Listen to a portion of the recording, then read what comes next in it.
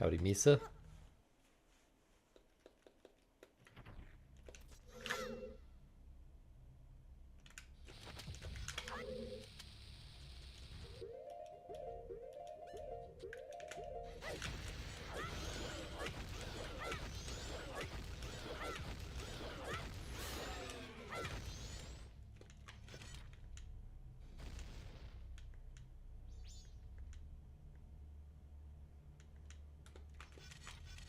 Why did I just do that instead of doing the clip?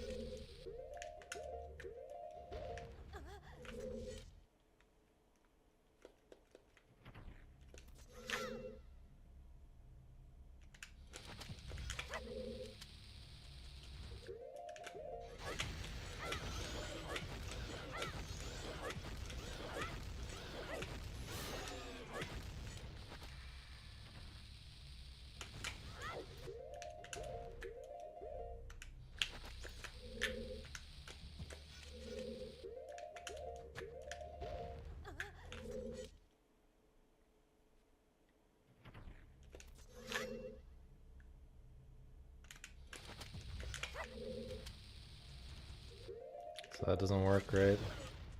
Maybe that would have still worked, I'm not sure. I wouldn't have gone for that in a run though, I would just reset it. And I would have reset this as well. Thanks, Simon.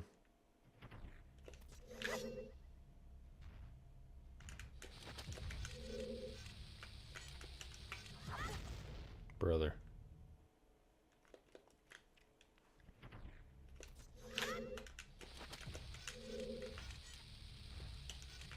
What?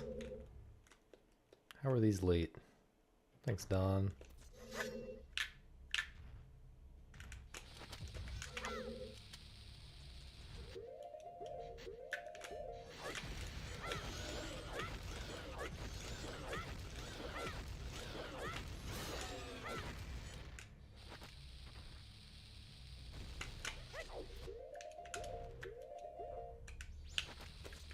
I think that was early and also a bad position. I'm surprised that didn't work anyway, though, honestly. But maybe that's just too far left.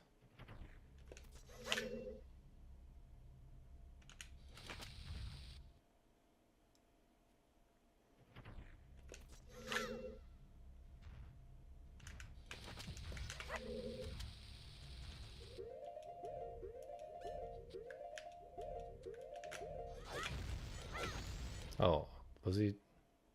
What?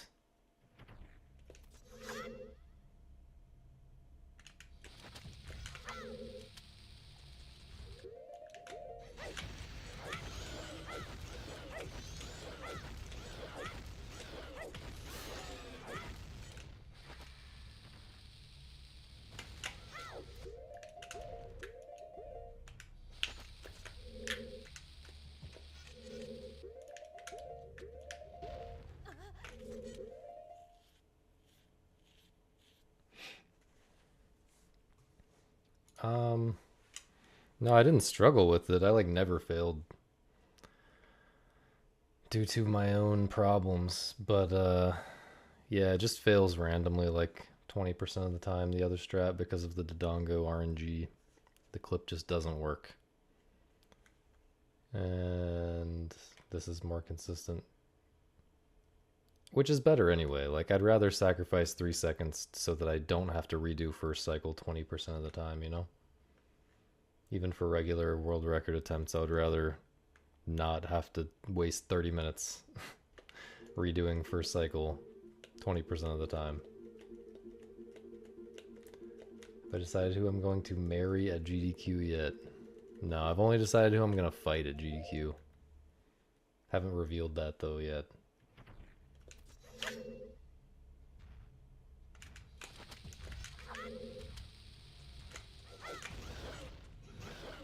You fucker.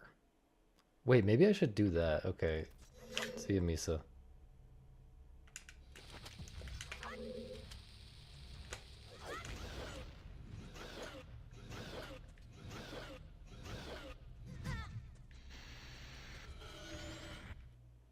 What's so special about this grotto? It has some annoying dodongos in it.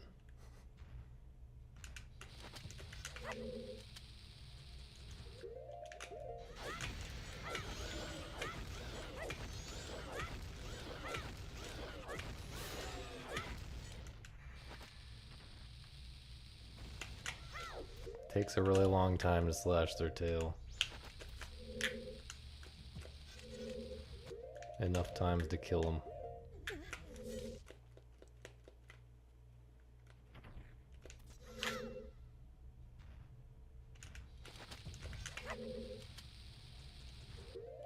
Okay, so he's alive right now, right?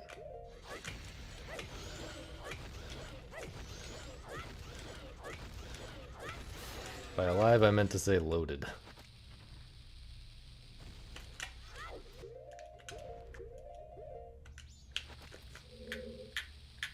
Dude.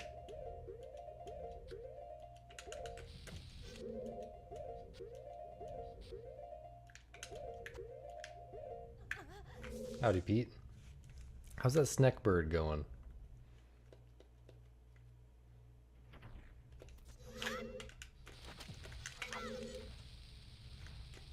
Unfortunate.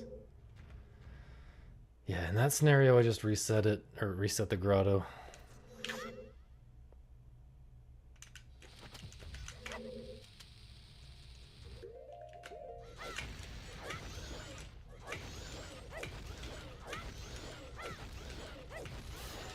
I think that might have been my least favorite level in the game.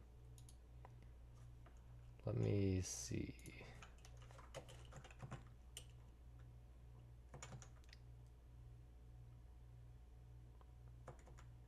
Where's ice? Oh. No. Which one was it? 7? Yeah, 7 in Ice World was my least favorite level in the game.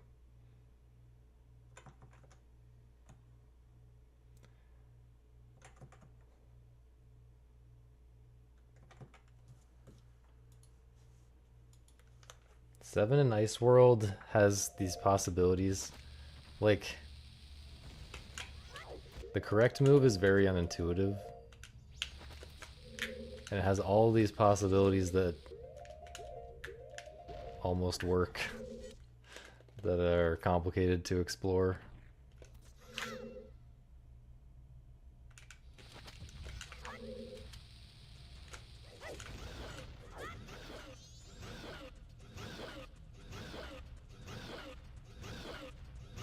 No, this is not worth it.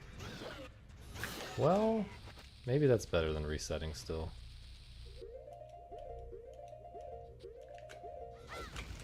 What do we think? Is that faster than resetting or not? You idiot.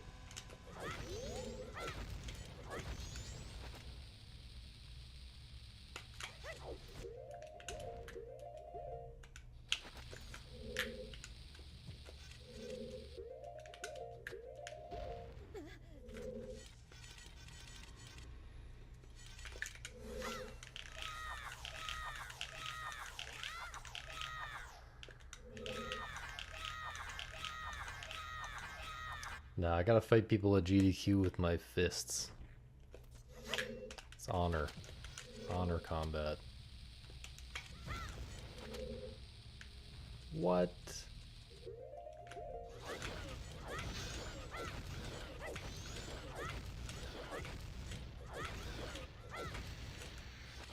This is so stupid, man. This is not even gonna... Oh, wait. Oh, my hover was bad. Oops. I was at the wrong height.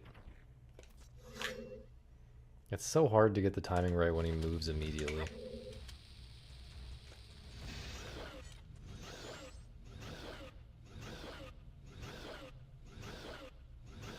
this gonna hit me here?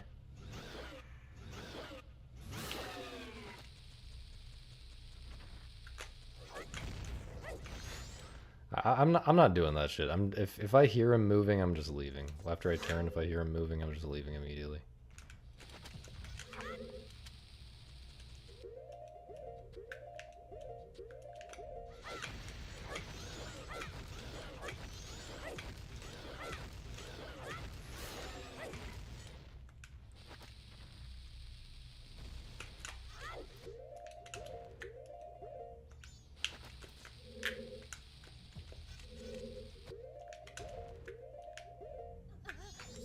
I don't think I can compete in kicked out percent.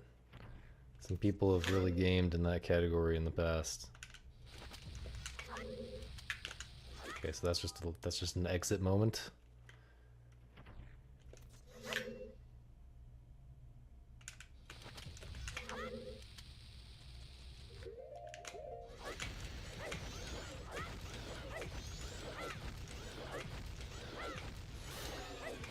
I think that's how it works, or at least it works sometimes.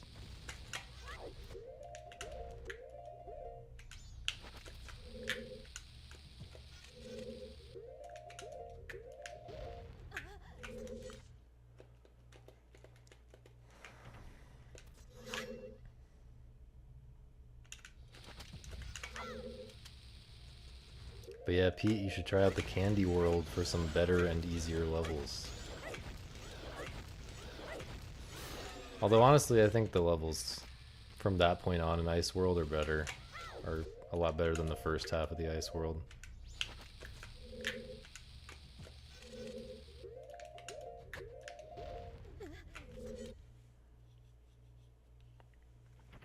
I really liked a couple of the really late levels in the Ice World.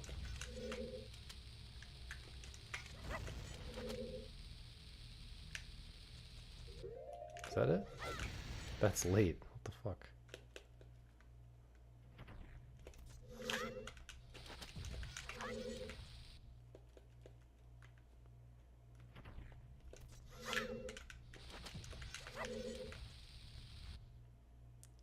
Dude.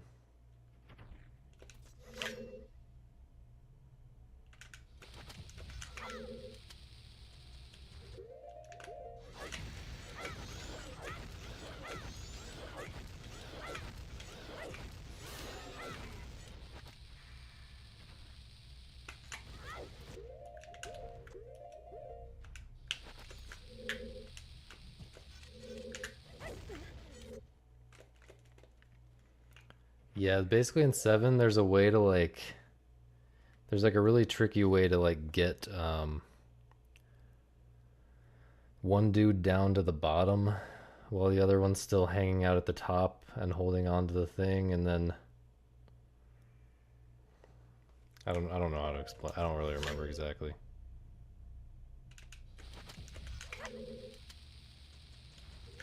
Is that late?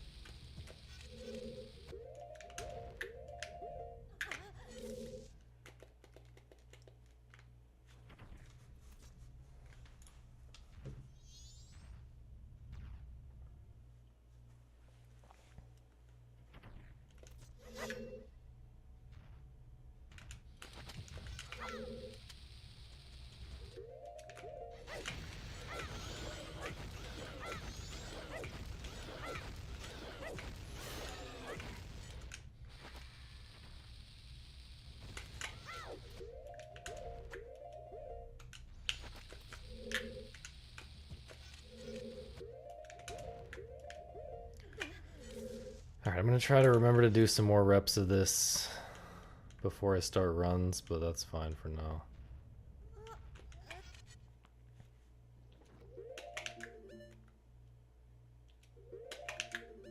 Brother.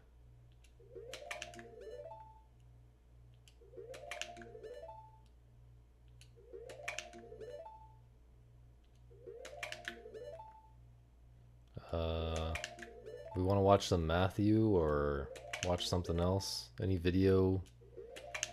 Any good React content today? The Matthew video, I don't have enough to say. Like I like I like Matthew Matosis too much. I don't have enough disagreements for it to be interesting React content.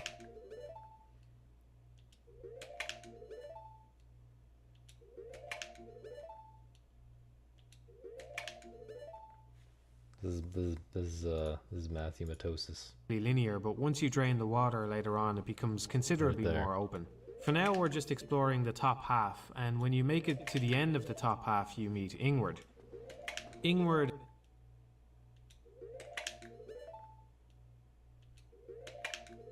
has an interesting history. He is one of the sealers of New Londo, which means he's responsible for watching over it. This likely means he was also present when New Londo was flooded in the first place, which was apparently not an easy decision for them to make. I haven't played Haunting Ground, so what is this? Why is it that speedruns from Link is 7.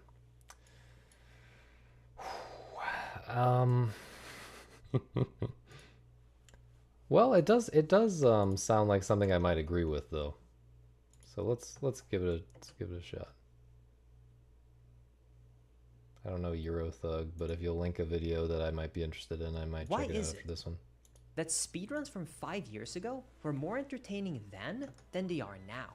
I'm sure when I ask this question, a lot of people will simply laugh and say it's nostalgia. Part of that might be true, but I don't think that's the whole story. If you take a look at speedrun.com, Super Mario 64 is the 5th most active game, while its brother, Ocarina of Time, is currently not even in top 100. It's 124. In fact, not a single Zelda game is in the top 80, and just a few years back, these franchises... So, I mean, ever since speedrunning blew up, people started speedrunning like random PC games a lot more than these classic, you know, speedrun games. And it's just a lot easier to get, it's a lot more accessible to speedrun a random PC game because you can just turn on OBS instead of getting all this hardware and stuff. It's very complicated to set up recording and capture and everything for these old games to play them properly. So that is my explanation. That's like the main explanation, obvious explanation, I think, for why they're not near the top of speedrun.com anymore. But of course, yeah, Mario 64 is still pretty high up there, so I guess that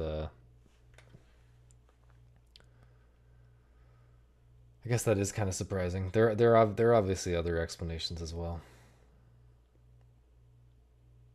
Yeah, it's kind of just talking about the design of the game and well, talking about everything about the game, analysis of the game as he plays through it.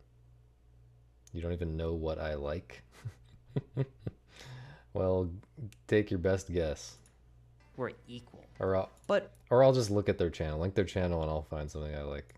What's even more strange is that on YouTube, Zelda speedrun videos have spiked in popularity, even often overtaking Mario. So why is that? Well, I was asking myself this question, and after doing some research, I found that this change in speedrunning extended far past just the Zelda universe. So today, I'll be breaking down what I think is the biggest reason why the landscape of speedrunning has entirely changed, and why some games are on the brink of dying. So, let's break it down after a quick word from today's sponsor. Bruh. That is so long. Holy shit. So what? That's like a fifth of the video. Thank you so much, Manscaped, for sponsoring this video. Now, when it comes to speedrunning, generally speaking, you can divide most games into two simple categories. One being a more intended approach, where the intended key mechanic are the entertainment aspect of the run, while the other strives thanks to its glitches, where tricks, skips, and frame-perfect inputs make or break the run. Now, if you take a look back at the most popular speedrunning games in the past, you would find a wide range of different games, such as Mario 64, Sunshine, Ocarina of Time, Wind Waker, GoldenEye, Paper Mario, and much more. But if you take a look at the most active games on speedrun.com today, you will find games such as Celeste, Mario 64, Mario Kart 8, Odyssey, Hollow Knight, I think this is largely true. The like intended mechanics thing that he's saying. But also I feel like there are some exceptions. I feel like a lot of PC games, I always see these like PC horror jank games, shitty like horror PC games with a bunch of janky clips and stuff, out of bounds stuff. Like Portal, that's extremely jank. Like Portal obviously gets a boost from being on PC, whereas something like Majora's Mask has a similar level of jank, but is or Ocarina of Time, similar level of jank, similar level of popularity, but it's just way less accessible to even record your gameplay in that. But yeah, that's a good point. That's a good point that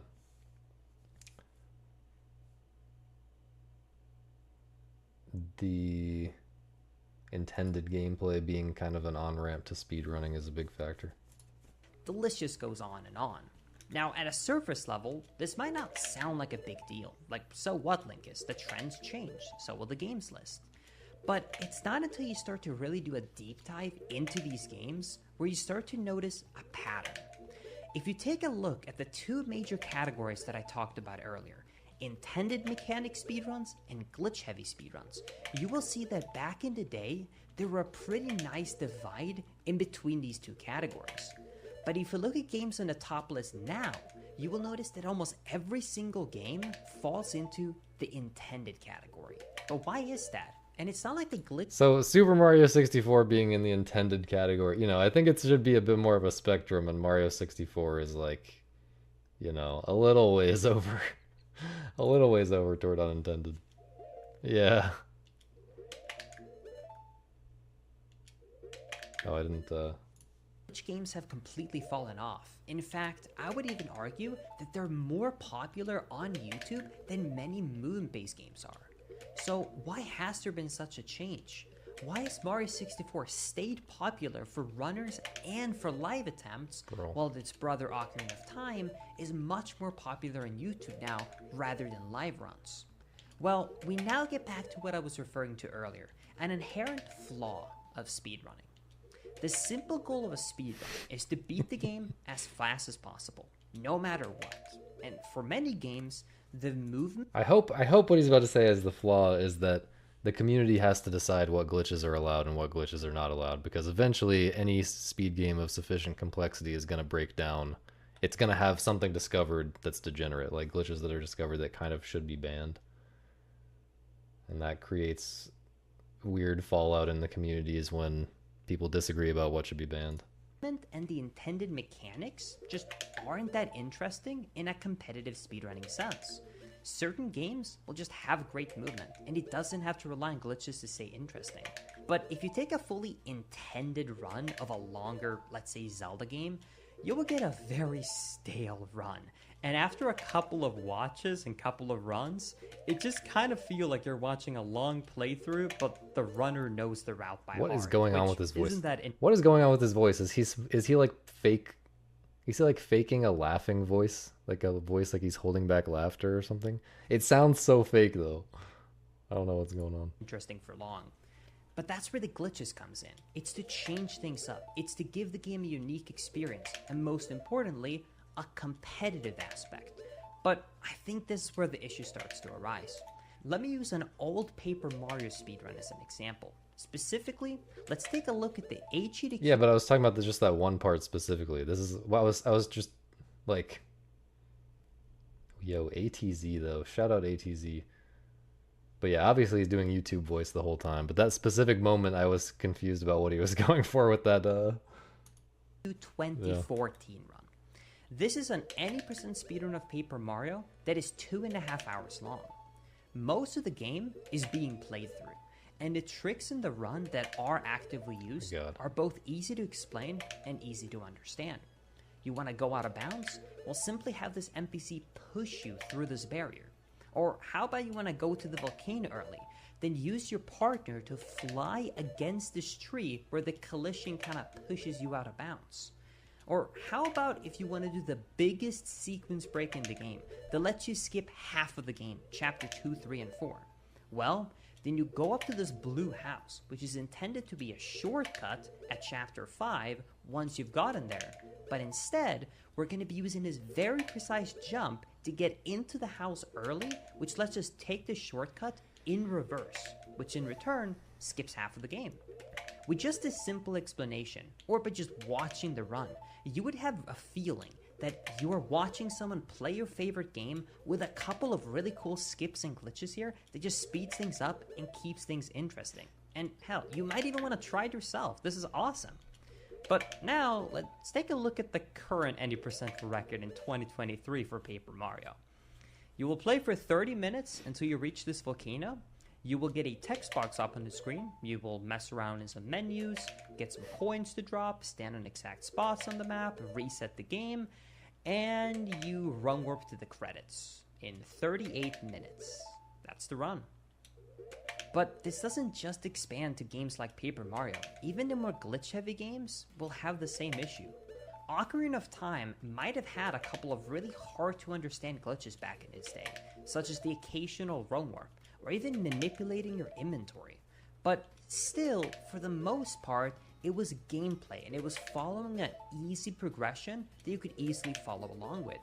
Now, Ocarina of Time is beaten in 3 minutes by literally coding the game with arbitrary code execution. You don't even leave the starting area. That's the run. Now, I know what you're all thinking as you're hearing me explain this, but Linkus, there are different categories, and you would be right. Often, categories can exist to restrict the player while still allowing for certain glitches. And for some smaller communities out there, this approach has worked great. But sadly on a big scale, this hasn't been as successful as you think. There just isn't the same interest in other categories, both from runners and from an audience perspective. And I think as these games keep getting more and more glitch heavy, it will attract fewer people to just casually watch these runs live.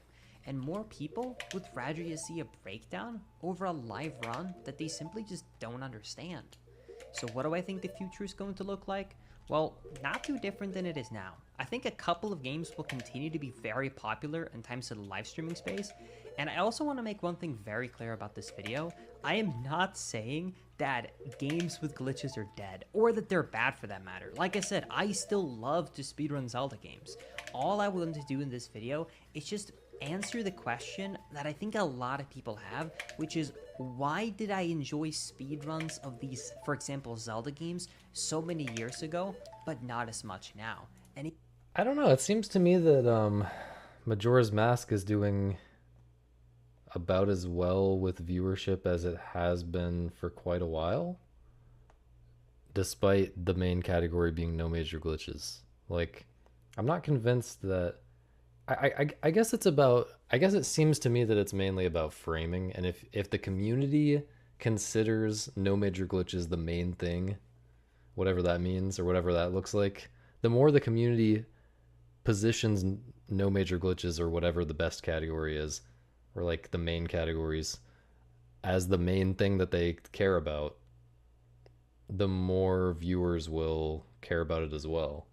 And I think the problem with Ocarina of Time, and probably a lot of games, is that they don't do a good job of presenting the best categories when you open up the leaderboards, or like the community is too fractured in this way, right? Like some of the community is playing all different categories and nobody knows what, there's not a strong sense of what the main competitive thing is, the way any percent used to be the main competitive thing, like any percent and 100%.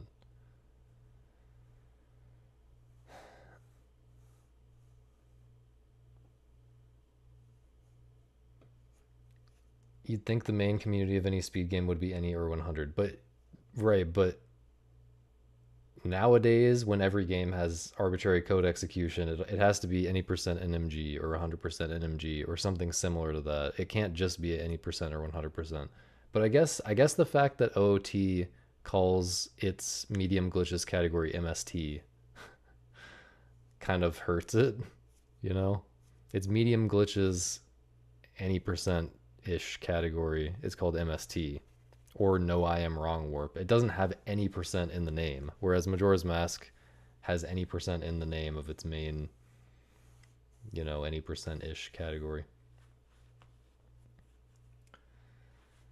Yeah, I think it's a lot more complicated than this. I think randomizer, I think trends. There's if I had made this video, there would have been like 10 reasons this Ocarina of Time is falling behind, or why Ocarina of Time and or like why the popular speedrun games have changed. And one of them would be that people are getting older. The people who grew up with these old games are getting old and they're busy. And one of them would be they're not as accessible. Like you can't easily record footage for Ocarina of Time on official platforms compared to PC games. One of them would be what I just said about like the category naming and the community kind of rallying around one category as the main thing that doesn't exist in most of these older games that are glitch heavy.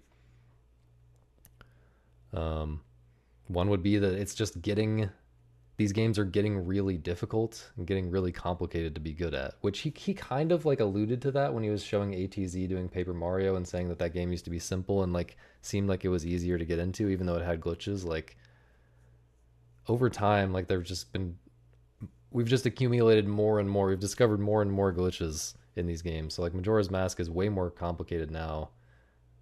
It's even more daunting to get into now than it was in say 2017 when I got into it. And the skill level of the players, because the top players have been playing continuously, at least some of them, and like improving the strats continuously for many years. So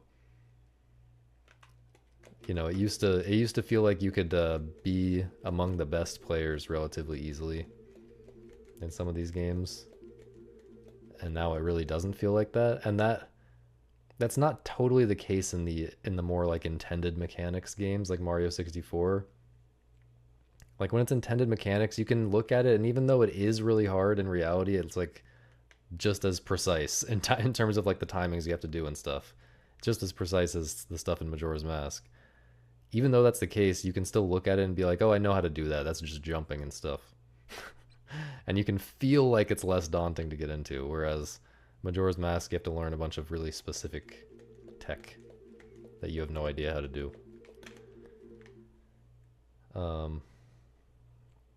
But yeah, I think also just popular tastes in general have changed. I think the average gamer 10 years ago, when speedrunning was at its peak, had a lot more patience, was a lot more well versed in different types of games, kind of grew up with like consoles, playing a bunch of different types of games, whereas the average gamer now like plays Fortnite and has let's just I don't I'll just say has very different tastes and is less likely to even appreciate what's interesting about something like this. I don't know. I think there's just a lot of reasons. But yeah, whatever. I don't agree that much. I don't disagree that much with that video. Let's see what Eurothug is about.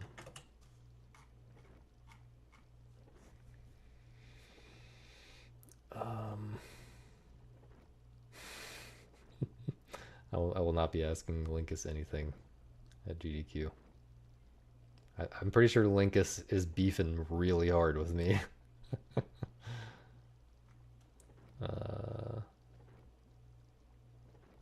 I'm reading all the comments.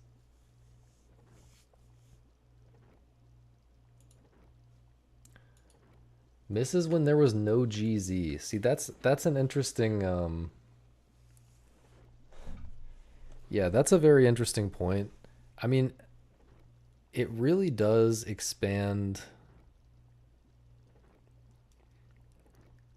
It expands quite a bit the possibilities of like what you can realistically do. Like, but also I don't think that's that big of a factor actually. In for Majora's Mask, I don't think KZ is that big of a factor to make the game like less accessible or make it less appealing or whatever.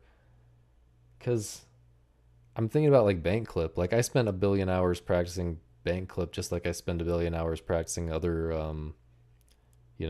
precise difficult tricks. Even though bank clip doesn't work on KZ, like the lag is not correct. You have to practice it on vanilla. like on gecko codes, which we've had for a billion years. It's just a few. It's really just a handful of things that KZ helps a lot with, but it does. Yeah, there are definitely some things that without KZ I would not be grinding as much practice to do to do this kind of stuff. Grinding practice on KZ or GZ has become the norm, but I think grinding practice was inevitably going to become the norm no matter what, even without KZ or GZ. I think the amount that KZ and GZ changed from gecko codes was not that much, at least in Majora's Mask, because I was already grinding practice basically as much in 2017 before KZ, long before KZ. Yeah, some don't like that, right? And that's an argument that better practice tools, you know, maybe gecko codes was what killed it. Maybe before gecko codes was the peak of speedrunning. But yeah, that kind of ties in with what I was saying about the more complex tricks and difficult, you know, the game getting more difficult and stuff, more daunting.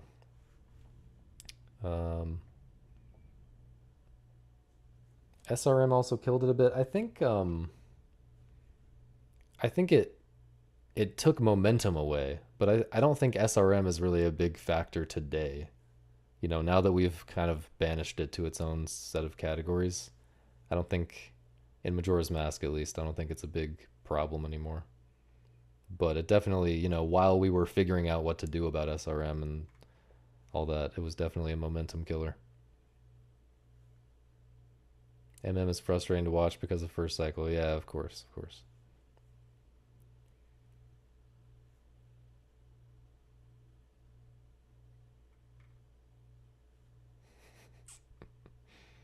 All right, what are we watching by Eurothug? Survival horror girly making videos on games.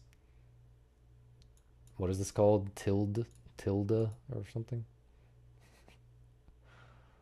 I haven't played a lot of survival horror games. I haven't played Forbidden Siren. That looks hilarious. Death Stranding. Okay, well, if her favorite game is Death Stranding, I don't think I'm gonna agree very much. But I'm kind of curious. Do we want to watch an hour-long video about that? The style of Bayonetta. I think we can all agree that Bayonetta is a very stylish game. Boring. I haven't played the Silent Hill games enough to. These are nice thumbnails though.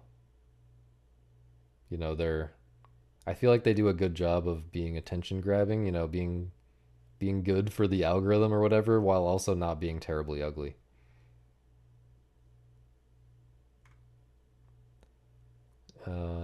Liminal AF. I've actually played this game.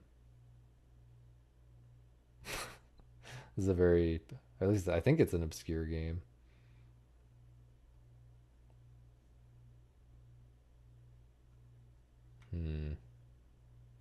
Yeah, maybe we do the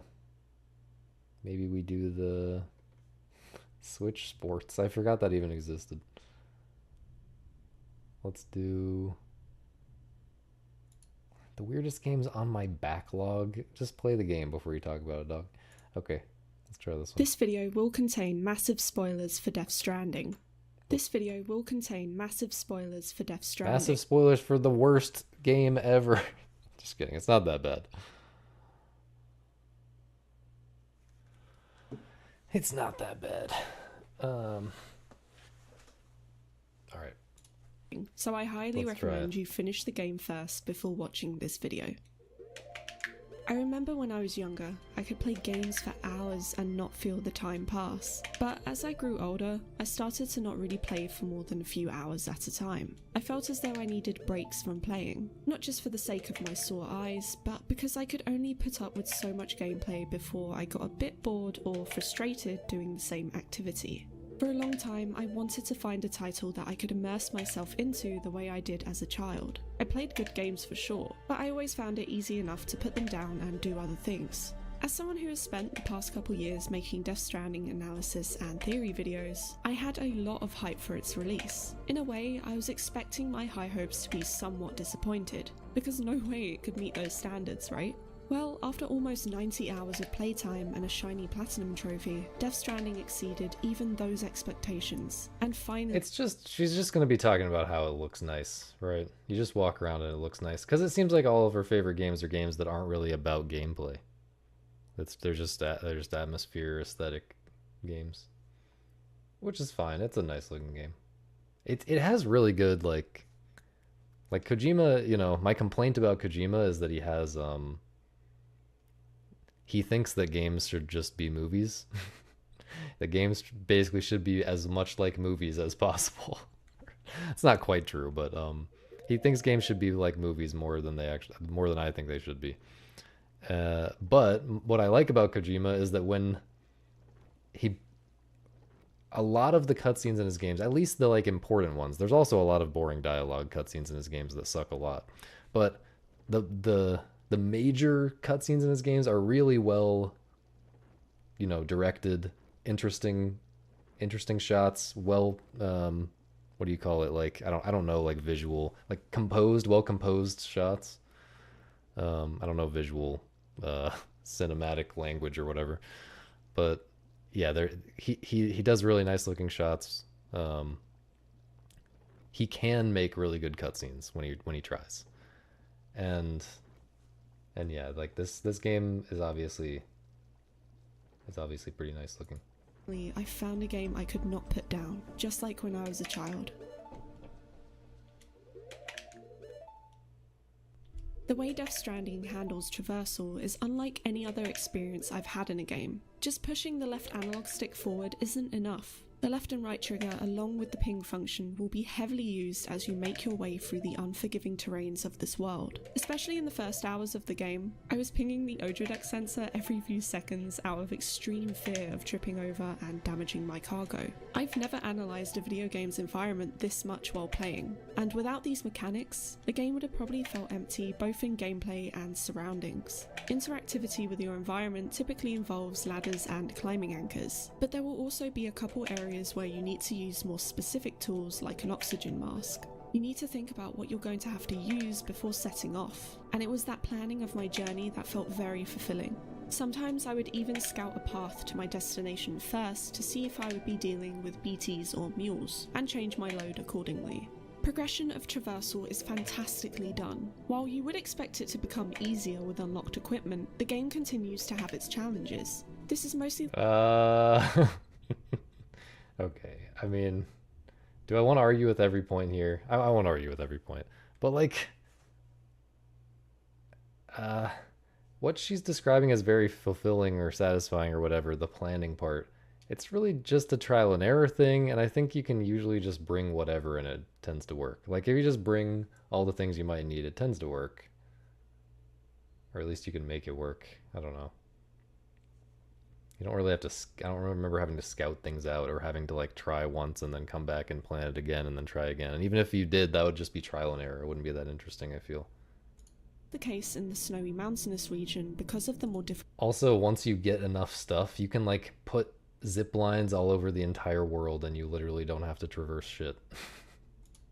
Terrain, and a section you have to complete without loot, while still coming across BTs. There's also a part where you have to make your way back to Capital Knot City, but all your structures have been removed, and the route is littered with enemies. Loot and structures are definitely things you rely on before this point in the game, so that's why these parts were more challenging, and helped you really appreciate their inclusion while also making you experiment with a different playstyle to what you might have been used to. You can only place ziplines and other structures in areas connected to the chiral network, and provided you have enough bandwidth. Therefore, the first trip to anywhere that isn't a part of the network is all down to you and what you take with you. Online help only comes to you once connected, which is a great way of making trips you've already made a lot easier, and therefore less frustrating and repetitive, while having your own work cut out for you first. I worked hard to get everything connected with ziplines, but of course had to also level up facilities to ensure my bandwidth grew, which is in place so you can't abuse your map by putting structures everywhere. The level of interactivity with your surroundings is astounding, not just from the amount of tools available to you, but also the multiple ways they can be used. A ladder, for example, can be used to ascend and descend a steep slope. However, you can place it across a ravine or body of water too, which you can cross either by foot All right, thanks for the feedback. Um,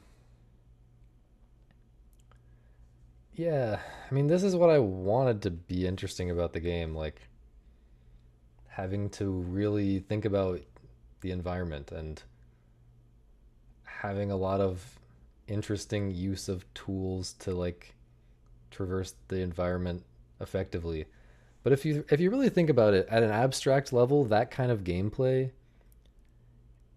that's like the exact same. It's just a very, very much slower type of gameplay. It's a much, much slower paced form of the same type of gameplay that you get in like a platformer where you have like a grappling hook that can attach to things and you have like some other tool that can like, interact with the environment. Like even like a 2D platformer, like it's not like that's super unique. Though what's different about this is that it's a nice looking world and it's very slow walking, so you really soak in every step, which is fine. I like the atmosphere, like I said. It's just very slow paced if you're there for the gameplay. And yeah, it's usually pretty obvious what you want to do. There aren't any like tricky level design moments where it's like, oh, I can't figure out what to do here. Like there's always at least a decent obvious solution. Sometimes you can come up with something better that's like, oh, this is like clearly an amazing solution for this, for how to get over this part or how to traverse this part. But like, yeah, it's not really gratifying like a great traversal, like a really great, platformer. Even something like Mario 64 or Banjo Kazooie or something like those games. You're traversing an interesting space and you have to figure out what the best ways to get around places are. Like it just this on a gameplay level, it's just not very engaging at all. Or by trike. Even the floating carriers which help carry cargo can also be used as a means of transport downhill. Normally, when a game has a lot of features, I don't really end up using most of them, but the things available to you in Death Stranding are actually all useful. I felt like I really got the most out of the game by exploring the different possibilities of traversal, and had a ton of fun doing so. The mechanics felt so damn clever. Combat also has a lot of options available to you. For example, you can... Does it have much risk and reward gameplay? I mean, you can die. I don't know if I died a single time in the game. Or maybe I died at one of the like boss fights, but those are like kind of separate from the rest of the game. They're like gimmicky boss fights. You have to figure out what to do. But yeah, I think you can die and there's some you get punished for that, or you can like drop stuff. I can't exactly remember because it didn't happen to me very much. Yeah.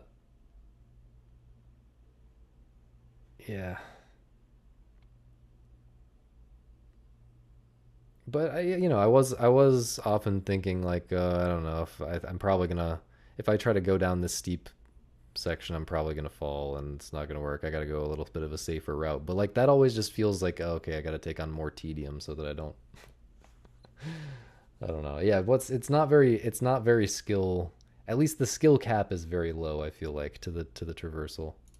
Run away from most encounters, and for any battles necessary for the story, you have a bunch of different weapons and ammo that can be used. The game is all about traversal for the first few chapters, but then it throws you in a completely new direction in Cliff's Battlefield chapters. These third-person shooter sequences make use of vastly different environments, and a more offensive approach to gameplay, although you must still collect weapons and blood bags you find to make sure you're properly supplied. Combat isn't the game's priority, and killing people is definitely something you want to avoid. I'm not someone who played with lethal weapons, not against mules anyway. I was too paranoid.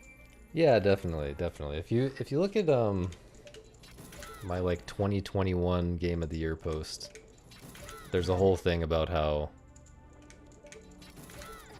I don't recommend this game unless you're insanely deep into puzzle, unless you're insanely deep into puzzle games like I am, and so you actually want something that's hard in these particular ways. That would be just obviously very frustrating for a normal person. It's not even about like intelligence. It's like, are you familiar enough with this genre to know about the common types of traps that you have to avoid?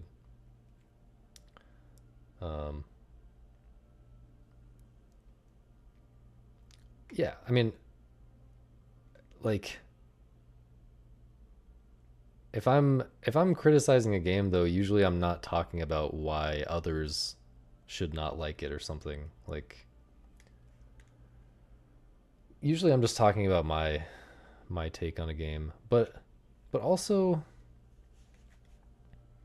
I think it's fair for me to most of the time I think it's fair for me to critique games from my perspective of being a high skill player in most genres. I think it's fair because I think that games are a very dynamic medium compared to books, for example, or really any other medium. Games, computer games, especially like video games. Video games can react to you, even if that reacting is just like on the main menu, you're choosing a higher difficulty, right? But they can also be dynamic in more interesting ways. Like you can have ways that the game rewards you for, you can have additional challenges that are kind of optional that the player can choose to take on, so that a mission that would otherwise be boring, like too easy, they take on the kind of this extra layer of difficulty on top of it where they're trying to do some extra thing while they're doing all the other objectives. And there's interesting stuff like that you can do. And like scoring systems can do a lot to make it so that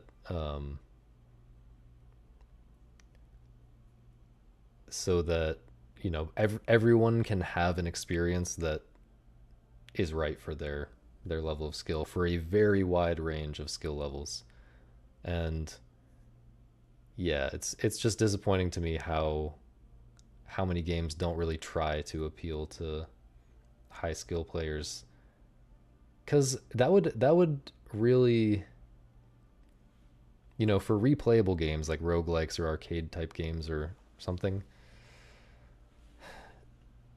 that would really give those games more staying power. I think publishers and even like individual like indie developers, when they're making a game, they underestimate the importance of having a dedicated player base who still really cares about your game a decade later and is still talking about it and still saying it's their favorite game ever or whatever. Like, and for that to be the case, like you have to let the skill ceiling go up pretty high. You have to not just the skill, not just let the skill ceiling go up pretty high, but you have to make it so that when player skill gets really high, the game doesn't break down. Like, it doesn't become about something else. A lot of games when you become a lot of games, if you're really good at their core skills, the game kind of becomes mainly about something else. Like, if you're too good at like in a shoot 'em up or an FPS, maybe less so in an FPS, but in a lot of arcade games, the better you are at their core skills, the more it becomes about memorization. The memorization was there all along, but if you can do a lot of the challenges first try, and you don't have to be struggling just to get better at like the basic dodging skills and pattern reading skills and stuff like that, then the emphasis shifts more and more the better you get. The emphasis shifts more and more toward memorization and just like routing, through trial and error and stuff.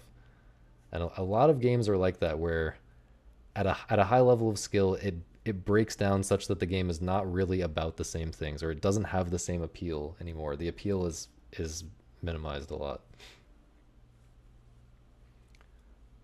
And I think developers would be served really well by paying more attention to that problem, trying to make sure their games hold up for really high skill players. You got the game on Steam, Death Stranding, you mean?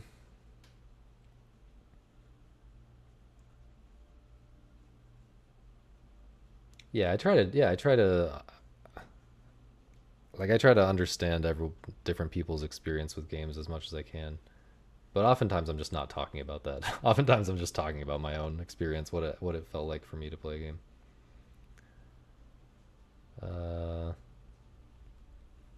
Currently 2 weeks deep in a shmup with some roguelike elements and an assload of content. Are you talking about the Providence, the Donkey Star of Providence game, or something else?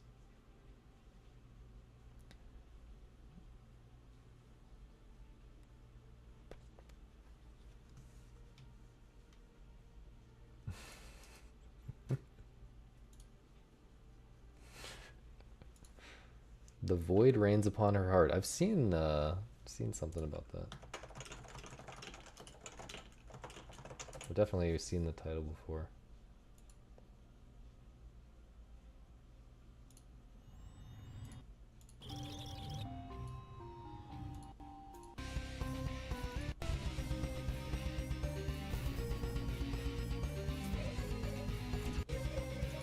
Okay, do we have a gameplay only trailer?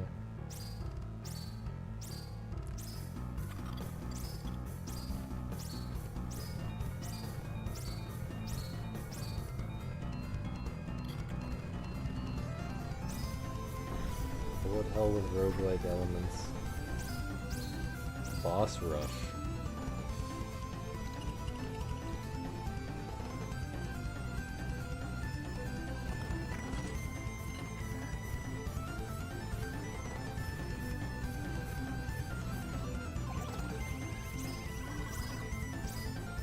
That could be cool.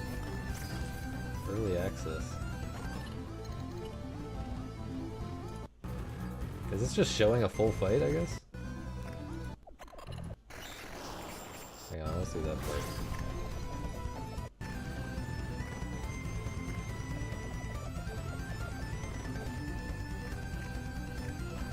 Yeah, see, even this, like, this would obviously be quite challenging for most players, but, I suspect this would be too easy for me if this is about as hard as it gets.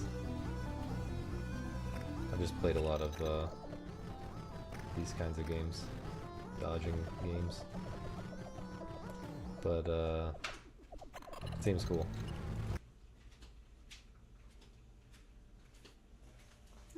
Howdy, Misa. Are you streaming? Yeah, I'm streaming.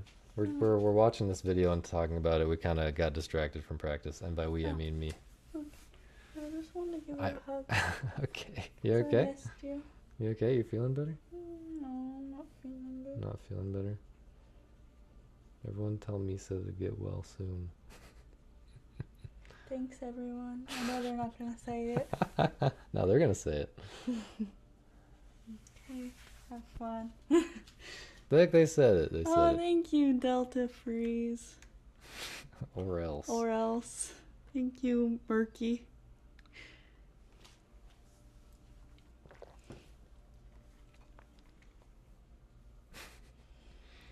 And besides, there are difficulties for all. Oh, that is on the easier side. That's cool. See ya. Yeah. Yeah, maybe I should try it. Not when it's in early access though, that bothers me. Okay, let's continue. About tainting my map with a void out crater if I negligently left behind a corpse. Even in boss battles, you often had at least a few choices in how you went about it. You could take a stealthy approach using your rope, or just go on full offensive with an assault rifle. You can even use cargo as a weapon too. I did have fun invading mule camps and experimenting with different kinds of combat, although it never felt like the main purpose of the game, rather an injection of action. Even the boss battles were short but sweet. I'm very happy with the way it was done, and I'm glad it focused primarily on traversal. Where am I? Oh. The beach things make for a unique enemy, and the encounters with them were tense during the main story. While they become a lot easier to deal with over time, my first experience with them was heart-pounding. The consequences of getting caught make you even more scared of the BTs when you're carrying cargo. Not only will they damage your goods, but if a catcher eats you, you'll cause a void out and permanently damage the area. There are a couple variations of the Gazer BTs, and I remember going to an abandoned factory and noticing a massive BT. So I went back for some weapons and came back to obliterate it, which gave me a nice chunk of chiral crystals. There are a lot of moments like this in the game where you kinda just want to try stuff out to see what will happen. You have that freedom to unleash your creativity and curiosity. There's another type of BT in the form of what I think looks like a jellyfish. They appear not only in Edge Knot City and the eastern region during story segments, but also near the edges of the map, particularly near the Ocean of Tar. A beach-like setting seems appropriate for them anyway. I didn't find them to be especially dangerous, but seeing a swarm of them floating ominously around a rainy beach was a little unsettling. Humans aren't the only ones who can give you likes, by the way, as BTs will give you one if you cut their cords. Is this becoming less about what exactly she liked about the game and more about just ranting about the game? Big fan of PDA. I think she's just needy. She's just needy. That's all it is. It's been early access for 6 years, yeah. Don't belong in this world, so setting them free from it is a positive thing, one that they seem to be thankful for. Hartman says the following about BTs in an interview. And the handprints we see when BTs seek out humans? I'd say that's just evidence of our otherworldly friends yearning to forge a connection. They're reaching out to us, attempting to bridge the gap between the realm of the dead and that of the living. So the reason that BTs try to capture humans is because they're desperately trying to merge the world of the living and the dead. Not necessarily with malicious intent, but just as an instinct to connect with anything they can. By cutting them from their umbilical cords, they become connected to the world of the dead once again, rather than being stranded in ours, grasping at whatever living beings they can catch. The Odradek sensor was a fantastic visual cue for the BT's locations. A lot of the time I wouldn't bother pinging to know exactly where they were, and instead paid attention to where my sensor was pointing and how it was reacting. You learn to navigate through BT territory fairly quickly this way, especially once you learn exactly when you need to start holding your breath. Fish and crabs appear when fighting and defeating a catcher, signifying a greater presence of the beach. An interesting aspect of these battles are that old buildings rise out of the tar, giving you some high ground against the catchers. But this feature is also used in the main story as a necessary means to get to Edge Knot City, where you purposefully allow yourself to be dragged off by BTs and thus create a pathway of buildings. We are used to using them defensively, but here we use them to actually move forward. So I actually have agreed with my roguelike, whatever is that? Would you call Caves of Cud just like a regular roguelike? Anyway, my friend who likes Caves of Cud a lot, I've promised him that I will give Caves of Cud a fair shake at some point in my life. And I don't want to spoil myself on it at all. I want to go in blind. I'm not usually a fan of those kinds of games, the like old school kind of roguelikes. Even though my favorite game of all time, Syncopause, is kind of a roguelike. It's a very different kind of roguelike that's very much about strategy. It's very strategy focused rather than role playing. You know, it kind of cuts out all the role playing stuff and a lot of the world building-y kind of stuff. It's very abstract. So yeah, the more traditional roguelikes I've played I really don't like very much, but I've promised that I will give Caves of Cud a fair shake in the future. Which ones did I play? I played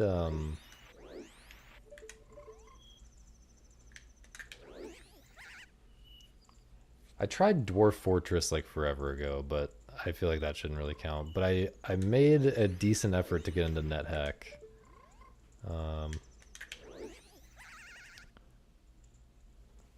Some years ago.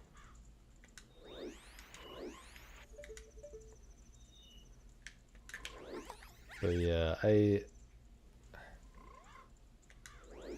I'm sure there's another example or two that I'm forgetting, but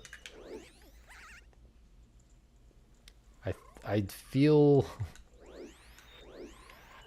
like I'm kind of opposed to them in theory, not just the specifics the specific ones that I have tried. I feel like the genre does not really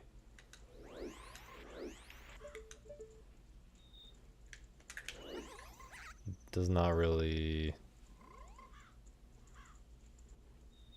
prioritize the things that I care about in games.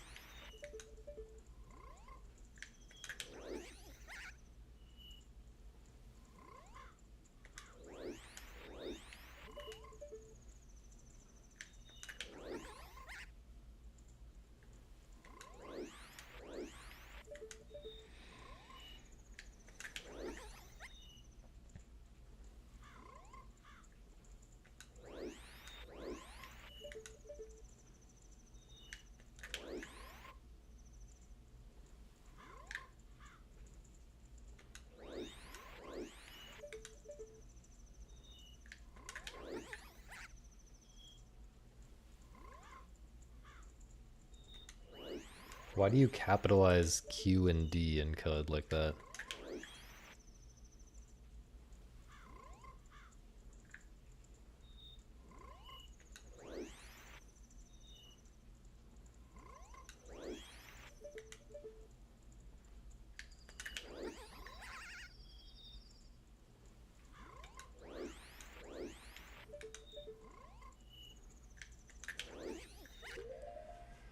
Anyway, was there anything else I wanted to watch here? 100 plus hours of Death Stranding 2. Wow. Wow.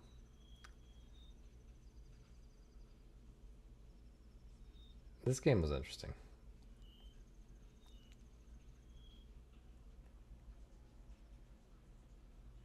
Yeah, I don't think this channel really just oh, Demon Souls. But it's all aesthetic shit. It's just there's nothing about games here, you know? There's nothing about gameplay in this entire channel. Back to my boy.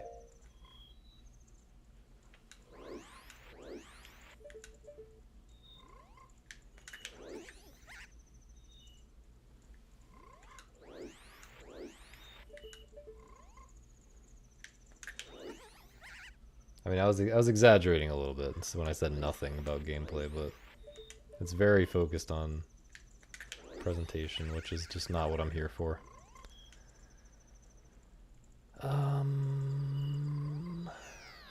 This.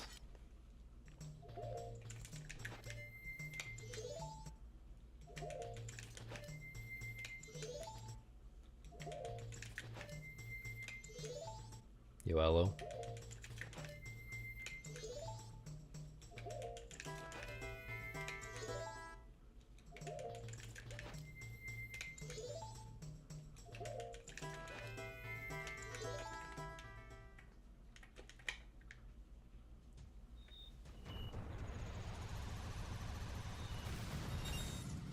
I forgot I have to hit a few specific things that I need to fix from yesterday.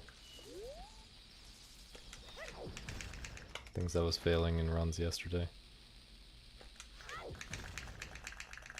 Oh my god, man. Okay, maybe I thought maybe there was some kind of specific meaning to that. This is very bad.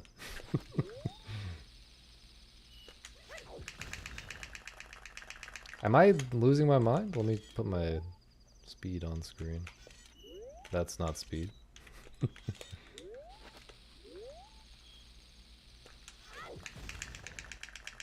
Okay, so this is just a bad angle. That's weird. That was bad mash.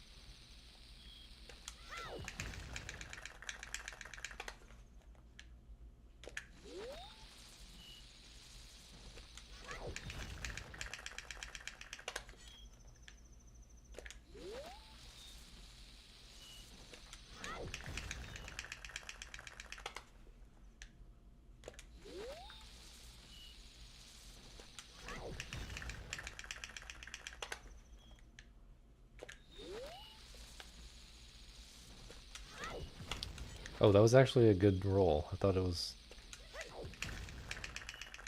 thought that was not gonna work. Oh wait, never mind. I misunderstood. I gained speed, but in the wrong direction, I think.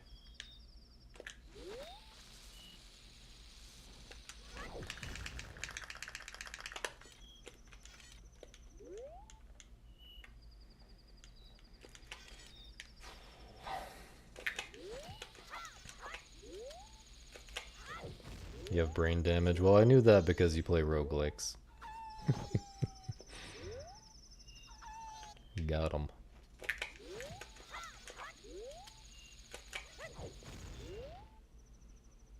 Alright, I now have brain damage as well.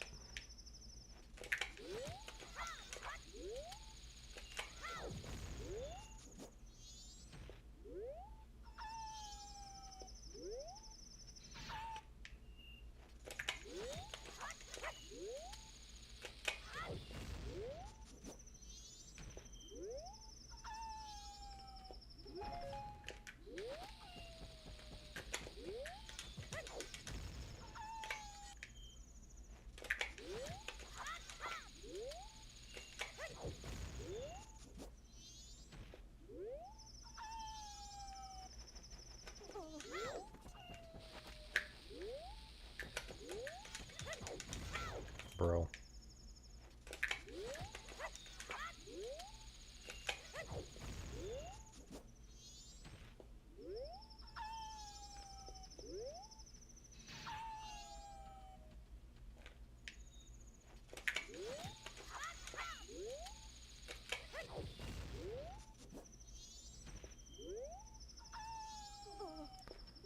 I'm trying to think what other gameplay focused YouTube videos I even like. I guess I like lectures by Jonathan Blow.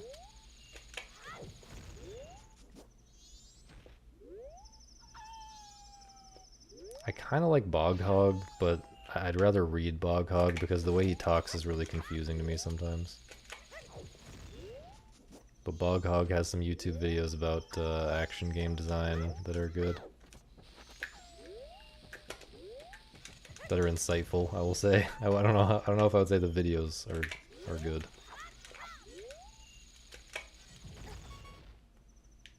Yeah, we can. I'm open to something that I'm actually interested in. I'd prefer silence to a lot of things, though. For example, I'd prefer silence to videos about missiles.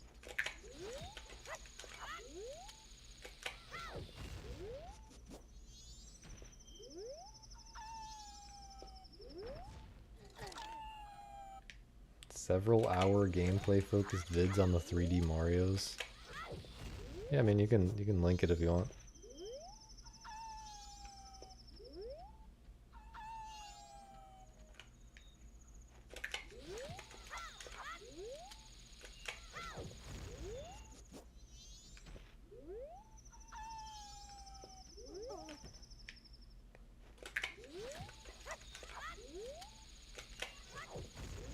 Video about Missile.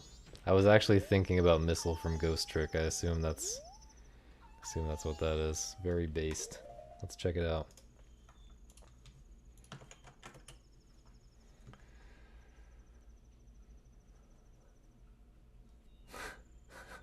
What the fuck?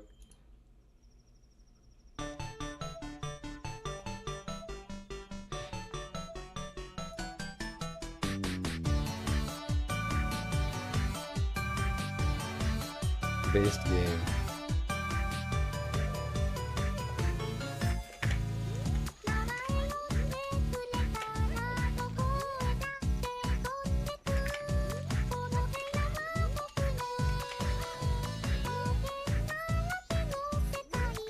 This is too much.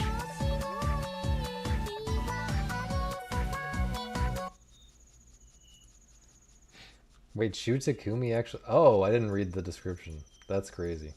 Well, I still can't listen to it.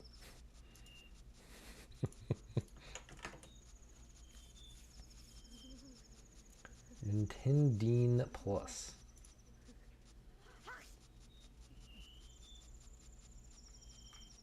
Interesting.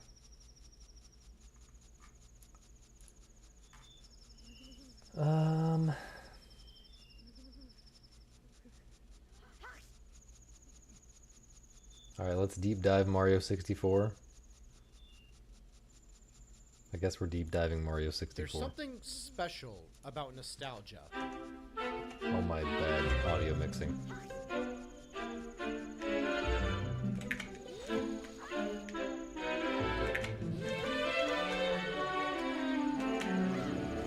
It has the ability to blind even the most pragmatic and objective individuals. It resides deep in all of our judgments, and causes us to argue for hours about why our memories are better than yours. Nostalgia bias was definitely not a concept created because of gaming, but I have to imagine it prevails in gaming more than most other mediums. Or maybe that's just my arbitrary experience. Now granted, I feel like everywhere I turn, nostalgia bias exists. It always seems like no matter who I speak to, the movies of yesterday were always better than today's movies. The music of yesterday is always better than today's music. Heck, even in the corporate world, employees just aren't what they used to be. It's such... I hate when people are making a point that I agree with, but then they make terrible arguments. Like, obviously there will be a time in the past when music was generally better. Obviously there will be a time in the past when movies were generally better. Like, I mean, not obviously, but most likely there was a time in the past when they were better, because there have just been a bunch of different... There have been more times than just now. You know, just now is one of many eras. So the chance that it's the best is pretty small. And also, like, music was more relevant at various points in the past than it is now. You know, more culturally relevant, way more. So it would be very surprising if the music coming out now were as good as the music that came out in the past. And same for movies. Video games have taken some cultural relevance away from movies. I mean, even YouTube has taken some cultural relevance away from movies, I guess. Maybe even more so than video games. So it would be very surprising if those were at their peak right now, or even close. Such a bizarre thought, because those same individuals arguing these points had the generations prior to them making the very same claims. Actually, now that I'm slowly creeping up in age and I'm on the other side of it, I've noticed younger demographics already arguing as to why their current age, the one they're realistically developing their future nostalgia biases for, is miles better than whatever I had experienced as a child. I don't know what it is about humans that makes them obsess over their own experiences being the best. Almost as if they need some form of self-validation that they lived in a unique timeline that nobody else has experienced. It's strange. I have to imagine we notice it significantly more today than days past, since so many people have platforms to share their thoughts and opinions, and that likely leads to more conversations between people a decade or more apart in age. I wonder if without internet, we would just accept that anyone older than us might be right, and did indeed have way more fun than we did. I'm not sure, but I gotta imagine being able to have all of your thoughts, beliefs, likes and dislikes validated by a wide range of people all over the world definitely skews our opinions and develops confidence in our thoughts. Actually, I don't need to imagine it. I already see it everywhere I turn. I want you to think about the first video game you absolutely loved. Not necessarily the first one you played, but the one that you have the fondest memories of as a child that you can't quite imagine replicating that type of experience. That experience is unique to you. I mean, heck, I have fond experiences and nostalgia for straight up terrible games just because of the time of my life that I played them.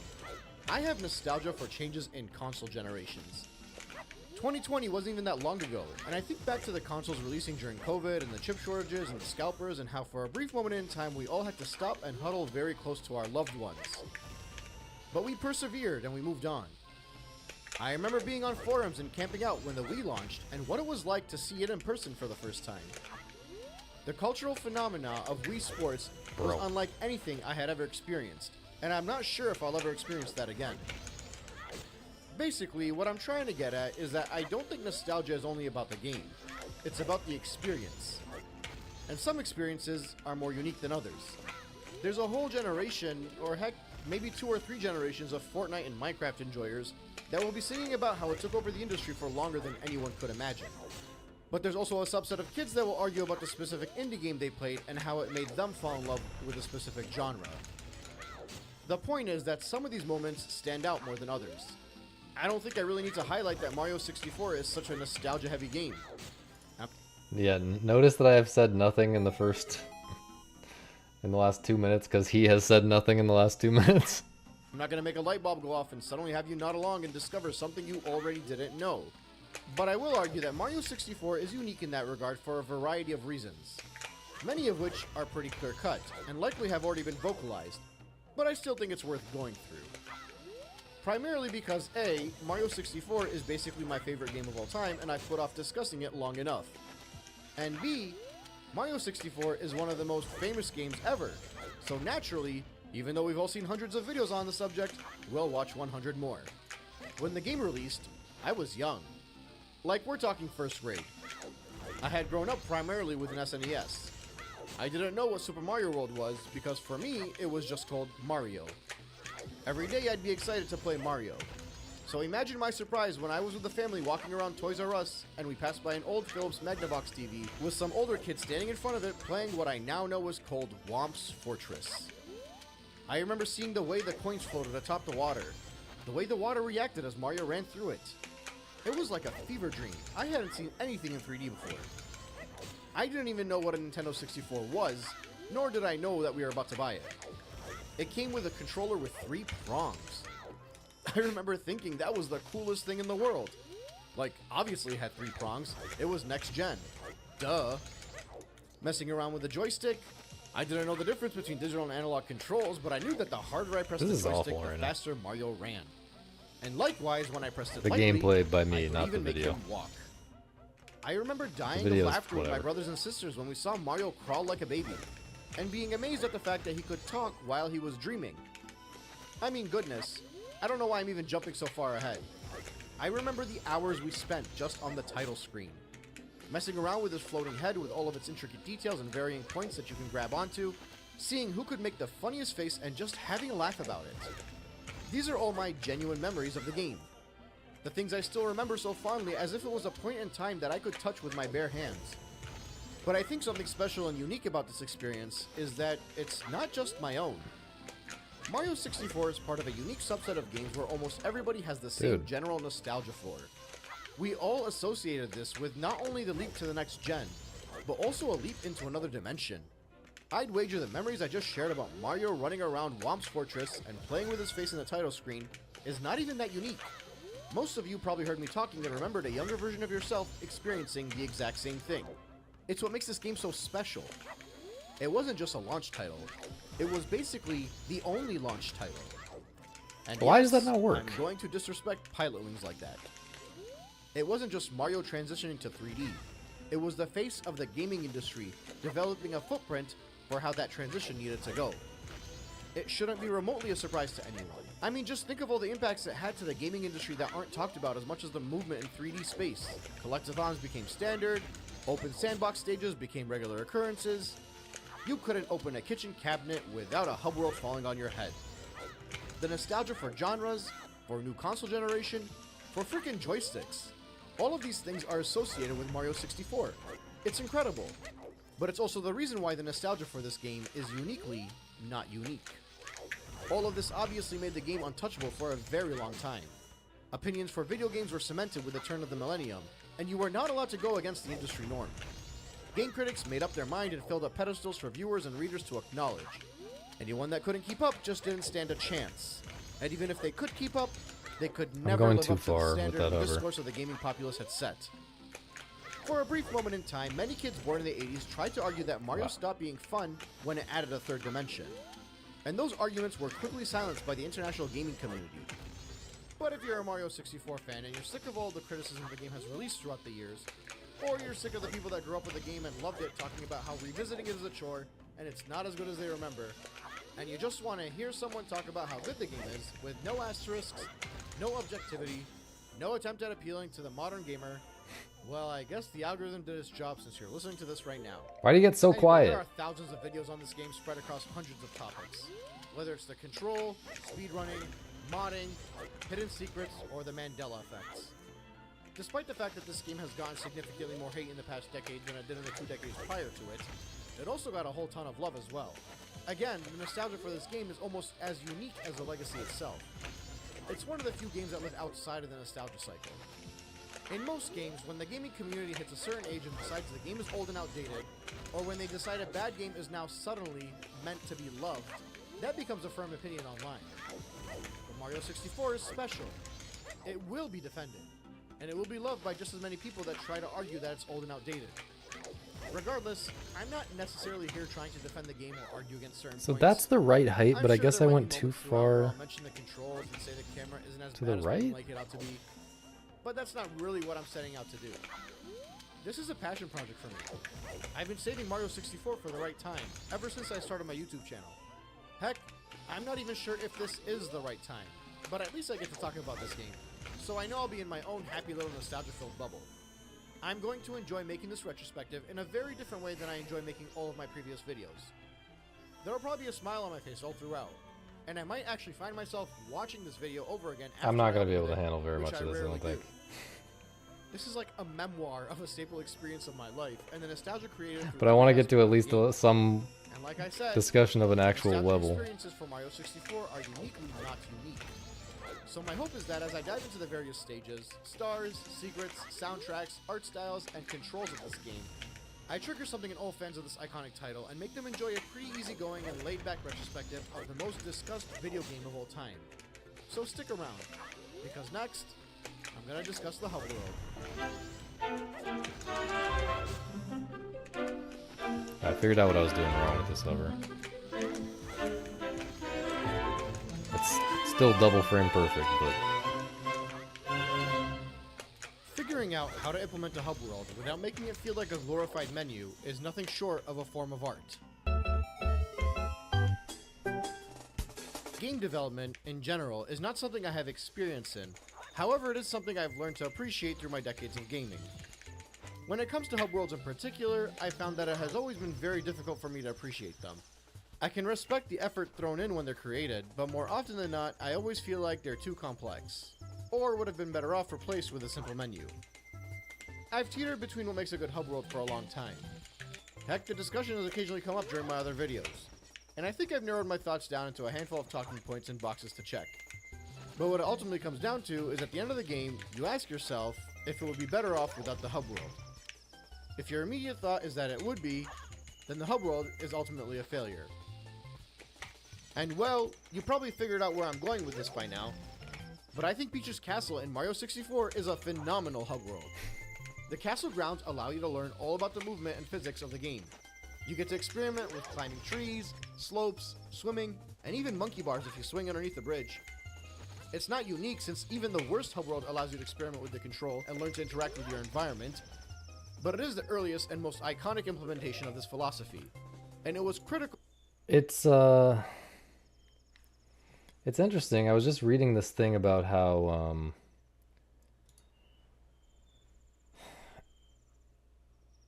if you want to not scare people, I'm kind of paraphrasing a lot because it's a long talk, but like if you want to not scare people off from your game, basically some people are much better at approaching a specific problem than others. So if people who are really good at problem solving new types of problems, figuring out a new problem, they don't mind at all if you give them a game that throws them straight into specific challenges where they have a specific goal and they have to figure out how to do it. But most people are not very good at that. And therefore, they want something much more open-ended, or at least they won't bounce off your game nearly as often if you throw them into something that doesn't feel like you're giving them a specific challenge until they've gotten familiar with what they're working with, right? So you give them some tools and you give them like basically a level, just like the rest of the game is going to give them like a level, but you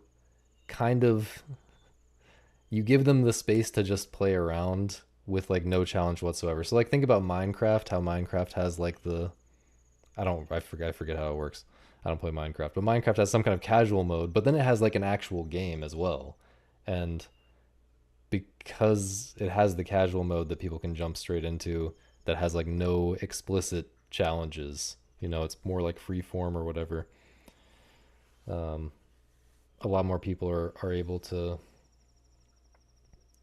like get into it who would otherwise bounce off of it if the game was like immediately, trying to kill them or immediately doing something that they didn't know how to do, or telling them to do something that they didn't know how to do. So yeah, I think this is a big part of Mario 64's success. I mean, back in the day, that kind of stuff was not nearly as important as it is now, because, you know, in these games, like, you bought the game. You just spent an insane amount of money. You just spent like $150 in by $25, you know? You just spent like the equivalent of $150 $25 on this game. So you're not going to just bounce off of it and give up that quickly. But still, I think this is good design by that in that sense. But personally, I like it when the game immediately starts giving me specific things to do. I feel like I was going to say something else there. I don't know. Well, not just for Mario, but for the entire gaming industry to get this right. The castle grounds, in and of itself, is where many kids spent their childhood. The hub world directs you through the game without obnoxiously holding your hand. You're outside, so naturally you'll walk in through the front door and get really the only semblance of a plot that exists in this game. Peach telling you to find her because she made you some cake. You'll find doors with stars on them that are locked and might notice one without a number. That one is not locked. There'll be nothing but a platform and a picture on the wall. If you're experimental, you might bump into the wall of the picture and notice it rippled, and hopefully figure out you can jump into the picture itself. Or you might have a discussion with some of the toads around the castle, and they'll nudge you in the right direction. When you get a star, you might figure out the doors with a 1 on them are unlocked. You'll also notice a door upstairs eventually that has 3 stained glass paintings. And if you experiment, you'll find a secret slide, which will open your eyes towards the other secrets around the castle. There'll be a couple of wooden doors that aren't locked that you can run through, and they'll take you to a locked door with a keyhole, similar to the door you noticed in the main floor. There also will be a boo that might bait you into following him down the hall into a courtyard with seemingly nothing there, until you get enough stars and you're able to defeat one of the boos to enter a stage.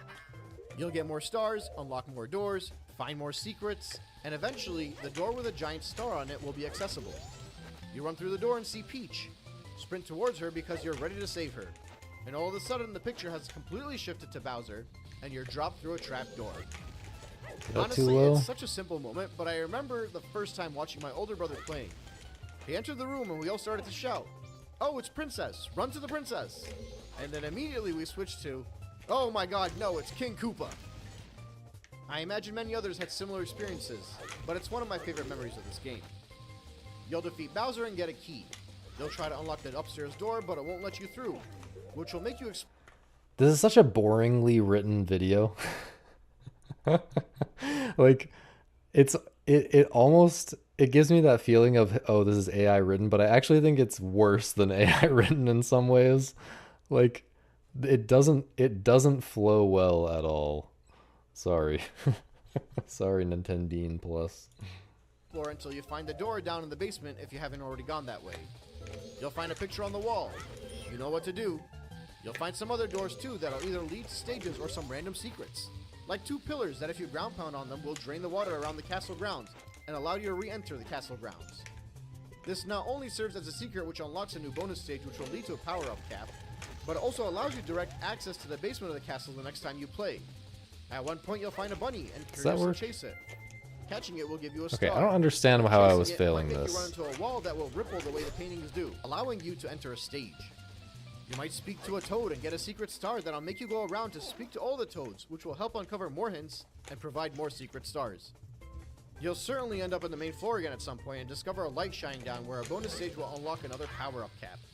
You'll get enough stars to enter another Bowser stage, which is hidden behind the first star in a level you have to play through. You'll get another key and head back upstairs and repeat it all over again.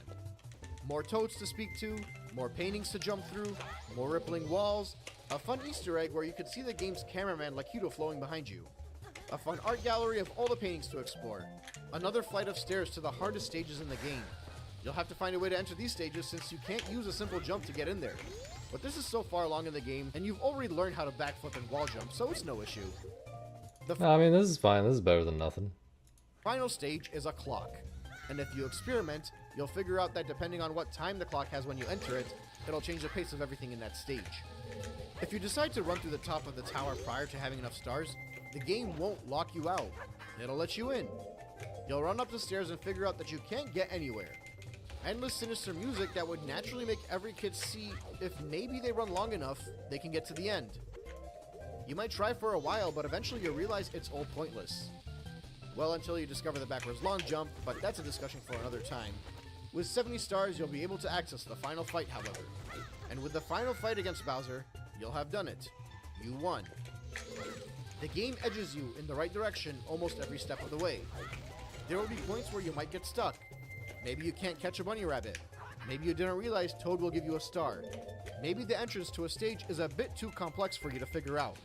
But the game does a hell of a job minimizing those moments and really making sure the frustration you find is limited. They spread the stages out on different floors of the castle so that you can associate each world with one of the floors. And each floor is locked behind a Bowser battle or a star threshold. The secret I mean, I think it's not a very good video, but it's facilitating discussion, you know. For our purposes, it's fine. are a longer path and very easy to stumble upon at first, with more of them offering a bit of challenge but not too much to frustrate someone that's not looking to fully complete the game. Peach's castle in and of itself is iconic. You'll realistically have played 2D Mario games before this, and now that you're actually in the castle of the princess you saved so many times, you'll want to explore it. Nothing is too complex. Nothing is too overtly linear, despite the game offering you a good amount of linear progression to expand on the difficulty. The whole experience just doesn't feel pointless. It feels like a treat. There's extrinsic and intrinsic value in exploring the castle.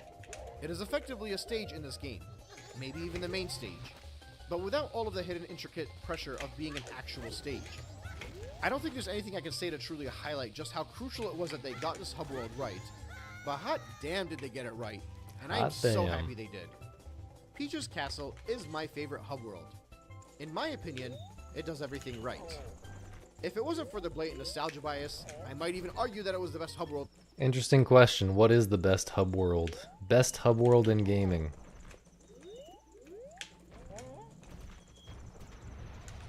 Uniquely not unique video. More interesting than the video. What is the best hub world in gaming? Skyrim? That's not a...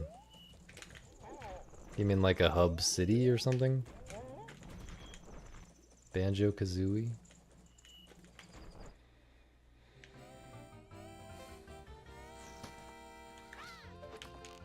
That's not a hub world. Skyrim, you can't pick something where the hub world can't be like most of the game.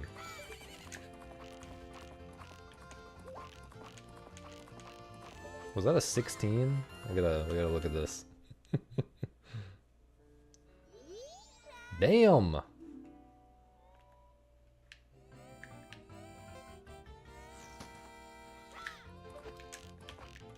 Okay, now of course we have to get like a 40.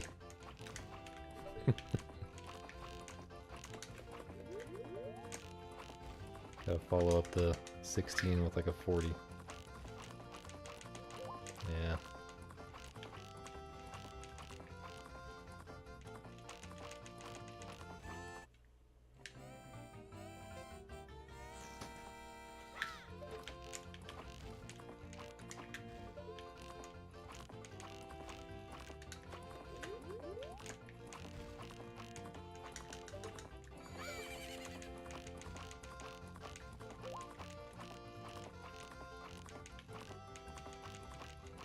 Ah.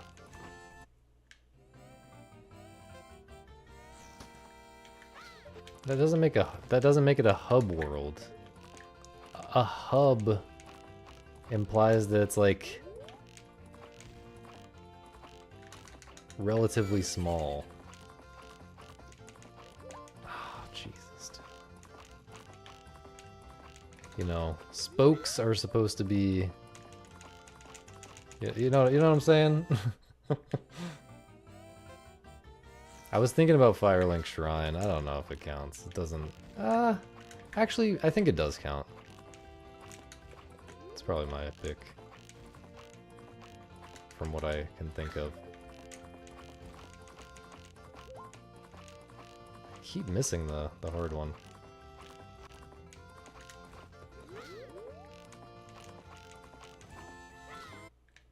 What do you mean, which Firelink Shrine?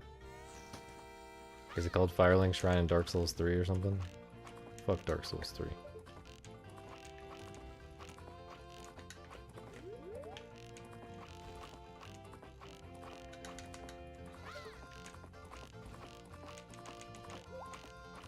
In this house, we do not recognize Dark Souls. Did that hit? It did hit. In this house, we do not recognize Dark Souls 2 and 3. No, I don't think it's my best. I've gotten several 16s. But this is in practice. I don't know if... I guess that's how you would do it for the leaderboard.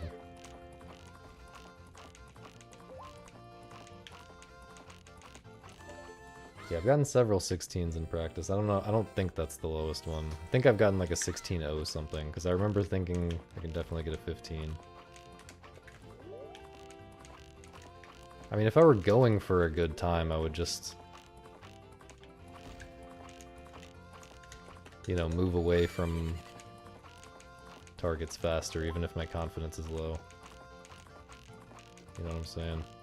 I'd probably take a different route entirely if I was trying for a record.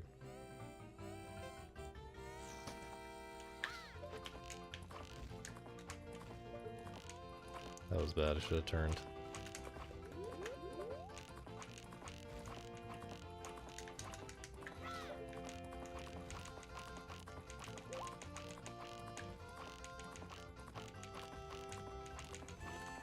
Whatever. Good enough.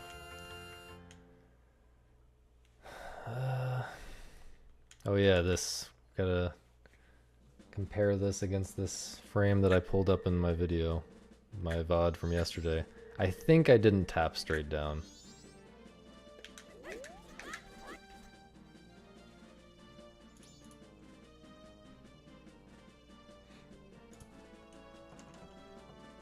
Looks like I am currently standing...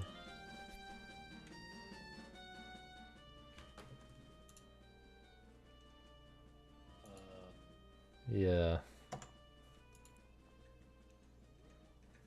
Well, let's look at the frame where I turned down. Okay, what is that?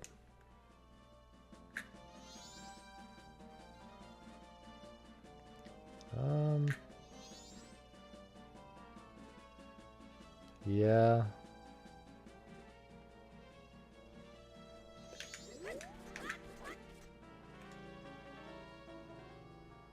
I don't know.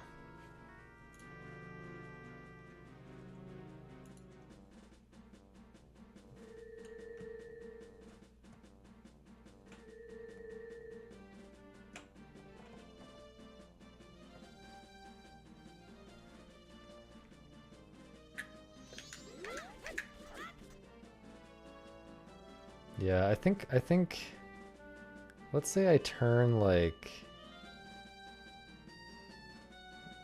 let's say I turn like that.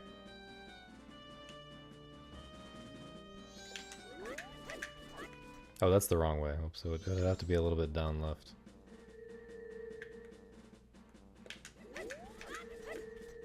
Or from here.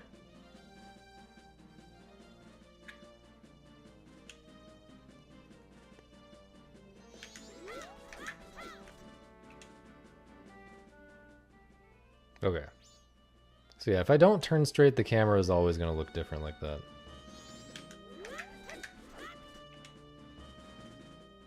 Yeah. Okay. I'm guessing I just didn't turn quite straight. Okay, I'm not worried about that.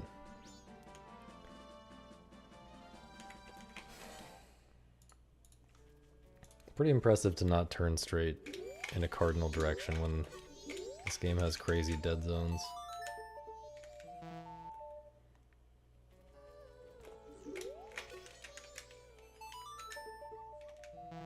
But you can feel free to clip. I guess you can't submit for me on the extensions leaderboard. Never mind. I don't know, I'm too lazy to submit that. It's not that good.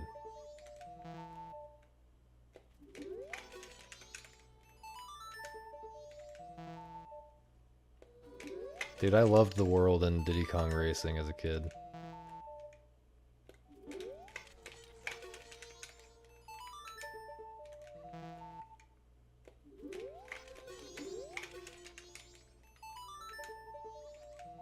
Oh, the Dark Souls games? Yeah, so Dark Souls 3... is where they really started to, well, that's not really true, but Dark Souls 3 is pretty far down the path that leads to Elden Ring, which is, to me, a not terribly interesting game compared to... So, I've talked about this a billion times on stream. I need to like... I need to like highlight my previous rant of talking about why the appeal of the later FromSoft games has basically nothing to do with the appeal of Demon Souls and Dark Souls 1. It's just, they lean way more into the action. They... Oh yeah, there's a great Matthew Matosis video about that. Yeah, let's talk about that, or let's watch that. Yeah, this hits most of what I said the other day, I think. Where is it? The Soul Arts. The Lost Soul Arts. So 8 years ago. Man, it's been so long. It's been so long. Since FromSoft stopped caring about me. Me personally. Oh no, it's okay. It's okay. Well, I mean, yeah, this stuff, I think this was obvious, though. By Dark Souls 3, it was obvious.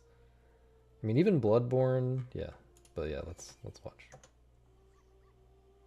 Dark Souls. It's a game and a series that needs no introduction, so I haven't bothered to write one. Instead, I'm going to get straight to the point. As much as these games have been revered and discussed to death, it seems to me as though the actual origin of the series has all but been forgotten, and I don't just mean by the community. Many of the merits and ideals of Demon Souls have faded away in the following entries, starting even as early as the original Dark Souls. After Demon Souls was a surprise hit, FromSoft set out to make it again, only this time bigger and better. In many ways, Dark Souls was an ambitious sequel. The world was much larger and... Yeah, I believe Matthew has made it clear. I don't know if he stated explicitly, but I think his favorite is Dark Souls 1, followed by Demon Souls. And then there's kind of a power gap. And then Bloodborne, and then another power gap, and then I don't even know. Which I agree with that, except I might rank Demon Souls above Dark Souls 1. They're very close for me. Interconnected, which added a whole new satisfaction to exploration. The inability to warp from one area to another forced players into lengthy journeys, giving the game a sense of isolated adventure that even Demon Souls couldn't offer. The animations were more polished, with even more of that satisfying weight that the series is known for. There were a bunch of refinements to the formula, like Estus, which removed potential downtime and helped balance out the challenge. It even had a few completely new mechanics of its own, like Covenants. I think it's a great sequel, and judging by its phenomenal success, it seems that many other people agree. There is one important caveat though. It's not innovative. Many of the notable features that people assign to Dark Souls originated in Demon Souls and were simply brought across because they worked last time. The goal of Dark Souls wasn't innovation, it was refinement. FromSoft already had a formula that worked, and they set out to exploit that fact. This is what really sets Demon Souls apart from the rest of the series. Early in its development, the project was assumed by many in FromSoft to already be a failure. Maybe a demoralizing way to think, but also liberating in a sense. That assumption is the main reason why director Hidetaka Miyazaki was able to take control of the project, and why he and his team were able to implement some, at the time, bizarre features. With Demon Souls, there was a sense that the developers were just doing whatever the hell they wanted, playing with conventions and trying new features out with little care about how appealing they would be to a mass audience. World Tendency is a perfect example of this. Some developers believe that dynamic difficulty tuning is the correct way to build their games, and even games in general. This method of design has been gaining traction since around the 90s, and given its success, it can be found in subtle forms in many mainstream games today. Other people, like myself, prefer when a game is consistently difficult, so there's a more genuine sense of satisfaction when you finally overcome the challenge at hand. Demon Souls turns its back on both of those ideas and cuts your health in half as soon as you die. As if that isn't enough, repeated deaths will increase enemy stats and eventually spawn additional Black Phantoms to make the stage even tougher. Now you might think this is a poor mechanic. There are some very sound, logical arguments against it. I'm not saying that every game should work this way, but hopefully you can understand that I find this refreshing for the simple fact that it's different from everything else. This, for me at least, was the real appeal of Demon's Souls. Time and again, they threw out the rulebook and just did whatever they felt like. Conventional wisdom says that struggling players should be offered a helping hand, not pushed down a well. Conventional wisdom says that a boss should be killed by the player, not themselves.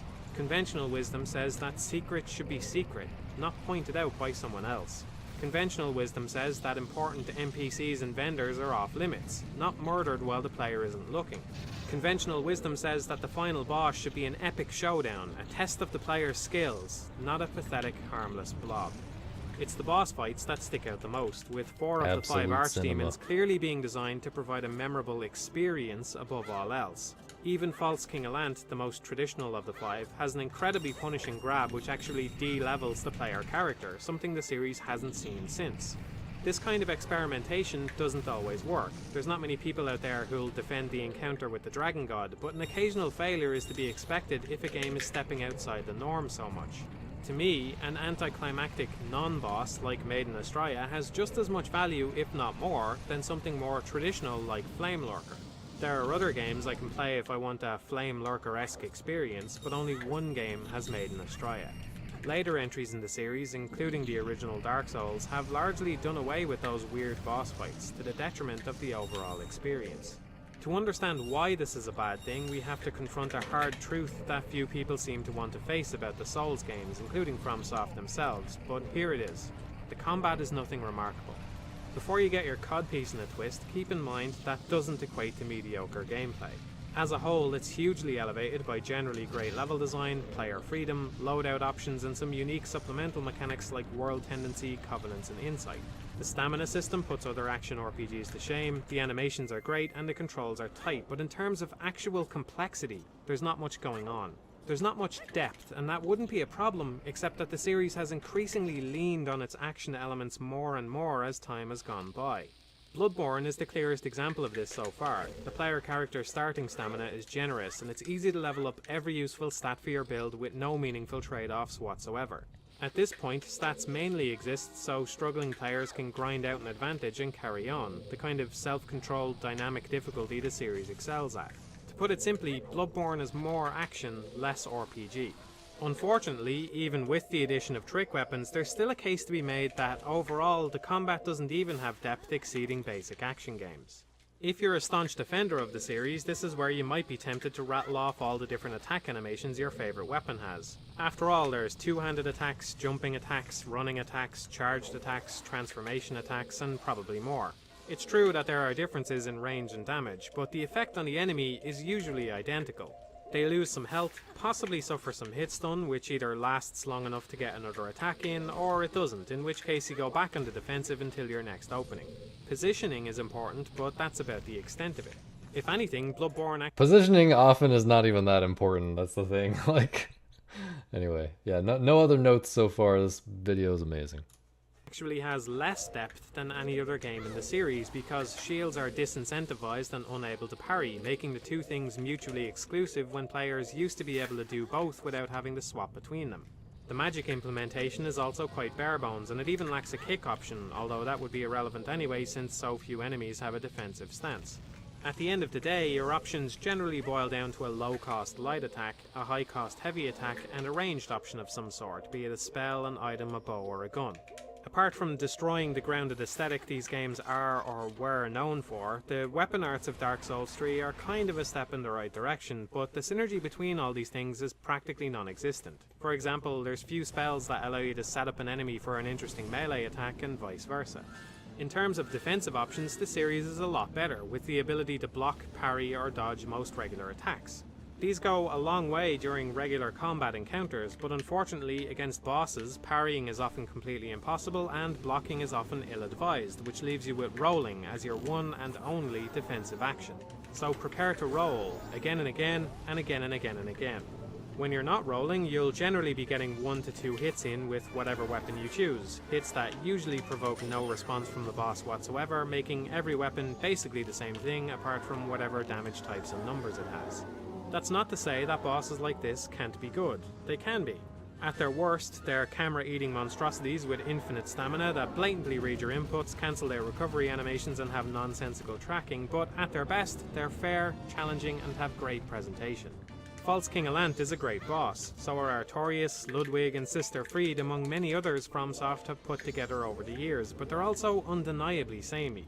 You go in, you learn the moveset, maybe you die a few times along the way until you know the boss's moves like the back of your hand. Then you dodge past them, punish at the right times and win the battle. It's perfectly serviceable gameplay, but doing it 20 times in one game is just excessive. This has been the go-to boss design philosophy for FromSoft ever since Artorias of the Abyss, and fights have only gotten more shonen anime over time. To be clear, there's absolutely nothing wrong with simple combat mechanics. I'm not saying you should be able to juggle hollows or anything, but if the game is going to be so relentlessly focused on action, then I have fewer reasons not to just play a better action game instead. What I can't get elsewhere are the memorable experiences that Demon's Souls presented by taking risks. The Archdemons are the clearest example of that, but even its more traditional boss fights serve a greater purpose. Demon's Souls' greatest strength is how it pulls you into its bleak, dangerous world so that you think about situations the way you would if you were actually there. This is something that the Souls games continue to do kind of well, but Demon's Souls still does it the best of them all, because excluding the innovative online features, almost everything else works in service of that larger goal. Phalanx, Leechmonger, Tower Knight, Fool's Idol, Old Hero, Maneaters and Armor Spider all have quirks to their design or their arena that the player can exploit if they figure out. You don't outright win by doing so, but you gain a big advantage if you're willing to use your brain. It's a deceptively simple concept. Thinking about how to survive a boss by using clever tactics is exactly what a real adventurer would do. In a sense, the battle happens just as much outside the fog door as inside. Because of that, the mindset of the character and the player align in such a way that it pulls the player further into the experience. On the other hand, dodging telegraphed attacks which come out in predefined combos is just exploiting your knowledge that the AI is acting within the constraints of a computer game. This has the opposite effect. It widens the gap between the character and the player.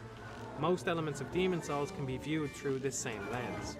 The environments are filled with difficult encounters, traps and ambushes, not just for their own sake, but to encourage a slow, methodical approach to exploration. This contrasts with the blasé way most protagonists throw themselves into dangerous situations. In reality, people tend to act more cautiously when they have a chance of being brutally murdered, so those punishing mechanics encourage you to think and behave that way. Perpetually autosaving over a single save file reinforces this as well. Even a trivial choice can feel like it has serious consequences because it's irreversible, just like real life. Of course, these elements work better the more unknowns you go up against. In other words, the element of surprise is pretty important. Venturing into Demon's Souls felt like venturing into the unknown, not because it was narratively unpredictable, but because it was mechanically unpredictable. Even once you got used to the Soul series features, which were brand new at the time, it still made sure to throw curveballs at you on a regular basis. Lack of careful observation was punished. NPCs weren't always what they appeared to be. Bosses often had unique mechanics, and even the environments could be polar opposites of each other. Try one Archstone and you'll end up in the claustrophobic halls of Latria. Try the other and you're headed towards a sprawling poison swamp. Incidentally, while you're spending so much time scanning the scenery for suspicious areas, you can't help but realize that the environments are actually built a lot like real places, much more so than any other game in this series. Shortcuts aren't just inexplicably one-sided gates or needlessly complex elevators, they're blockades to keep intruders out or mechanisms for transporting materials. This is half the point of shortcuts in the first place. They're a way of presenting checkpoints without making the world seem like it was built just for your convenience. After picking... Haven't eaten any sugar. I'm only on like day 3 though, or day 2 of literally 0 sugar. But I cut my sugar significantly. I would say I cut like 80 to 90% of the sugar in my diet several weeks ago at this point. So I feel like I know what I'm in for, and it shouldn't be quite as bad this time.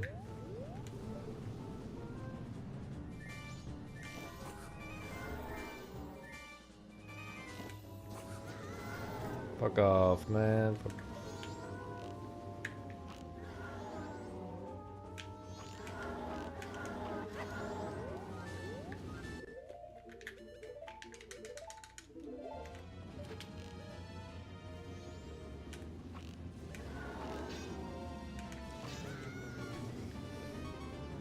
Could this be any more annoying?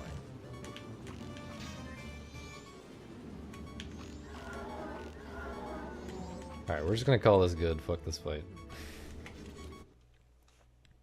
Yo, Arvilla.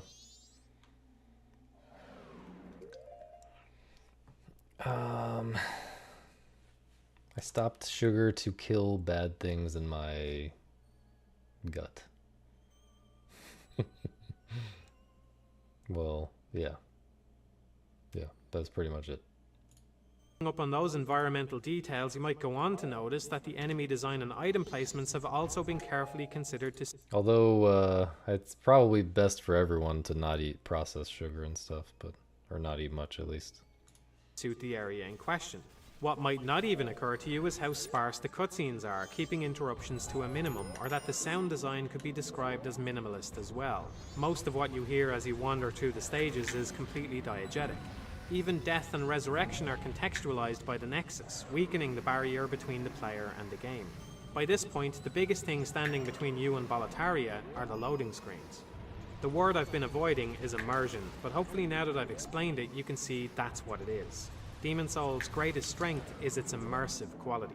That alone would be enough to make it a pretty good game, but what puts it over the top is the way it capitalizes on that immersion by throwing the player into a variety of situations which they can now experience as a first-hand participant. Patch's trickery, the imposing mind flayers, Yurt's betrayal, among many others. All these things hit harder because the game does so much work establishing itself beforehand. The rest of the series has thoughtlessly replicated many ideas from Demon's Souls, which often defeats the purpose and occasionally completely misses the point. The first time you have to make your way through a poison swamp, it's a new and interesting challenge. It gets your guard up. You have to think about your situation and make sure you have suitable equipment on hand. After 5 games in a row, it's become a predictable, tiresome routine. Even though it's the exact same thing mechanically, it now pulls you out of the game rather than in.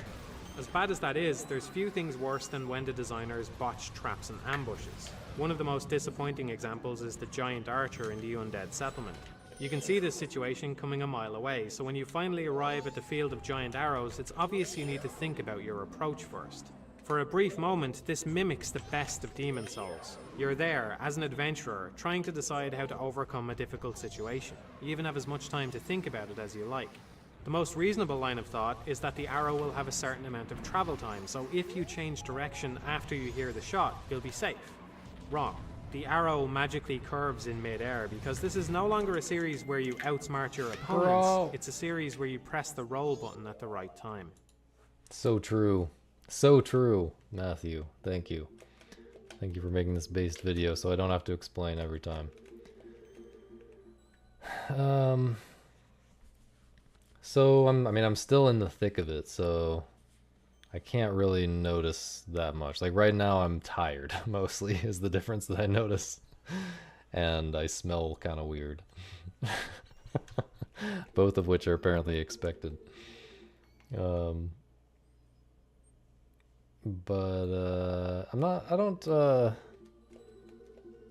I have pretty...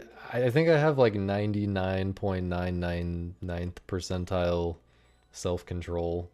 I don't really struggle with cravings and like breaking addictions to things.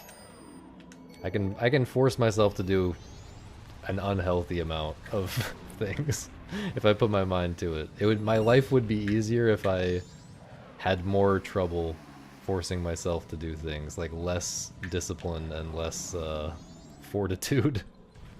That's how I remained vegan for way too many years and ended up with these problems in the first place.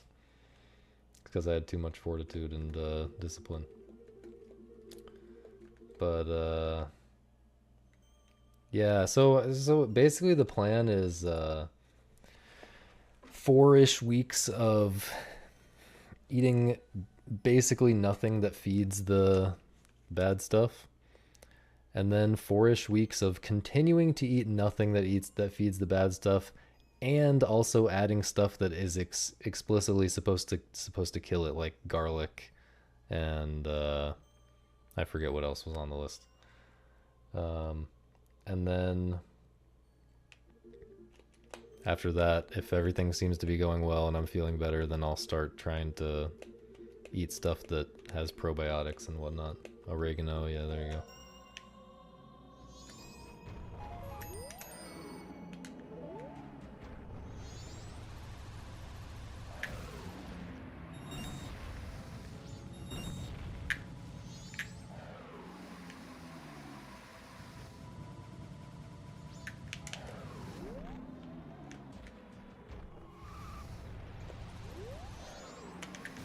Didn't mean to do that, but sure. Yeah, not good. Not good.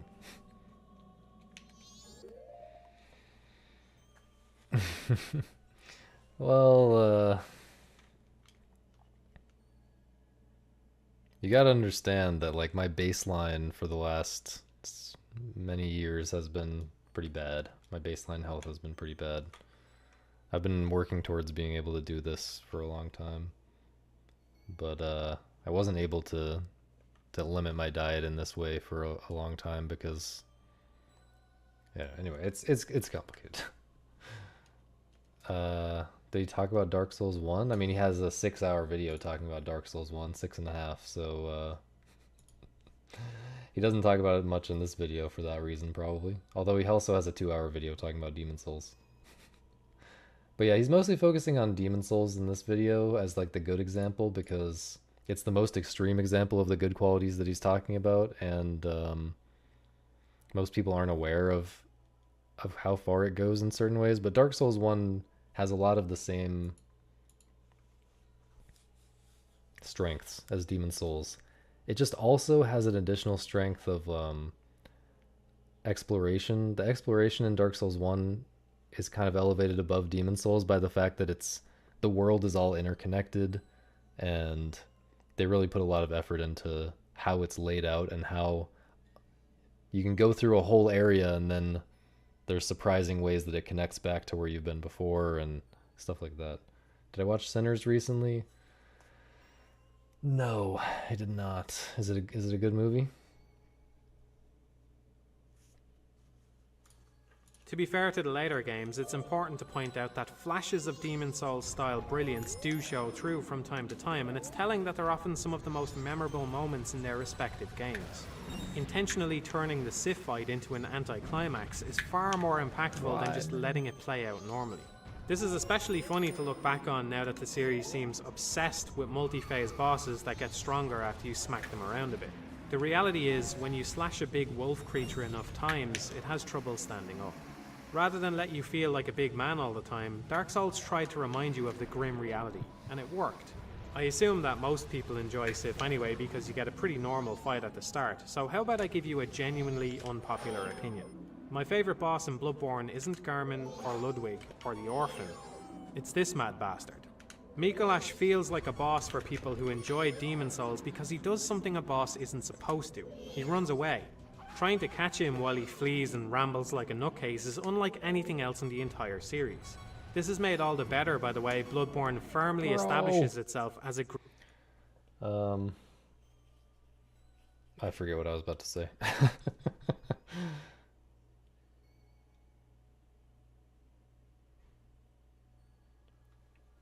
Yeah, I mean, Dark Souls 1 and Demon Souls are...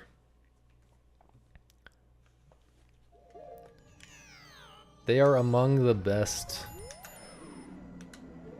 adventure games, exploration games, like role-playing, some of those types of things, you know. The role-playing type gameplay in those games is among the best of any games that have role-playing elements, and the exploration elements are also among the best of any games that have exploration elements.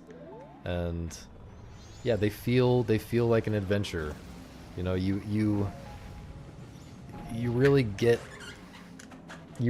into the world of those games, you know? And yeah, they were multi-dimensional, and they succeeded at being multi-dimensional. Whereas, oh my god, apparently I can't do this while ranting. Yeah, the games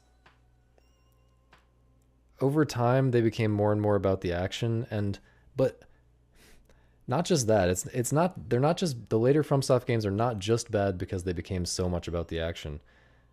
They're bad because they're especially bad because they became so much about the action. The action is clearly the main thing that people care about, and clearly the main thing that the designers put a lot of thought into and put that level of attention into. And yet they retain all of these systems, and they retain the open world aspect of Dark Souls 1, even though that part of the game is not even interesting anymore. So in Sekiro, for example, you spend so much time on your first playthrough of that game, especially, you spend so much time running around the world and fighting little baby bitch enemies before you get to the bosses. But the bosses are the thing that people like about it, and they did add a boss rush mode to Sekiro after it came out, but like that should be the whole game. Dinner's ready. Yeah, I guess I'll stop now and eat, and then finish practice and do a couple of attempts. I'm not done with your rant. I thought you were done. Never done ranting. Yeah. Yeah, like, you know, I think it makes sense what happened, because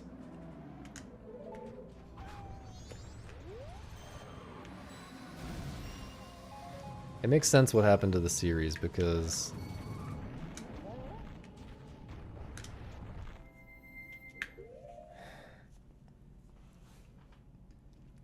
the way in which Demon Souls and Dark Souls 1 were interesting, it mostly appeals to people. This goes back to the skill issue, not just the skill issue, the topic of skill, you know, different skill levels, enjoying different games and stuff like that. But not just that, it's also just familiarity. Like, you know, Matthew even said in this video, like, he likes Demon Souls. A big part of why he likes Demon Souls is just the fact that it's different, right? It's the fact that it's doing things that are different from every other game. Well, if you haven't played a bunch of other games, you're not going to care about that. That's not going to be a good thing. It's probably going to be a bad thing that it's doing things that are different from conventional game design wisdom or whatever.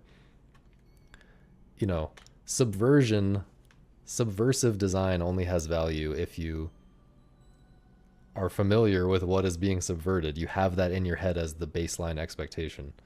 That's why I like Sylvie games so much. Sylvie does an amazing job of subverting games in a million different ways. But I would never recommend a Sylvie game to most people. Most Sylvie games, at least, I would never recommend to most people, because it would just seem bad, because you don't understand what the baseline is, because you just haven't played enough games, or enough of the specific types of games that she's kind of riffing off of. Anyway,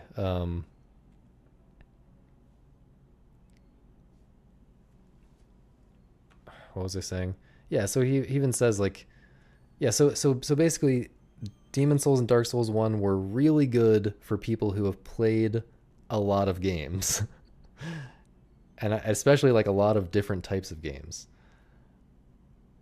But Dark Souls started to as the popularity of Dark Souls kind of snowballed, the developers realized, maybe I shouldn't put it from that perspective, but as the popularity snowballed, people started to like the games more and more for just the action, just the simpler, straightforward boss fights, which were not really the main appeal. Like the combat mechanics and how the combat works wasn't really designed to be the main thing.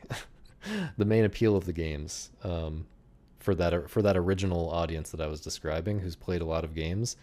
The combat by itself is not really that interesting. It's interesting because of the way it integrates with everything else. And so, but as the series gets more popular, it's reaching this audience. It's reaching these audiences that aren't really familiar with games in the same way. So they don't really get, they don't understand, and it's not their fault. They just don't have the the familiarity with enough different games to understand or to appreciate Demon Souls. It's not even an understanding thing. It's like, yeah, I don't know.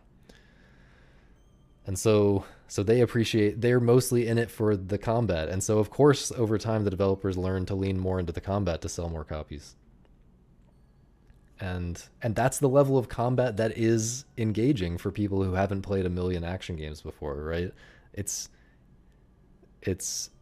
feels simple to people who are really deep into more complex action games and played a bunch of different action games, but for the average gamer at this point in time, that combat is exciting. That is what they want. That's fine. Like, it's understandable why people like Elden Ring and Sekiro and stuff. It's just not it's not pushing it's not doing something that's totally new, and it's not pushing games forward in the same way. And so it's very disappointing, having played Demon Souls and Dark Souls 1 and had these experiences that you can't get anywhere else. And then the series kind of walks down the path toward Elden Ring, which is more of a mass market type of thing. Not that mass market things can't be interesting, but often they are. Often they're kind of simple and like a polished version of ideas that have been done a million times before. Let me read the comments before, and then I'll go take my break. I need dinner. Trend with any subversive game becoming popular, it's oxymoronic for a series to continue and retain its subversive qualities if it goes beyond a certain pop culture threshold. Yeah. And maybe that's fine though. Maybe that's fine. But often subversive games don't get that popular. I don't really know what other examples you're thinking about. Similar visceral hate for what they did to Monster Hunter. Yeah, Monster Hunter is another example. And that's an interesting one for me because it actually appeals to me more now. I'm part of the broader audience in this example. I Monster Hunter the original is way too grindy for my tastes, from what I understand. From what I've heard, at least. It's too much grinding, but it is interesting. I think it I've heard a lot about it that does make it sound appealing if it weren't so grindy.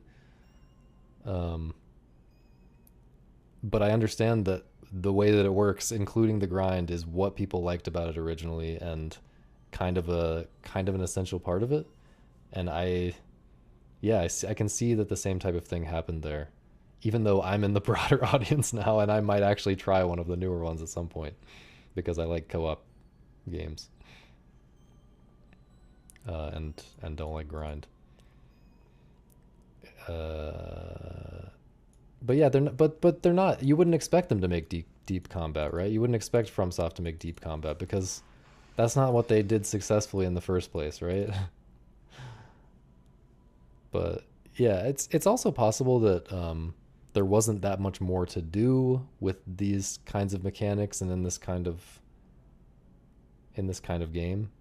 Like, maybe they exhausted all. Maybe Miyazaki, let's say Miyazaki specifically, maybe he exhausted all of his ideas for a exploration-y kind of adventure-y kind of game, and maybe there weren't any more good games like that left in him, and so it just made sense for him to start working on this kind of stuff instead. Okay, I'm gonna go eat. You can type whatever you want, but I won't respond to it for like 20 minutes. Be right back.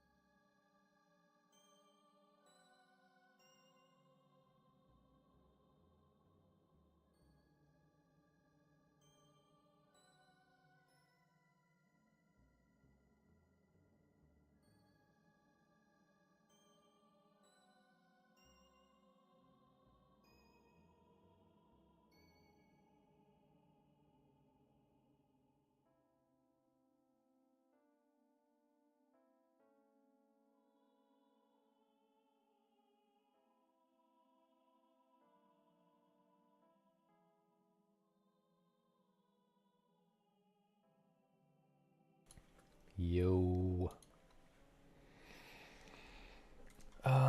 We're gonna call this good. It's so late already. I didn't get to start playing Majora's Mask today until like 3 something. So we're not gonna have much time for runs today.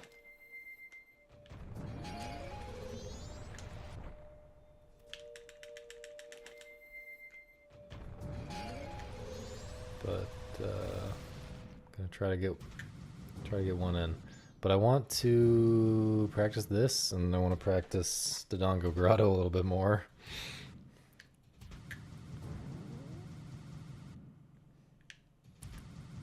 And then look at my notes and remember what if there was anything else I wanted to try to fix from yesterday.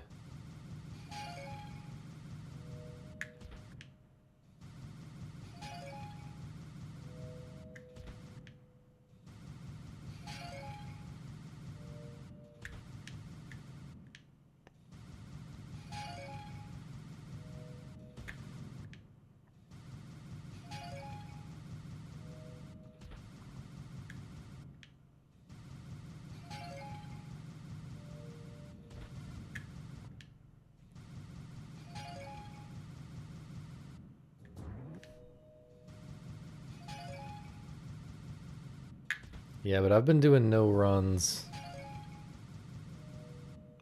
for too long while working on this grotto thing until a couple days ago, and the runs have been painful mostly, but I think it's coming together.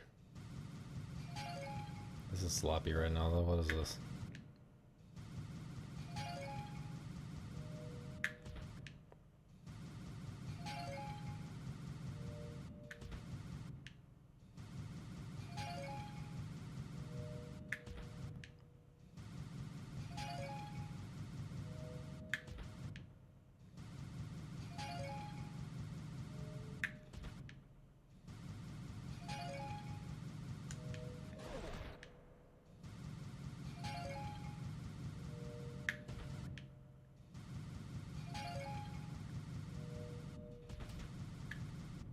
Thanks, Corey.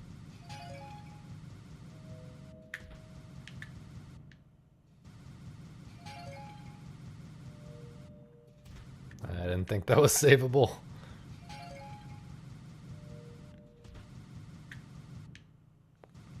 Your leg? Oh, are you at the house? Are you at Thomas's as well?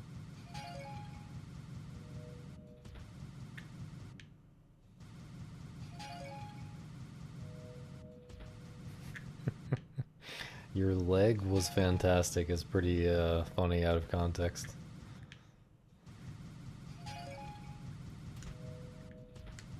Alright, we'll call that good. Let's hit the grotto again, and then I'll also go ahead and look at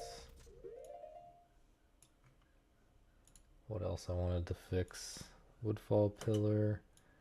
Oh yeah, Snowhead Bosky skip. And the princess cutscene skip setup. Alright, let's do this first.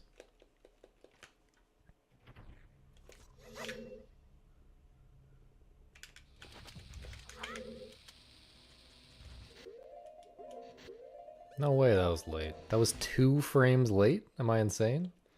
Hello, Kuroshi.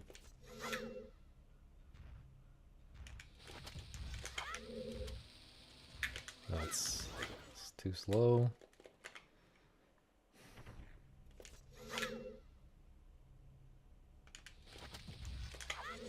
Okay, I'm just targeting way later now.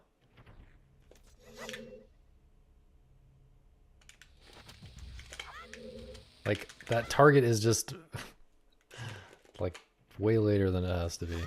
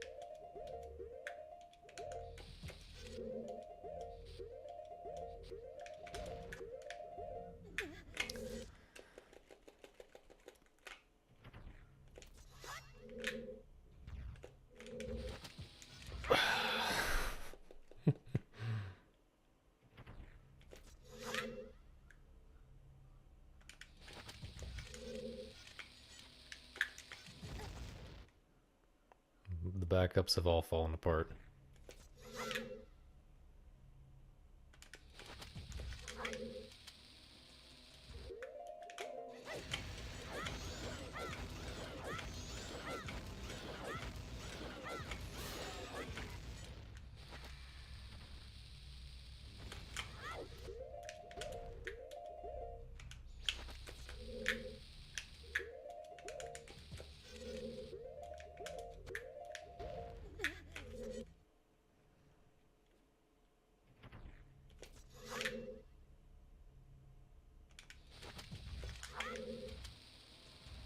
No way, that's too slow.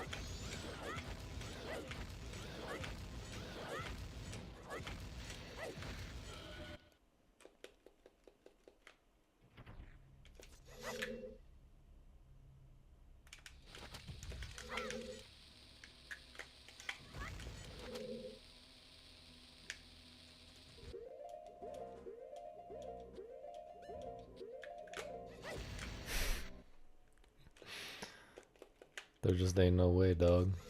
Why was this so good before? The only thing I'm left with is my...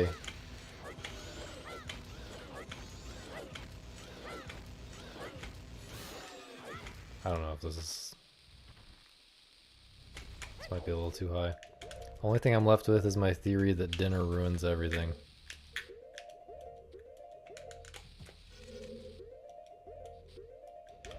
Whoops. Nice buffering, man.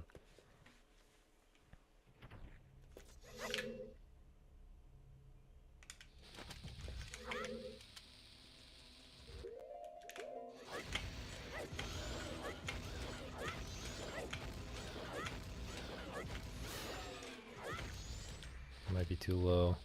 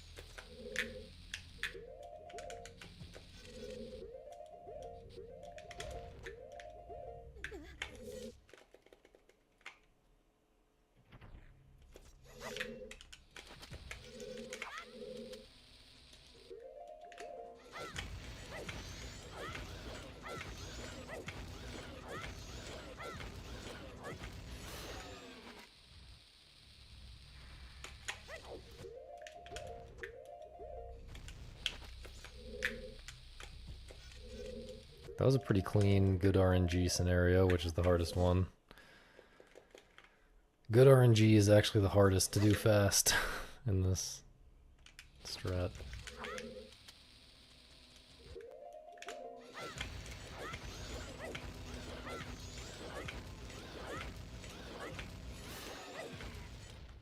They're the hardest to not lose time to execution.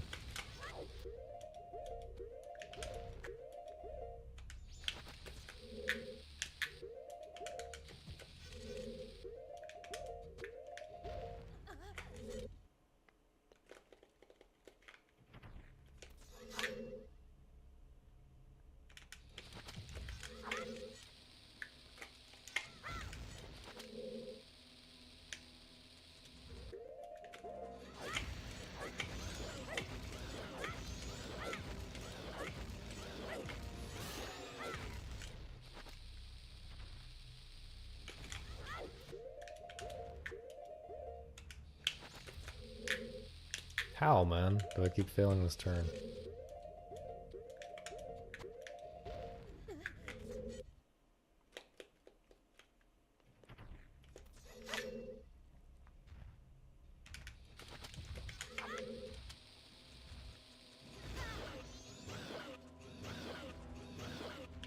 What if I just do that?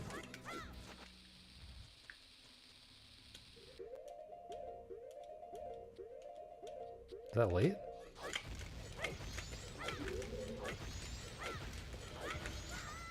No way you're still on, or no way you're still loaded, dog.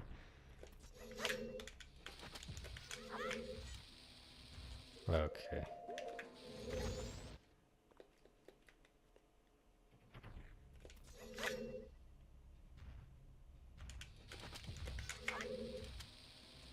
You really got to do it kind of perfectly. You really got to do these first couple of, If I had faster reaction time, man, that would matter more here than anywhere else in the game.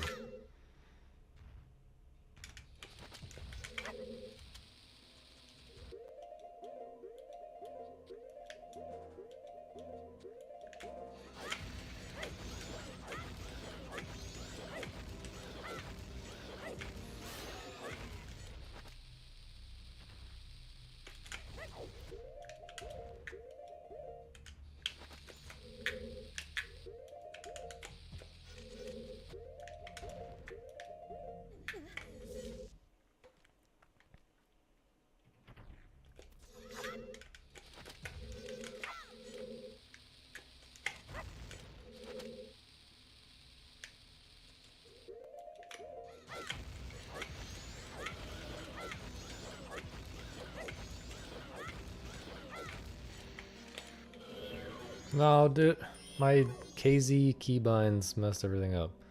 I wanted to check if I had the right angle and stuff, but now I can't even check. Might as well just keep this stuff on the screen, I guess.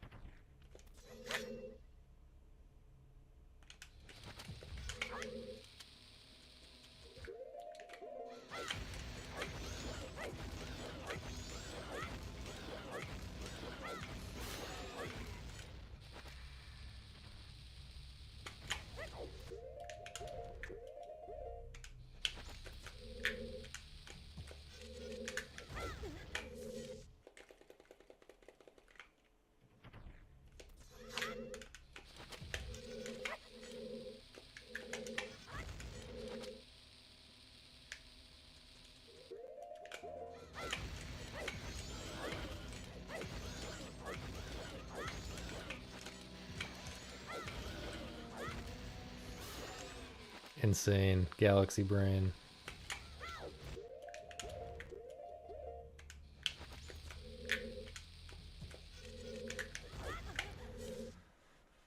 Galaxy brain bomb drop.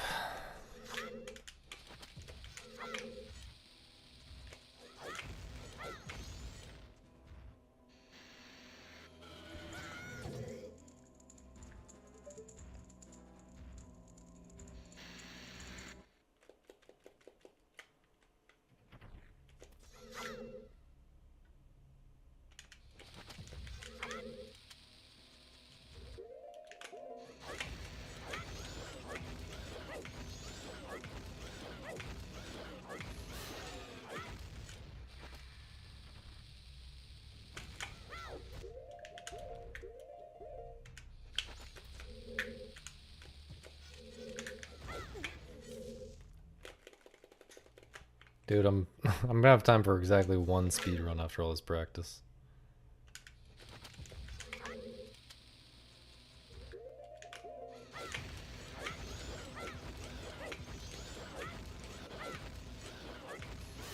KZ was a mistake. We have to go back. Nope. That is very bad. I gotta make sure I don't do that at GDQ. Is that the Karosh?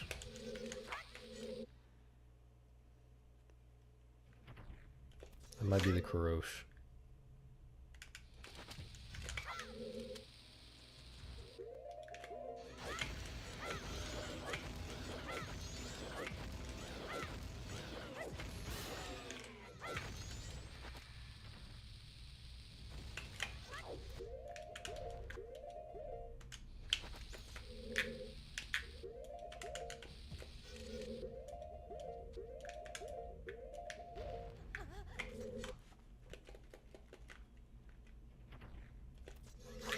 Why is Raido Remastered a good game, Tito?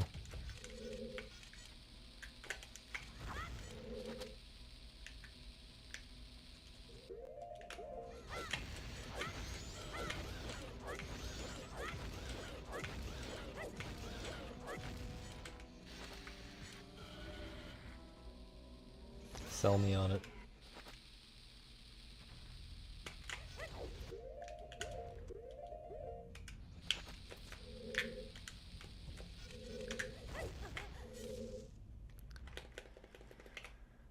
I think I have to just accept that this is not perfect still and do a run.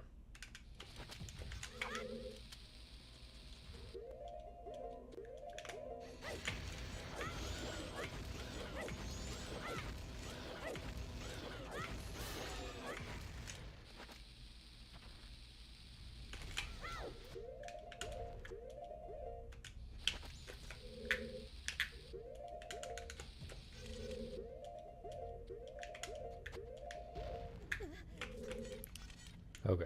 What were those other two things? Princess cutscene skip.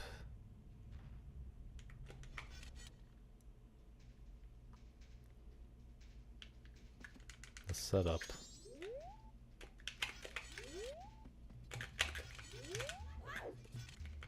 So I just wanted to get into the habit of pressing, whoops.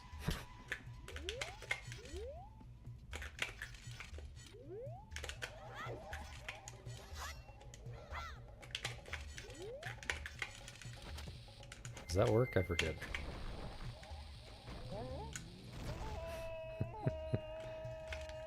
Oi, Lopez. Oi.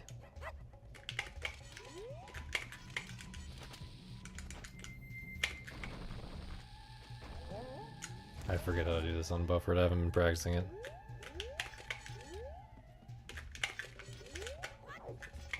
Alright, I think we're good on this. I just have to remember. And then the other thing was, I guess we'll go from Wizrobe.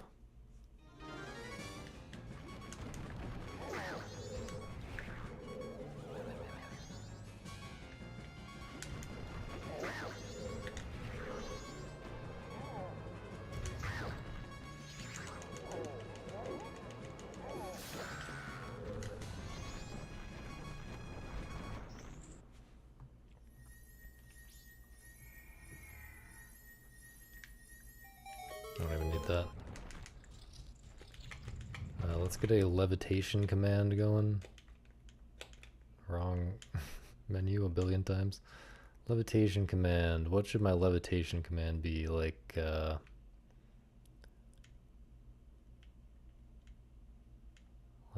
L and...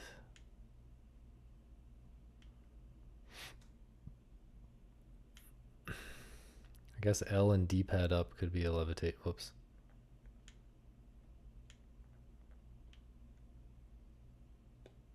That's Z. L and D-pad up, is that taken? I don't think so. It's really awkward to press.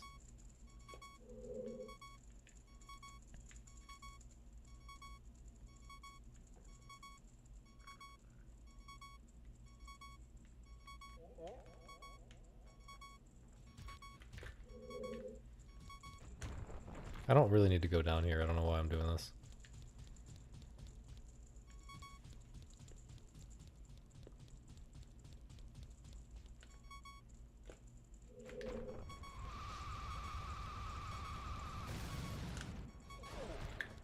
Okay. Yeah, see, this has been such a problem.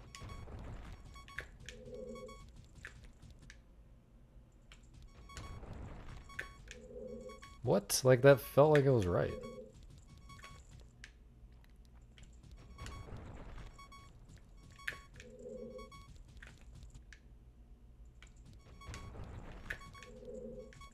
How?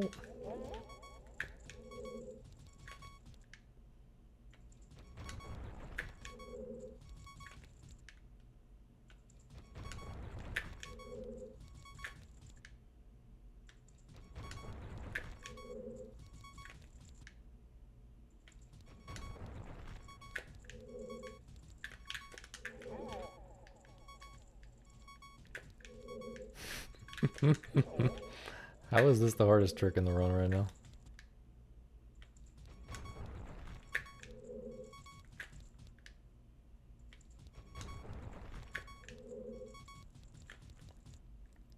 OG game with a new and good paint layer. Retains the OG game while adding quality of life changes really needed in your opinion. Well, I don't think I'm ever going to play the OG or the remaster, to be honest. I think if I'm gonna try another SMT game... How do I do this again? I had a strat for getting out of here. Was it this? Yeah.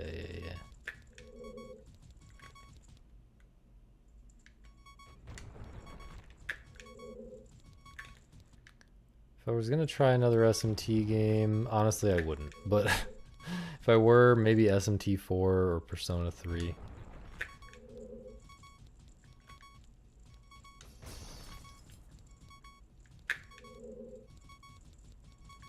Thought that might work, despite being obviously wrong.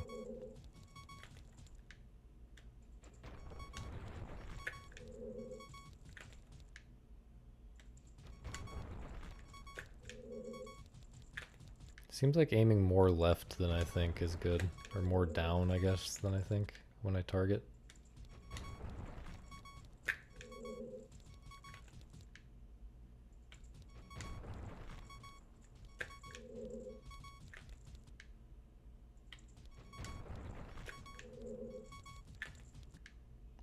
The digital Devil Saga ones look interesting, but apparently they get rid of press turn combat, which...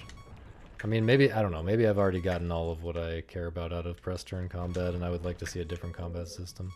But it seems like the combat is more generic in digital Devil Saga games. Oh, it still has press turn combat? Oh, I must be thinking of a different one. Okay, what was the other thing? I guess that was it. Okay. Are you sure about that, Tito? I'm pretty sure there's a... I don't know. Still have to practice a few more things on gecko codes. But yeah, I think I felt confident about Nocturne as the pick for me. Like if I was gonna like an SMT game a lot, it would probably have been Nocturne.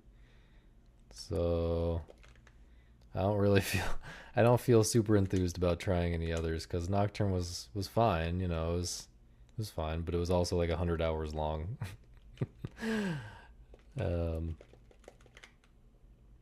So yeah, my next JRPG will definitely be the original Saga Final Fantasy Legend, which I'm kind of optimistic that that's going to be closer to what I wanted out of SMT. Yo Arthur, how's it going, man? Good luck with bed.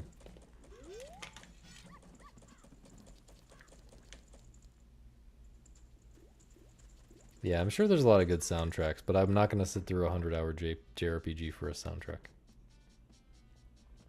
Oh, well, if I had done all the routes in Nocturne, it would have been well over 100 hours, especially because I played on hard mode. Whoops.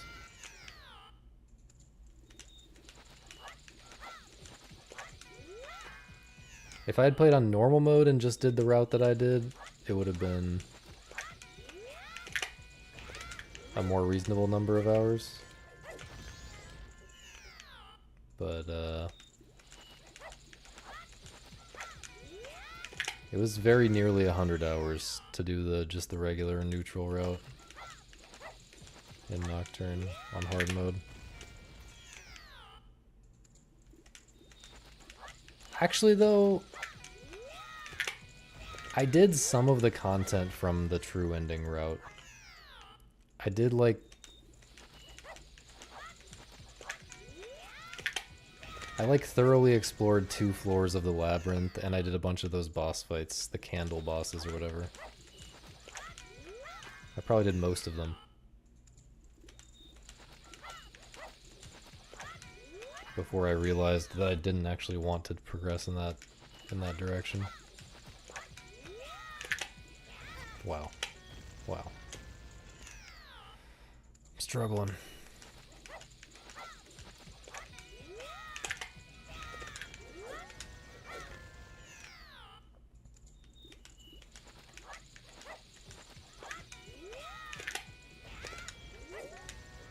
But yeah, I might still not like Saga, but it sounds more unhinged than SMT, which is like more game mechanically unhinged than SMT, which is what I want, I think. How am I doing? Doing pretty well. Not playing very well, apparently. It's taken me forever to get through practice. Not gonna have much time for runs. But, no, just practice, grind and practice for some of the harder tricks.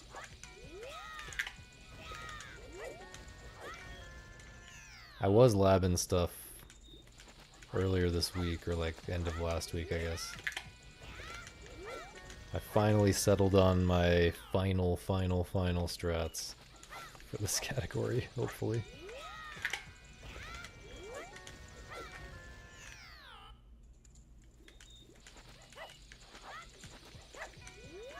Well, actually, I mean, there is still a super swim that saves like a second that I'm not doing. But I don't think I'm gonna do that.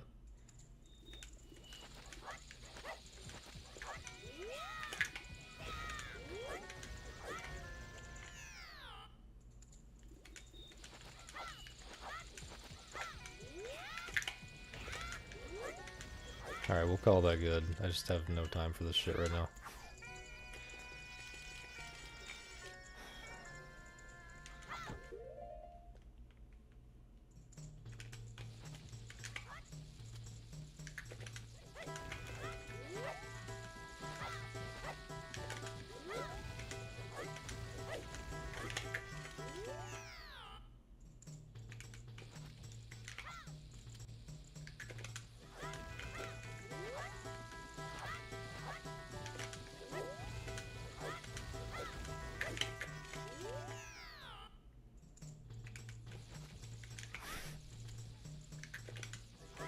So you're like the ultimate contrarian. Glitchless on English on N64.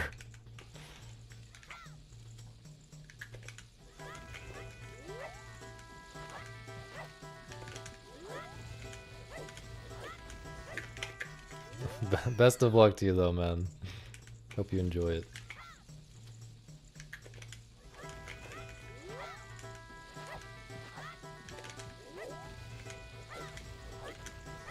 That was almost too high.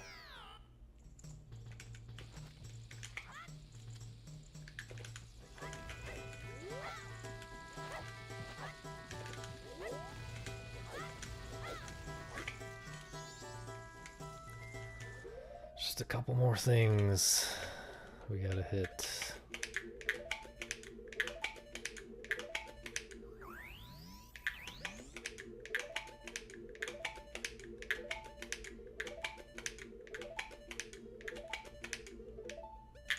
Seems good.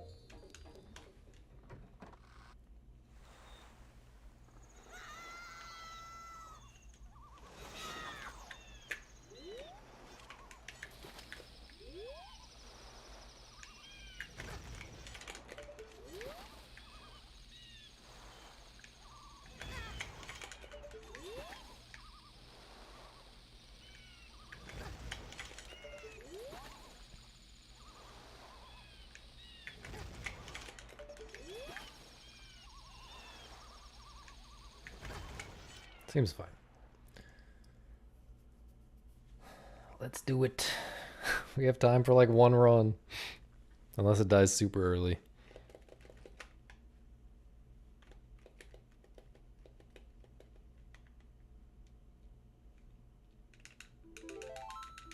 This is still world record pace, yes.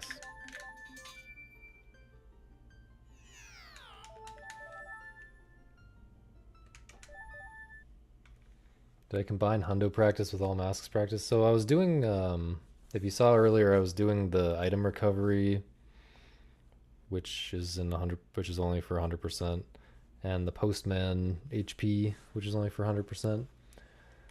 I've been practicing those for quite a while because those need way more practice than anything else I'm going to be doing for 100%. So I've been practicing those basically daily for months now. And they're getting pretty good. They're getting pretty consistent. But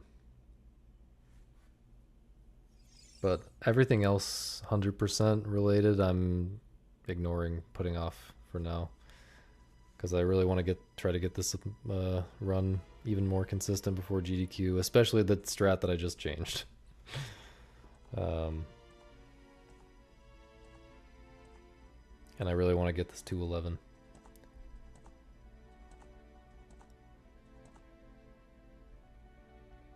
But yeah, 100% grind will begin soon for real this time. Yeah, the new Dodongo strat.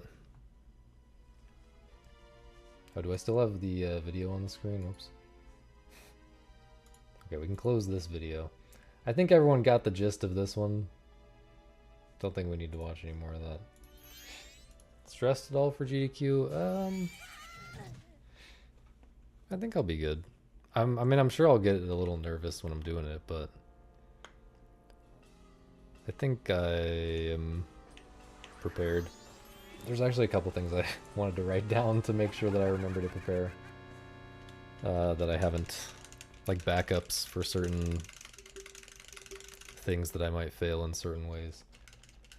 I need to learn how to get around the boulder without doing an A-slide in Milk Road.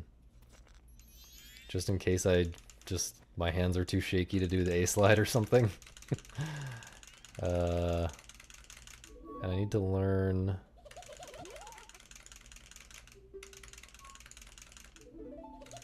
There's something else, but I can't remember.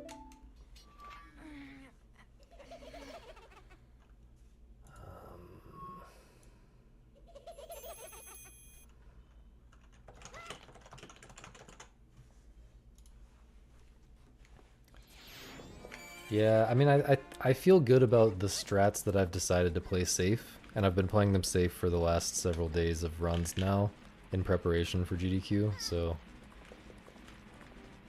I feel comfortable with what I'm doing, and, you know, I've reduced the risk dramatically for the things that would really, really suck to fail. Probably I'll still fail something that would really, really suck to fail, but there are still backups. There are, yeah, it'll be alright.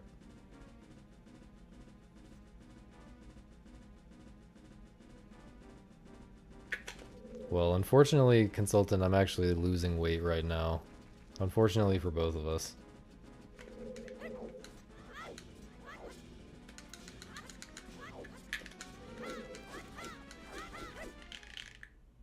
Losing weight right now because of my aforementioned diet. I probably weigh maybe 150. Probably 155. 150 is pretty skinny. Maybe 155. Oh, well, yeah, you definitely weigh more than me if you're 180. But that's not, like, it's not that unusual.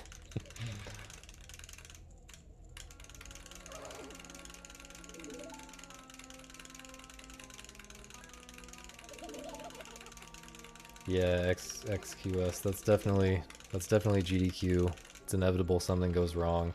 But this game is just, and this category more so than any percent at least. But also just this game more than other games. It can be brutal to fail certain things. You know, certain tricks can just lose you easily 5 minutes from one tiny mistake. So there's gonna be some scary moments. I'm glad you love your Pokemon cards, man.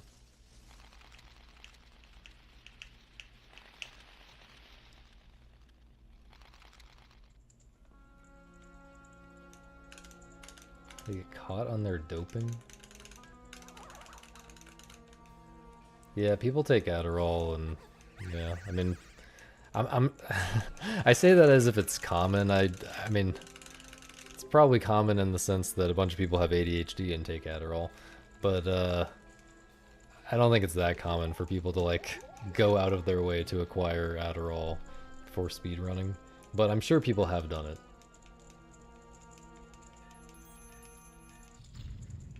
Shout out to Thomas with his sip of tequila strat for free world record in any percent though.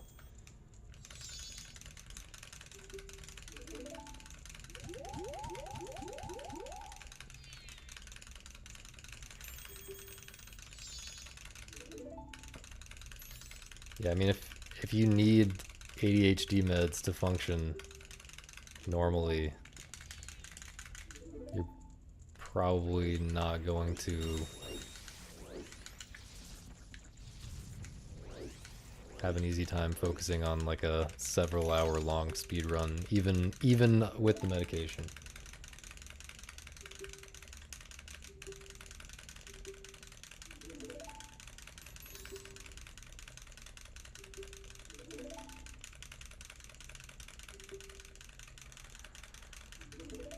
Steroids? What?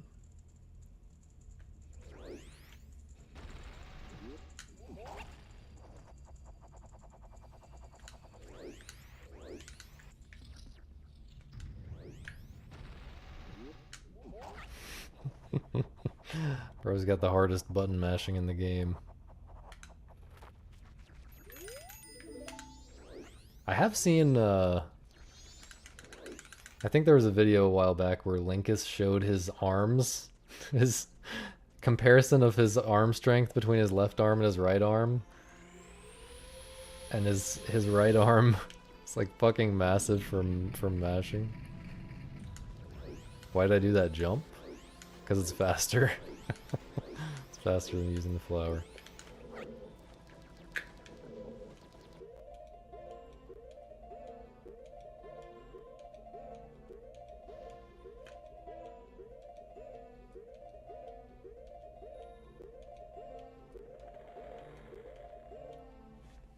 Not terrible.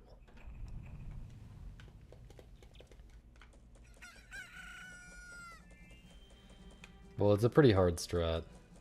It's a pretty hard strat. You lose 20 seconds if you fail it. You only save like 1.5 to 2 seconds if you get it. And it's basically frame perfect. There are positions that you can be standing. Depending on your position, it can technically be 2 frames, but the 2 frame, if you get a 2 frame position, one of the frames makes the jump really precise because you don't get as much speed. So you should basically think of it as a 1 frame trick, and the visual cue varies a bit depending on where you're standing, so it's like harder than a normal 1 frame trick. Dude.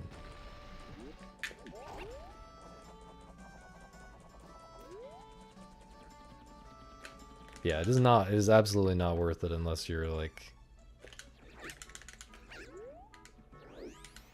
pushing world record at least.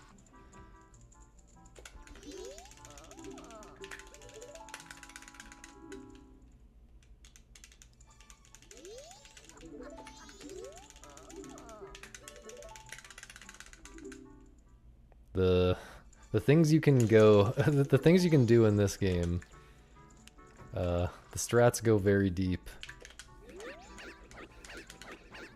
And most of them I would not recommend unless you're very comfortable with all the easier stuff already and willing to practice a lot.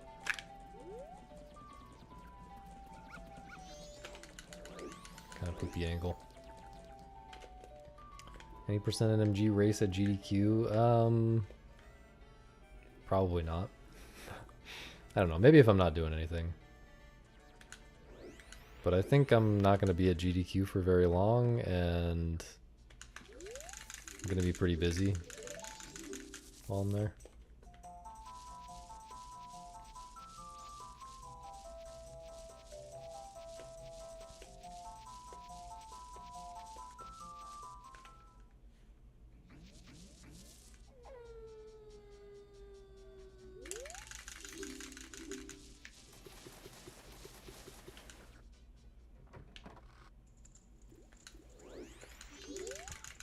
I think if you do ever want ideas for your runs or feedback or whatever, sample name and also Jess.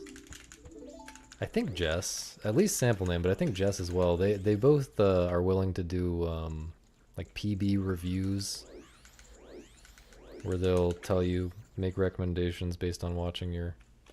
Oh god. Based on watching your run of what you could do differently and stuff. Tips, everything like that.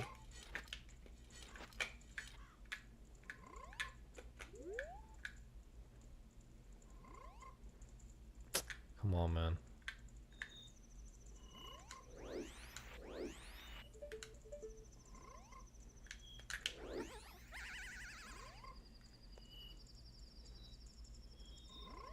Not very many people take advantage of that, but like if you're a new player, it's very, very helpful.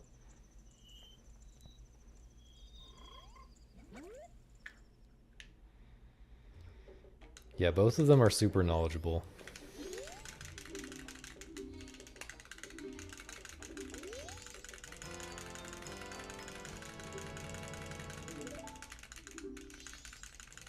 Interesting camera. I don't know why it's doing that.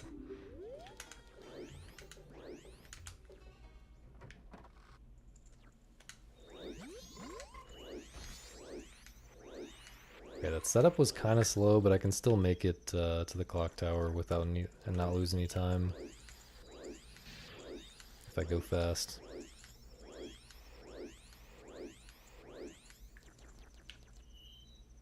Yeah, no problem.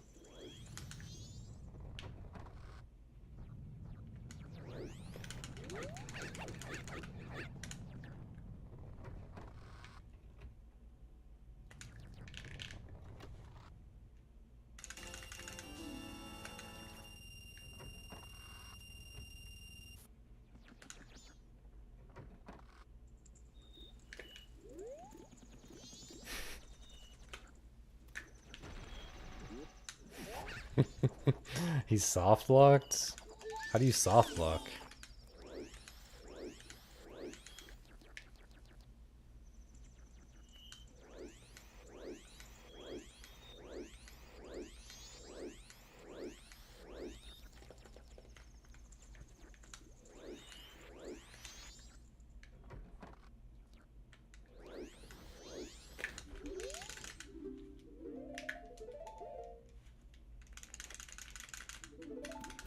So I actually, last time I went to GDQ in 2020 or something,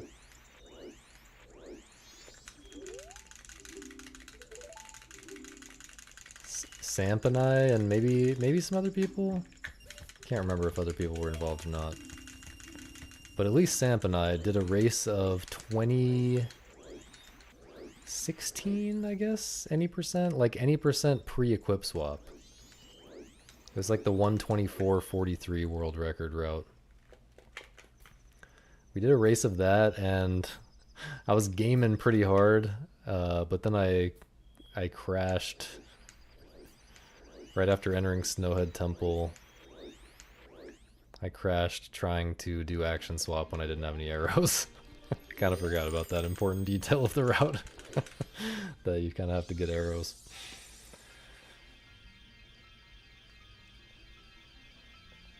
And Samp was mad at me that I didn't continue by starting the entire cycle over. Although I guess that is kind of the beginning of a cycle, so I could have theoretically continued, but I really did not want to. I think I had somewhere to go anyway.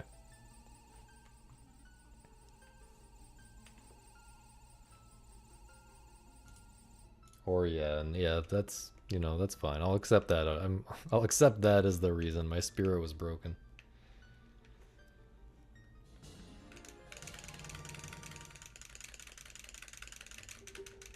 Crashed on a mega flip.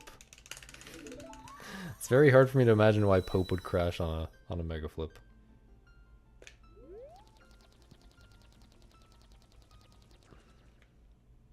If you hold B for too long, like when you're slashing, press A or just press target while facing a bad direction.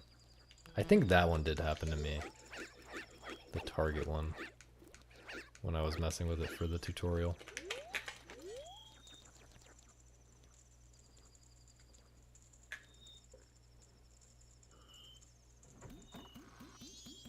Bruh.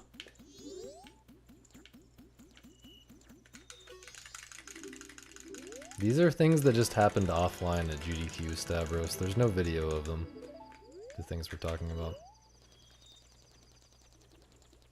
Like in person at GDQ, but not on the stream, just like in the practice room hanging out for fun.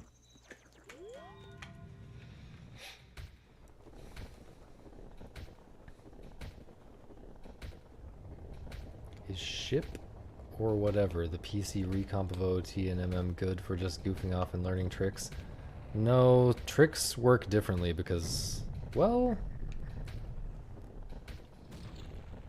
a lot of things work differently, so it's not good for learning all tricks. Maybe some tricks, I don't know, I haven't looked into it really. Yeah, creepy cream, that's what the title means.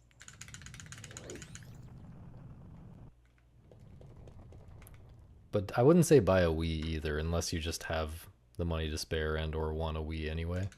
You should try on emulator. You should try to play on emulator first and make sure you're actually interested in playing. Oh, if you learned some on NSO already, then yeah, maybe go ahead and take the plunge, buy a Wii.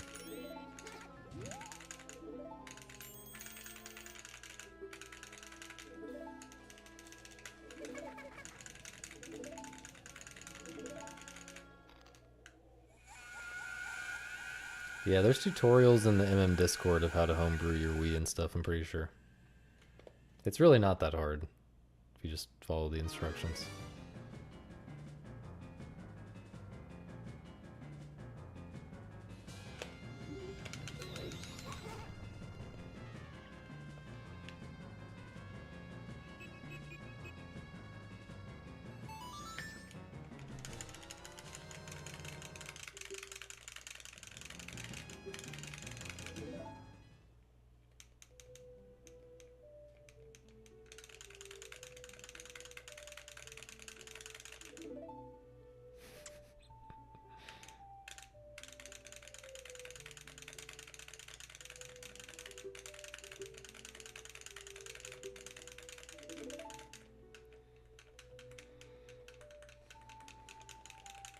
Yeah, what Mal said.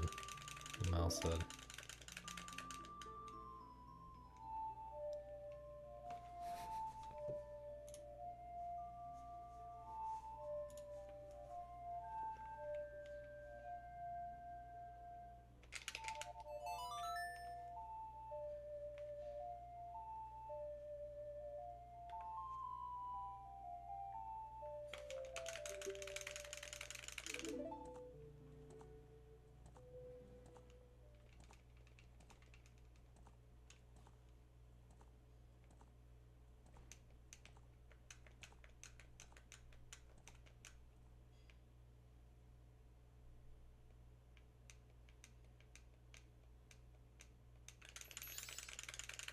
I think Dolphin is like mostly Mostly accurate? Isn't it just pause buffering really that's wrong with Dolphin?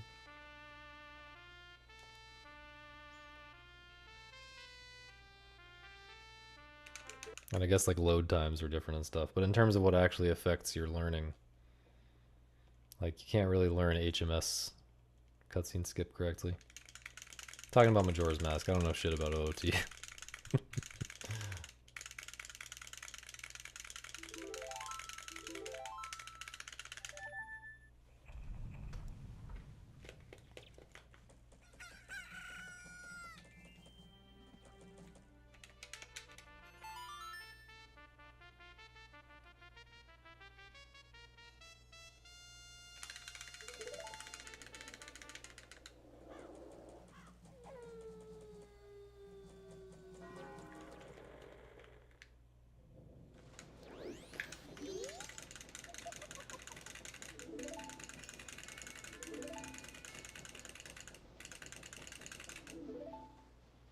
I'm pretty sure it's not accurate to how it is on Wii.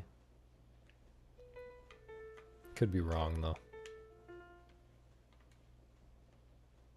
Maybe I'm just thinking about whatever they use for TAS's BizHawk or whatever.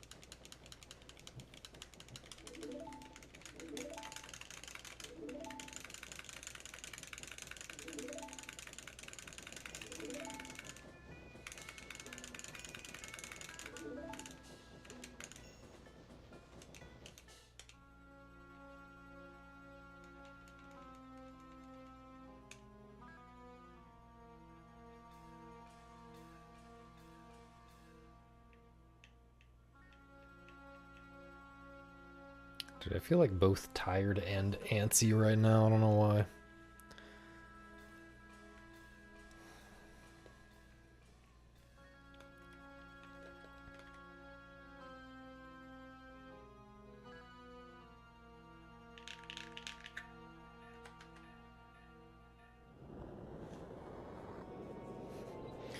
Yeah, Quip Swap ended up saving something like 10 minutes for any percent. But it also made the run a lot harder. To save those 10 minutes, you have to be a lot better at the game.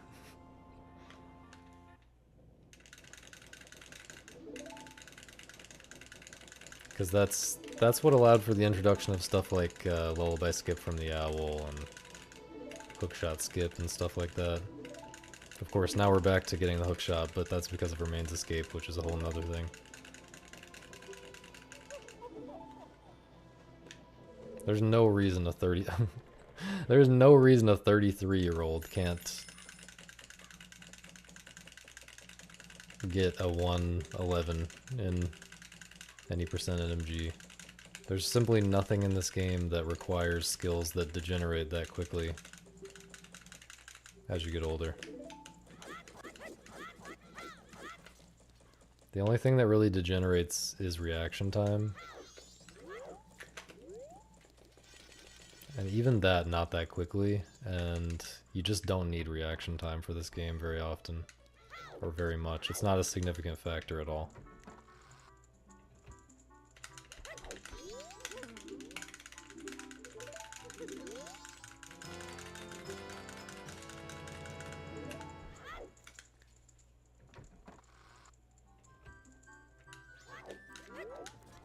Well, it doesn't even seem like you like speedrunning that much, man. Like,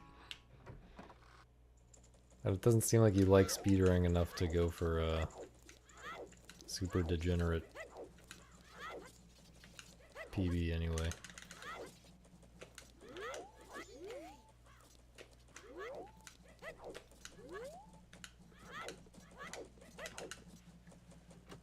If you're already a degen, do you degenerate faster? I think... I don't know. I seem to degenerate slower than most people. I'm already 31 and I'm still cooking.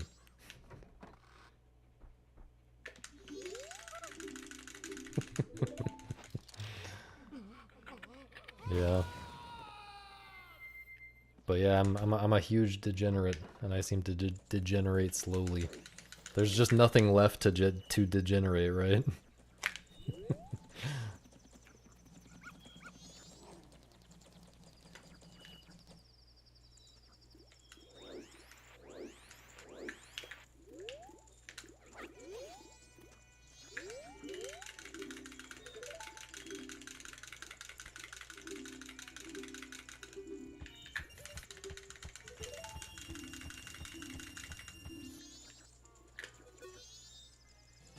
Well, you couldn't tell I was old from my video game opinions?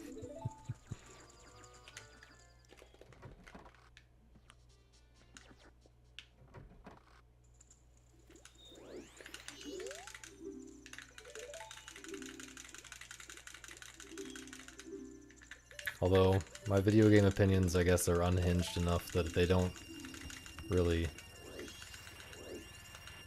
match any kind of stereotypes.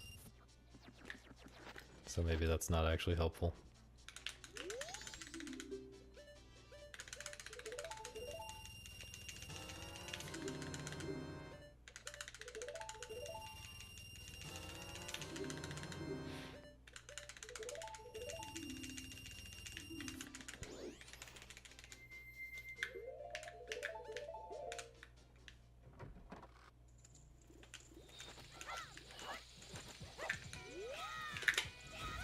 I mean, how? I was specifically thinking about that because I've kept failing it in practice. I was specifically thinking, don't hold down too long, or don't hold down left too long. Somehow I did it.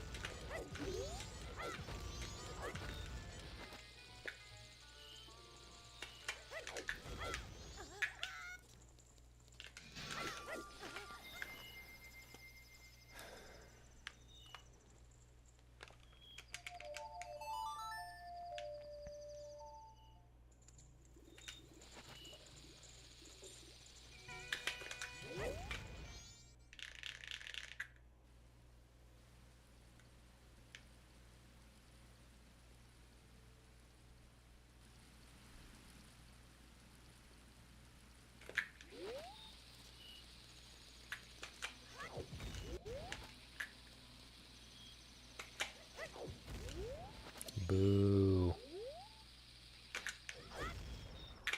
Bad gameplay. Boo. This bomb count is awful.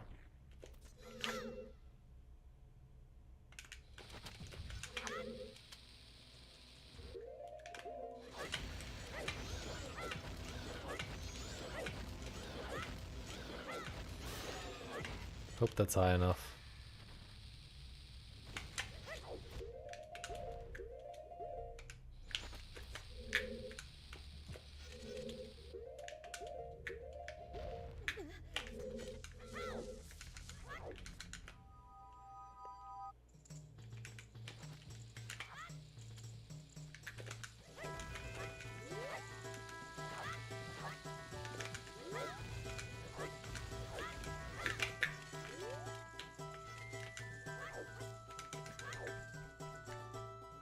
This is pretty bad, but you know.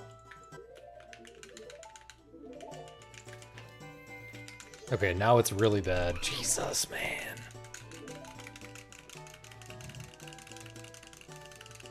It's okay, we gotta speed run.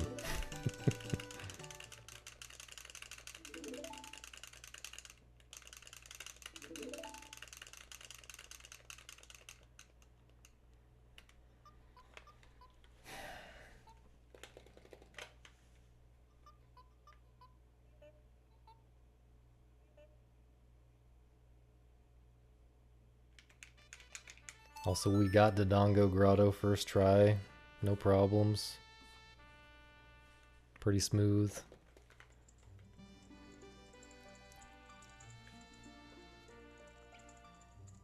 What do I enjoy about speedrunning?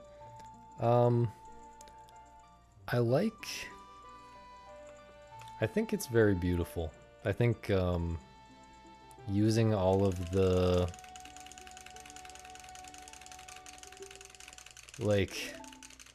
ways that they put together this complex system that's like the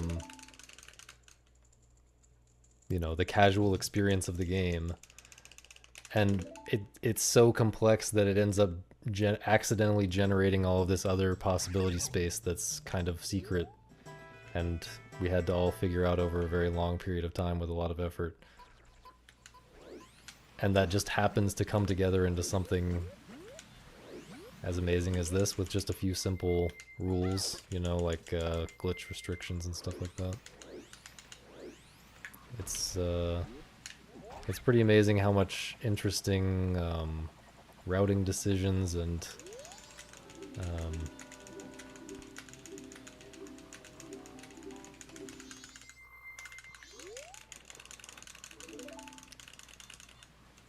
the ways that that tech combines into other stuff. And yeah, you could be a casual enjoyer. Well, you could be a relatively committed enjoyer of watching speedruns for that. But when I got into this game, it was clear to me that there was a lot more potential that wasn't being explored. It was clear to me that there was a lot of interesting stuff that could be done that no one was doing. You know, people were leaving some of the more difficult strats. They weren't they were skipping some of the more difficult strats. Some of the cooler ideas weren't really being done. And so I wanted to be the first one to do that kind of stuff. But also, the more I get into it, I mean at this point, like, I am doing strats that, like, usually when I learn a new strat, or like when I spend time developing new strats, it's something that no one else has really done, and often it's something that no one has done anything like that before.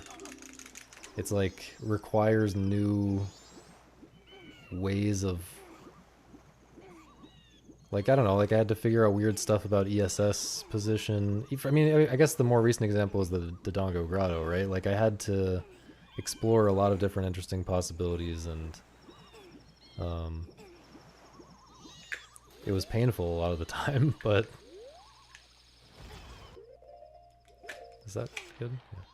It was painful a lot of the time, but it was also very, very satisfying to, like, push the, you know, push the game, push the meta forward, unlock new possibilities.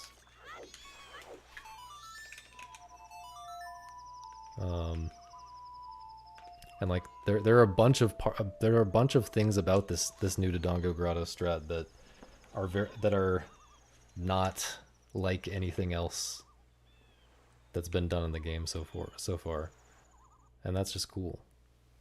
And stuff like that is happening on a micro level pretty often, actually.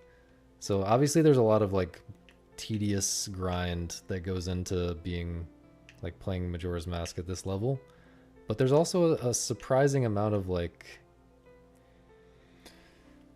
there's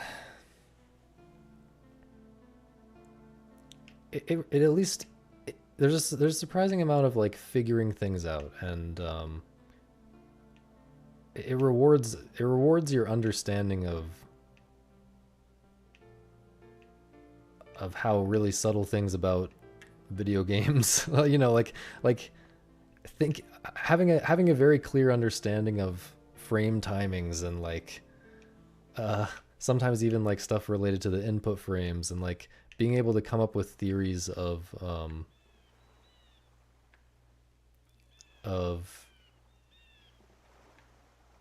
how things might be working, what theories that might explain what you're experiencing when you're trying to get better at a trick or trying to learn a trick.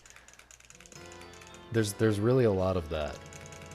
And yeah, the speedrun is a good goal that, like, you know, optimizing the speedrun time is a good goal that pushes me to work on those types of optimization problems that otherwise wouldn't be worked on by anyone.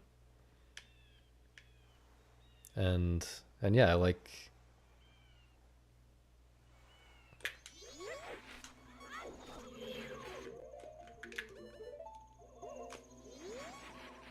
but yeah, I like being the one who's doing it, but I don't really care that much one way or the other about being the one who's doing it. Like, I could find something else to do if someone else were doing this, but no one else is doing what I'm... Ouch, man. No one else is failing super swims as much as I am.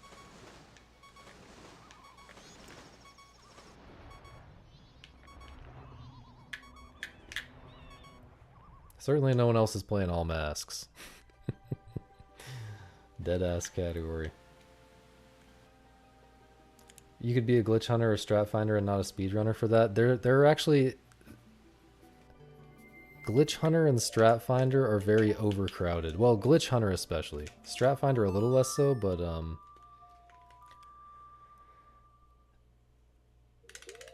the types of things that glitch hunters discover are actually different than the types of things that I was just describing that I've discovered. Okay, it's not... Okay. It's not overcrowded, but relatively.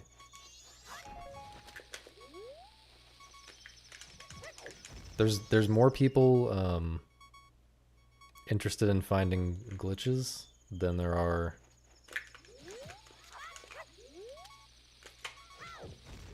doing stuff like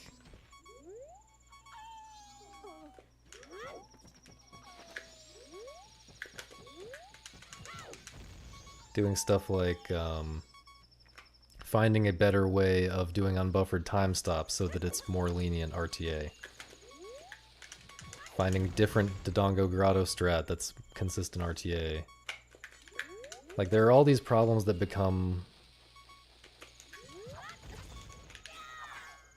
problems that don't really seem as important to those types of people who are more interested in, like, finding a brand new thing or task stuff. They're like, there are interesting things that arise out of wanting to actually do the speed run, and it's more it becomes more about human capabilities, which is more interesting to me than what a task can do. The limitations of being human. Oh, I hope this doesn't make the bomb explode. This might be a bad idea. Is the bomb gonna explode and not blow up the thing? Oh no, I think we're good.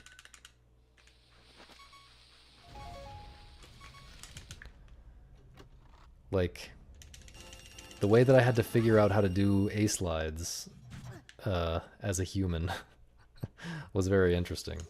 The way that I had to hold the controller, like working within the human limitations, the limitations of my meat vessel.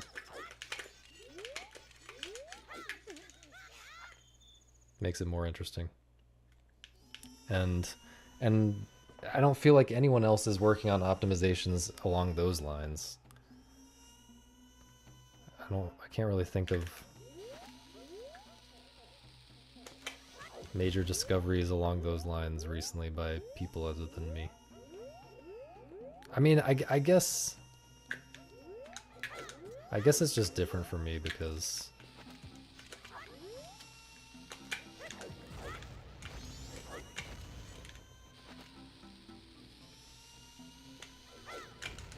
I'm willing to go for so much harder strats than most people, so there's just a lot to figure out there because no one has even considered going for stuff like this. There are a lot of people trying to make certain strats easier, you know, making easier versions of setups and stuff like that.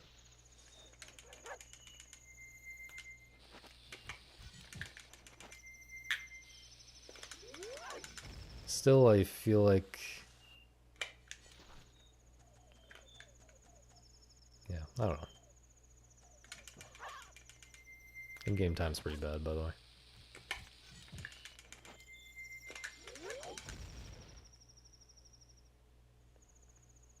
Yeah, no, I wouldn't be doing this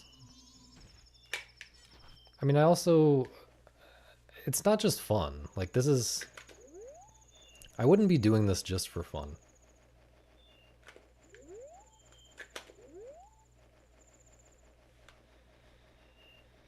I wouldn't be doing this just for fun. It's also, you know, trying to do what I can to make cool things happen, because people like, you know, people care about these categories being optimized and like to hear about, you know, watch my explainer videos and watch my world records and stuff like that. Like, you know, it's fun sometimes, but more than that, I think it's beautiful, and it's like a mission more than entertainment for me. It's fulfilling more than it is fun. Is that gonna work? Okay.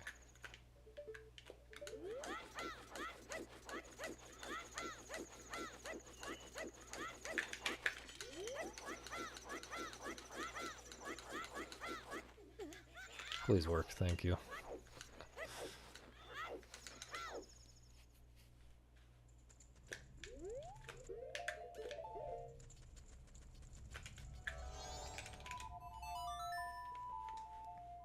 How much does the competitive aspect... Oh, so I don't find speedrunning fun just like you. I find it fun, but it's also inarguably work a lot of the time. There's inarguably a lot of work to it. And the same is not true for every game that I could play competitively. Like, I can go play more Syncopas right now, and it would be a much lower percentage of work and a much higher percentage of fun, but not as many people care about that being optimized any more than I already have optimized it. But I could play a bunch of other games that would be a lot more fun, you know, much more percentage of fun and less work. But this feels like the correct mission for me right now. How much does the competitive aspect matter, though? It doesn't matter very much to me. It doesn't matter nearly as much as people assume it does. But to the extent that competition makes other people care, I do care about it, because I want more people to care about what's going on here, you know? I would like for more people to become invested and hopefully get sucked into the community and contribute to finding strats and stuff.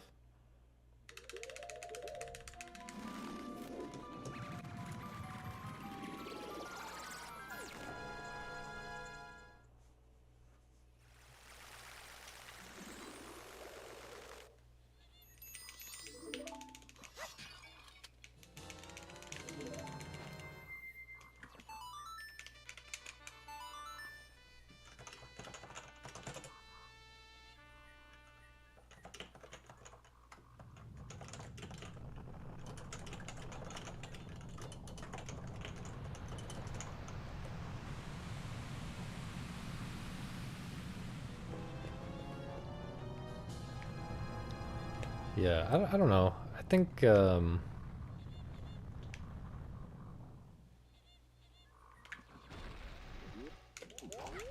just have a very high standard for what I spend my time on. That's part of it as well. Like, I don't think it's necessarily bad or degenerate to speedrun just for fun. Maybe if you spent as much time on it as I am, that would start to get a little degenerate. But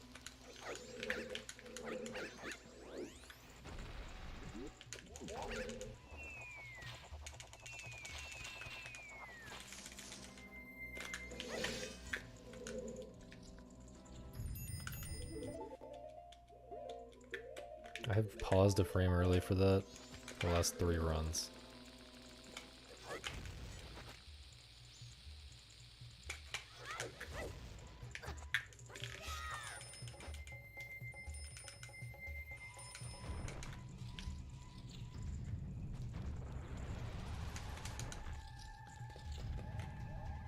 I mean, it just, you know, it just depends on what else you have. I have a lot of other things that I would be doing if I wasn't speedrunning. I have a lot of other things that...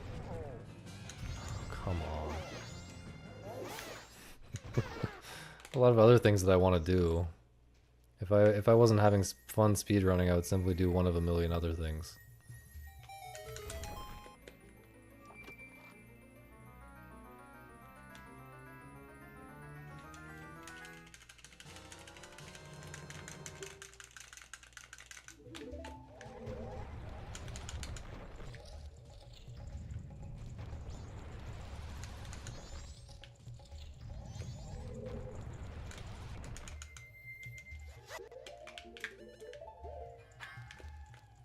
It's already 2.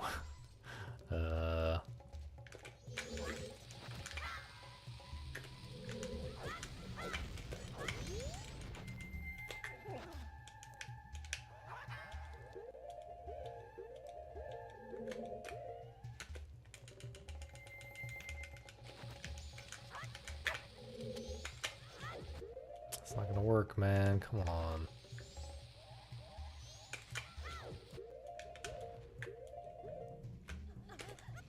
Oh my god.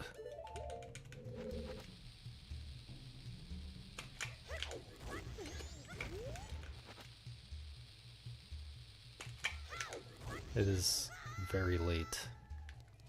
Playing other video games? Yeah, playing other video games, reading, writing, possibly even arithmetic. Learning about many different things. I like learning.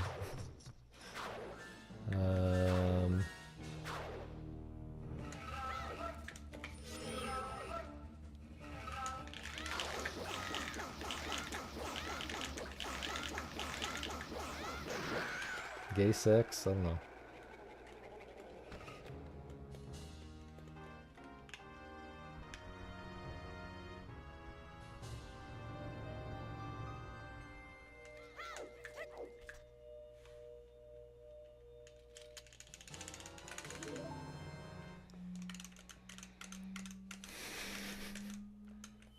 I'm very curious if I can make it to Aliens.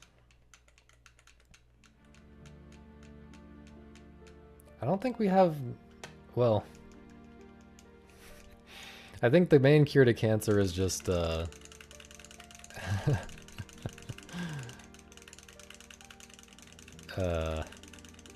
fix culture and society so that no one wants to eat all the nasty shit that they're eating. And, possibly that it's illegal to sell as food a lot of the nasty shit that people are eating.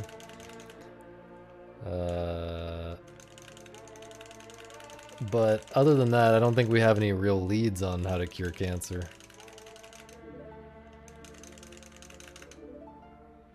So that's why I'm here speedrunning Majora's Mask, I guess.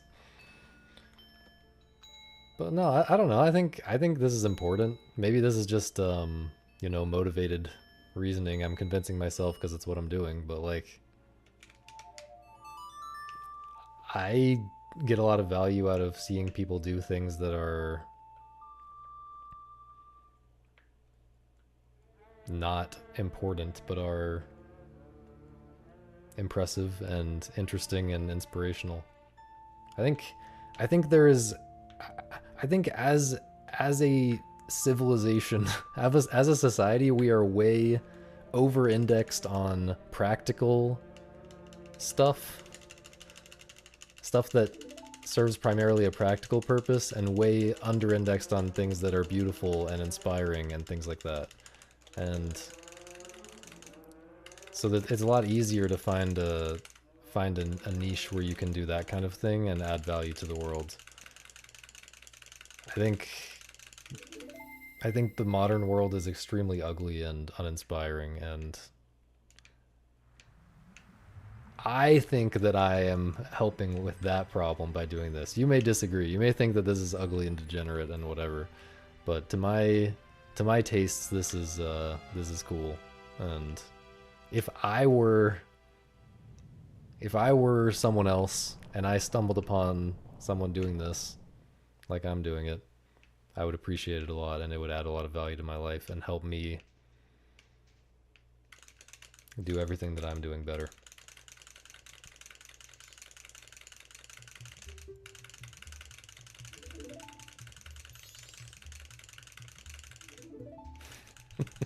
I feel like I just explained my motivations for this to have an extremely unusual degree or like level of depth.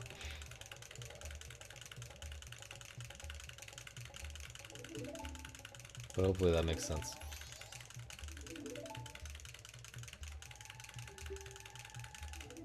I didn't use the word art. I did not use the word art.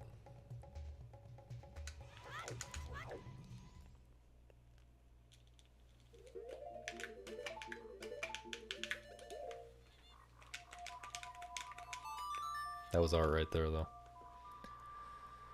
Is speedrunning not art? It's at least a very strange form of art.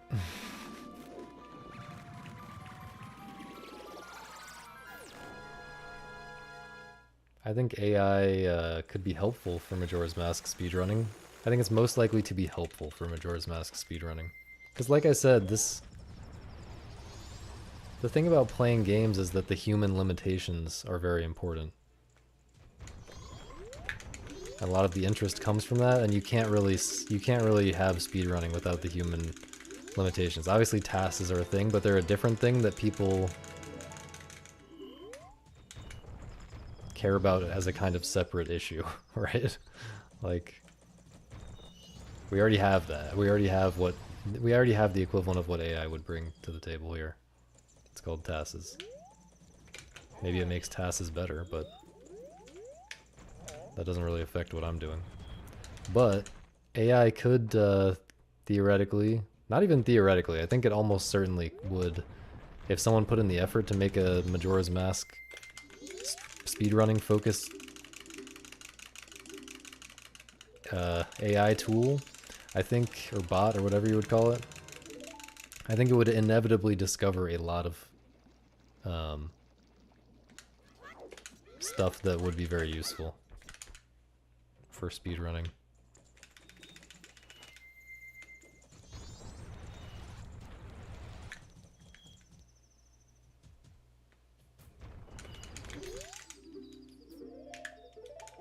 I need a bomb drop.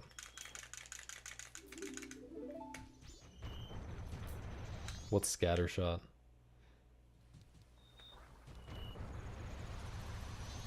Ah, bad movement.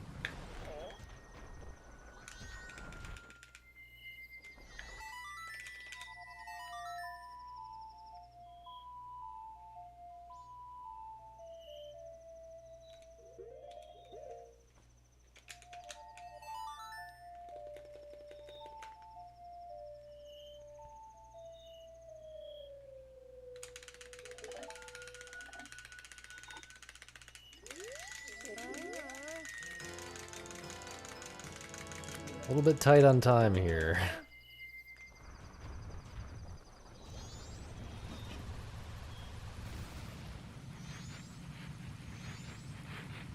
A little bit tight.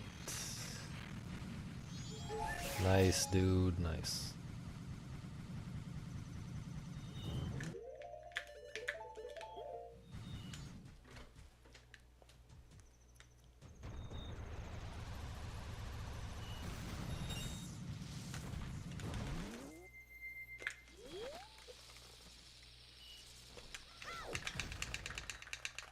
Nice.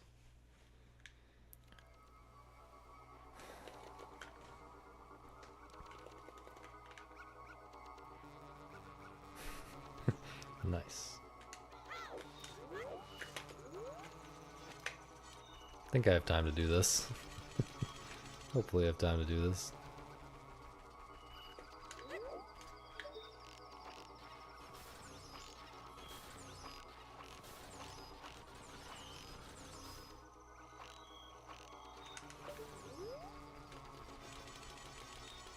Yeah, maybe we should just be doing that for certain things.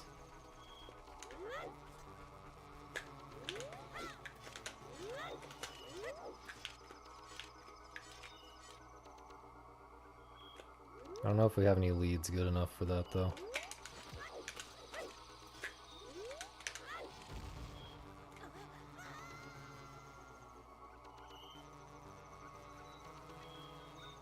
It's, yeah, optimization tools. What do you mean optimization tools?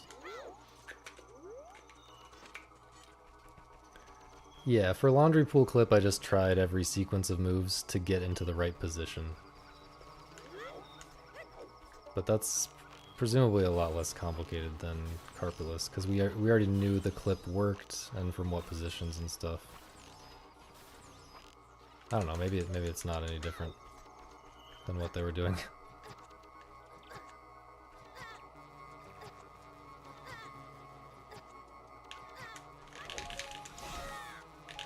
Nice, man. This run is not terrible. But yeah, I tested an insane number of possible move sequences.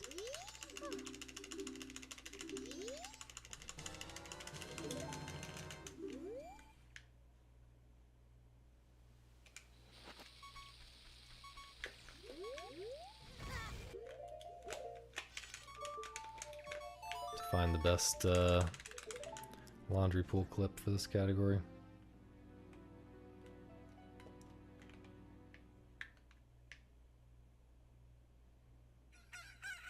Yeah, I remember looking at Cadmic's script when I was working on my laundry pool script. I looked at Cadmic's thing because it's a slightly more generalized, well, quite a bit more generalized script for finding setups. But yeah, finding setups is very different from like finding a new idea, you know? I'm talking about an AI showing up and discovering a new trick. Like a straight up new trick.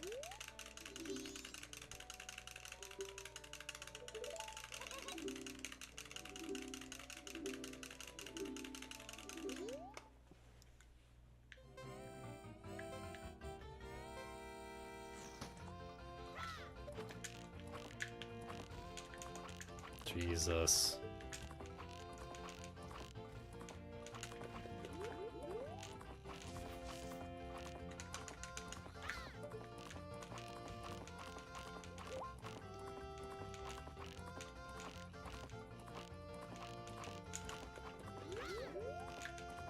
Bad gameplay.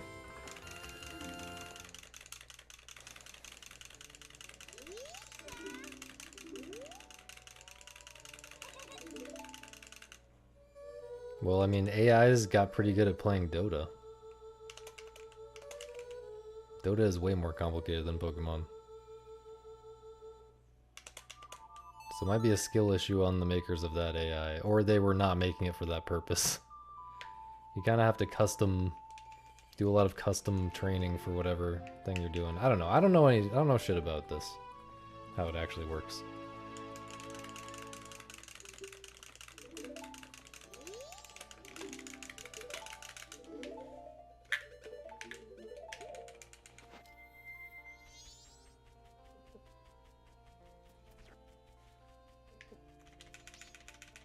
How come she can run while I'm drinking and the dog can't?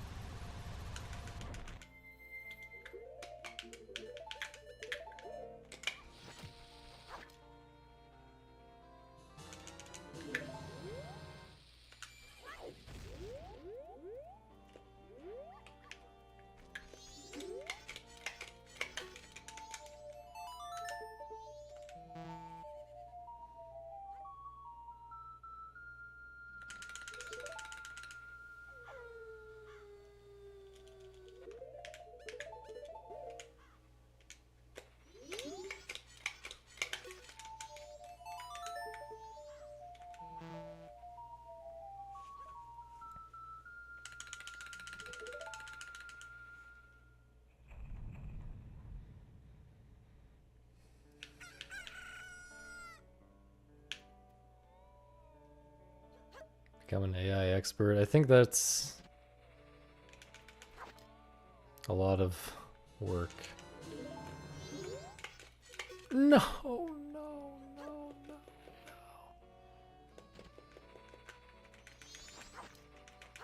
Please. Jesus Christ.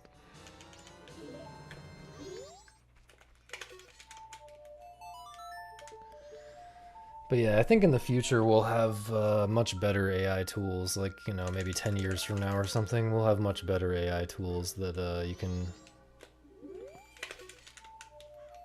much more easily adapt to a purpose like this without having to have all the technical knowledge yourself.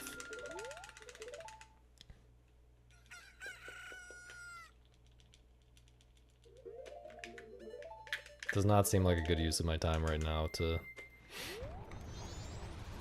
study AI development or whatever. Okay, we kind of need a good lemons right now, man. This is awful.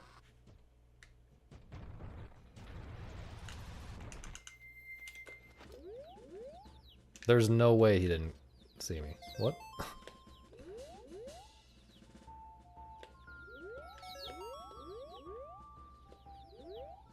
It's just shit. Every single one is running away from me. It's just shit.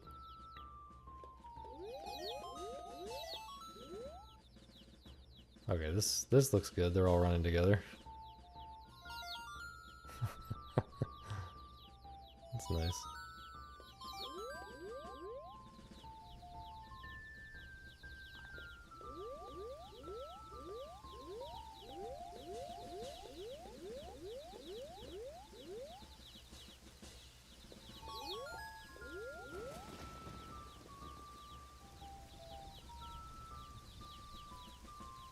That was pretty bad.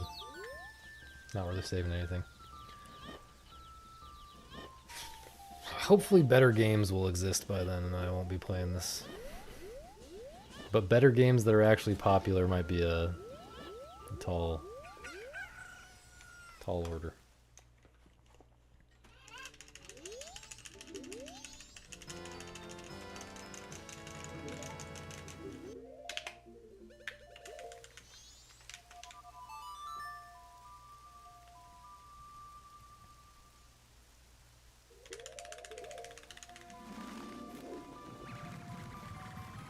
Dude, I don't know, Mal. I think that the trick discoveries, the major discoveries have slowed down quite a bit.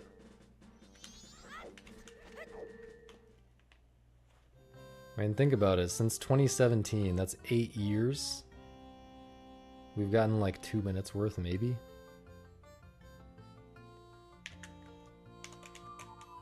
And the decade before that was like countless minutes. Not countless, but a ton of minutes worth.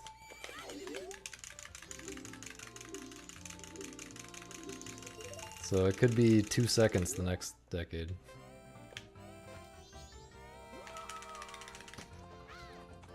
And I feel like we worked harder for the 2 minutes in the the 2 minutes in the last 8 years than we did for the many minutes the 8 years before that, or whatever.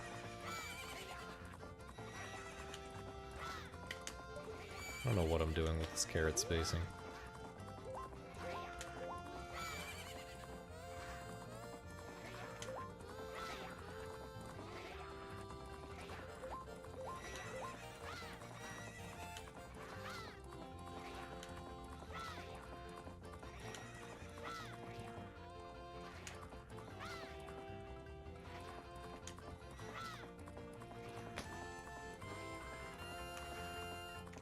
I'm just saying, I wouldn't be at all surprised if we're still in one... Honestly, if we're still in 112 range, I wouldn't be that surprised. 112 in 10 years. No, I don't think that's the case. That'll be the case, but...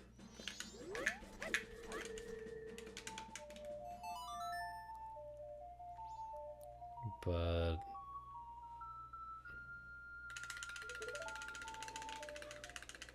You see what I'm saying, though?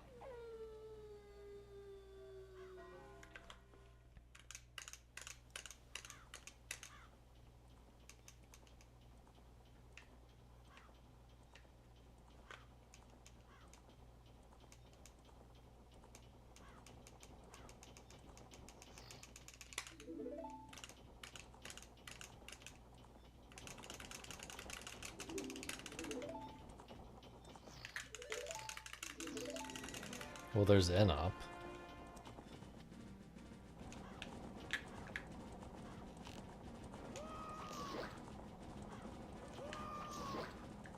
Yeah, but he might not have time to do hundo for very long or something. I don't know what's going on with him.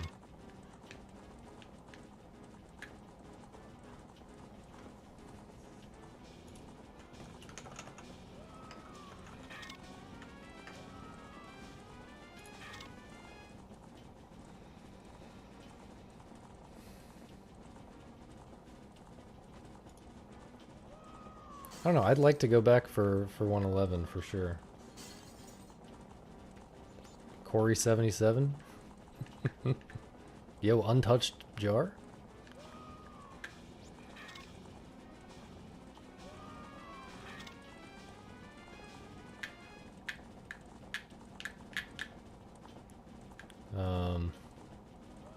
Yeah, I want to go back for 111, but not before I get an okay time in 100%.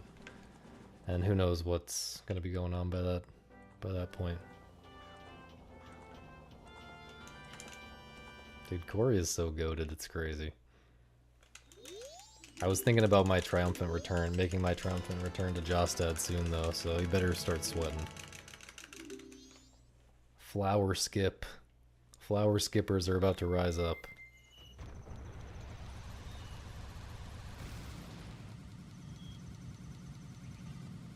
Bank clippers and flower skippers are about to rise up. Or I guess he did bank clip maybe? Unbuffered bank clippers.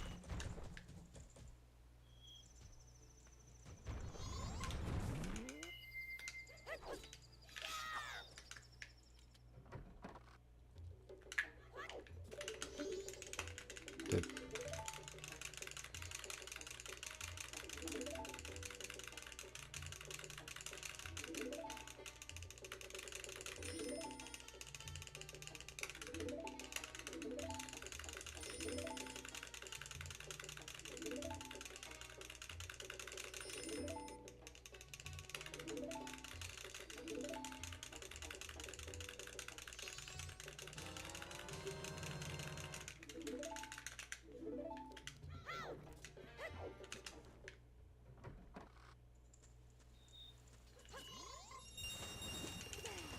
Ooh, good movement. Too good, in fact, so that I was still mashing B when I surfaced.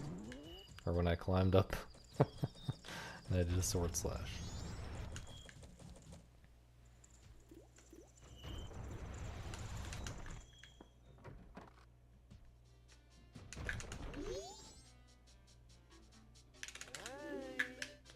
What? I don't understand what causes that. Maybe some kind of snapback thing or something? No. Surely not.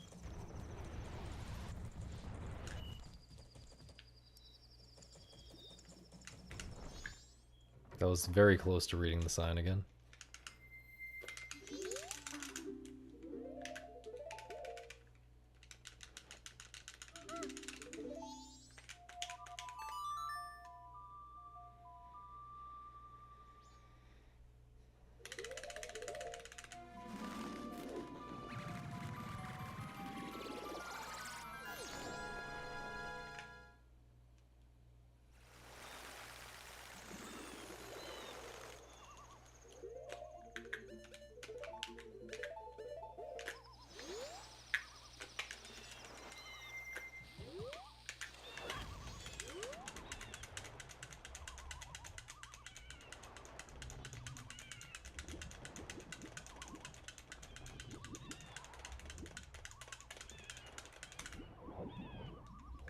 What?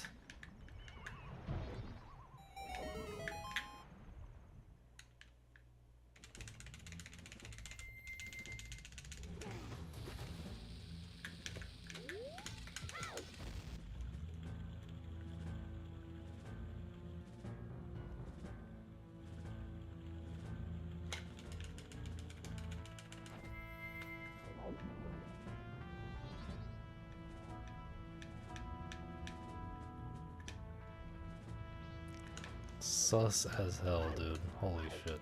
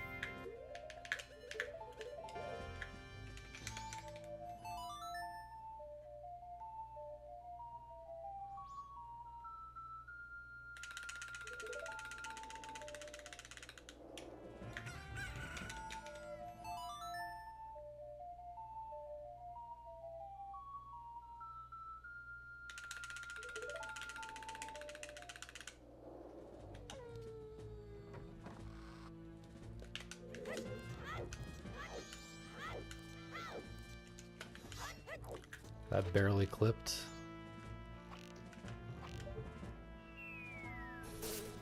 There's some weird micro positioning stuff when you, with your like left right position there when you get up to the barrels. If you're not dead center, it can be scary.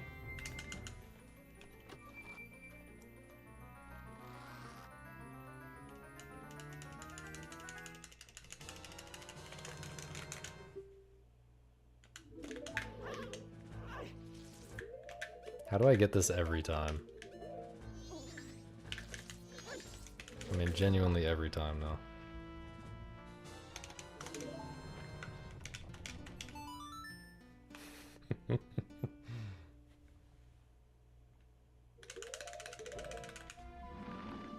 I actually do need to learn the crazy strat. Not to save the 3 frames, but because I'm losing time to popping up and then ledge grabbing.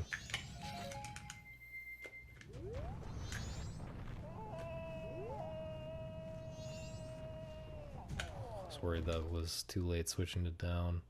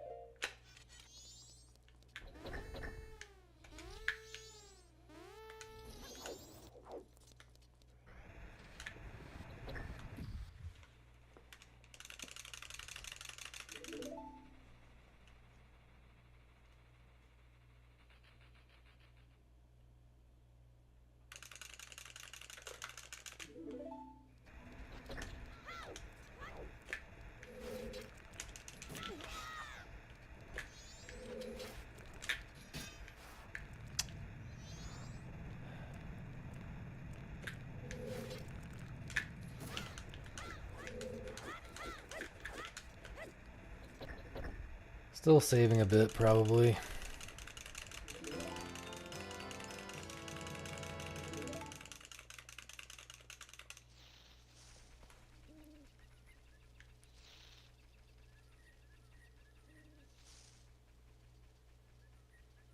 Maybe I need to make a safety strap for that for GEQ. I didn't think about that.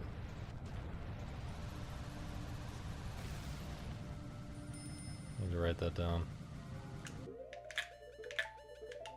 It's just so stupid because it crashes in KZ if you try to load save states in that area.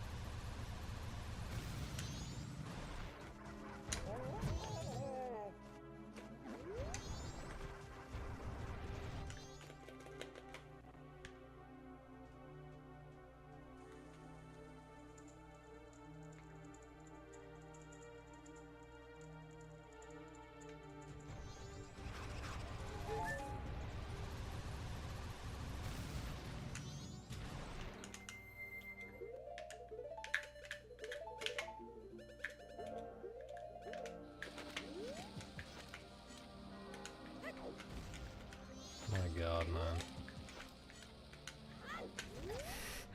man.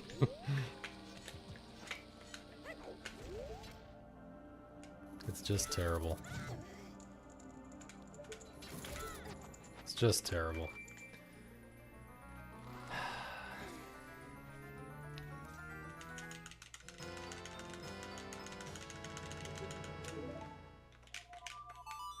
Yo, Dante.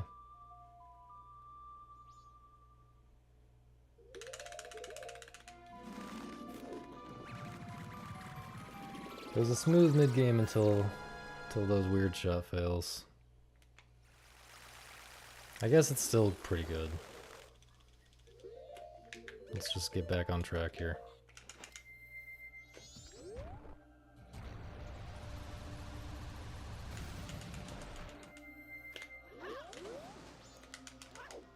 $3 a.m. That was pretty interesting.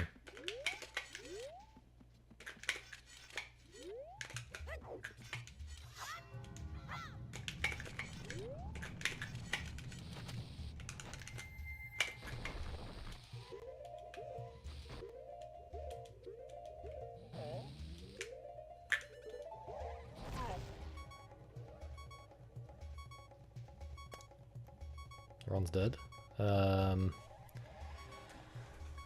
That is pretty interesting. I don't know what happened. Don't know what happened there.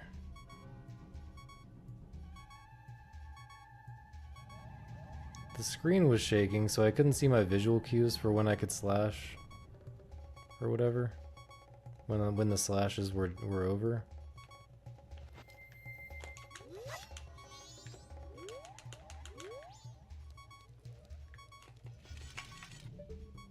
But yeah, I don't know. Oh yeah, I wanted to write that down. Sakon's hideout. Sakon's hideout. Should have more time to stream again tomorrow. Today I had a bunch of errands and stuff to do this morning and early afternoon. Although I might have to do 2 separate streams. I might have to go somewhere briefly in the afternoon. But I should be able to game a lot more tomorrow. But still a good day. We got an attempt past aliens. That's always something. All right, here's Nina. Go say good luck to Nina. Yeah, thanks for hanging out. And bye bye. See you tomorrow. Bye bye.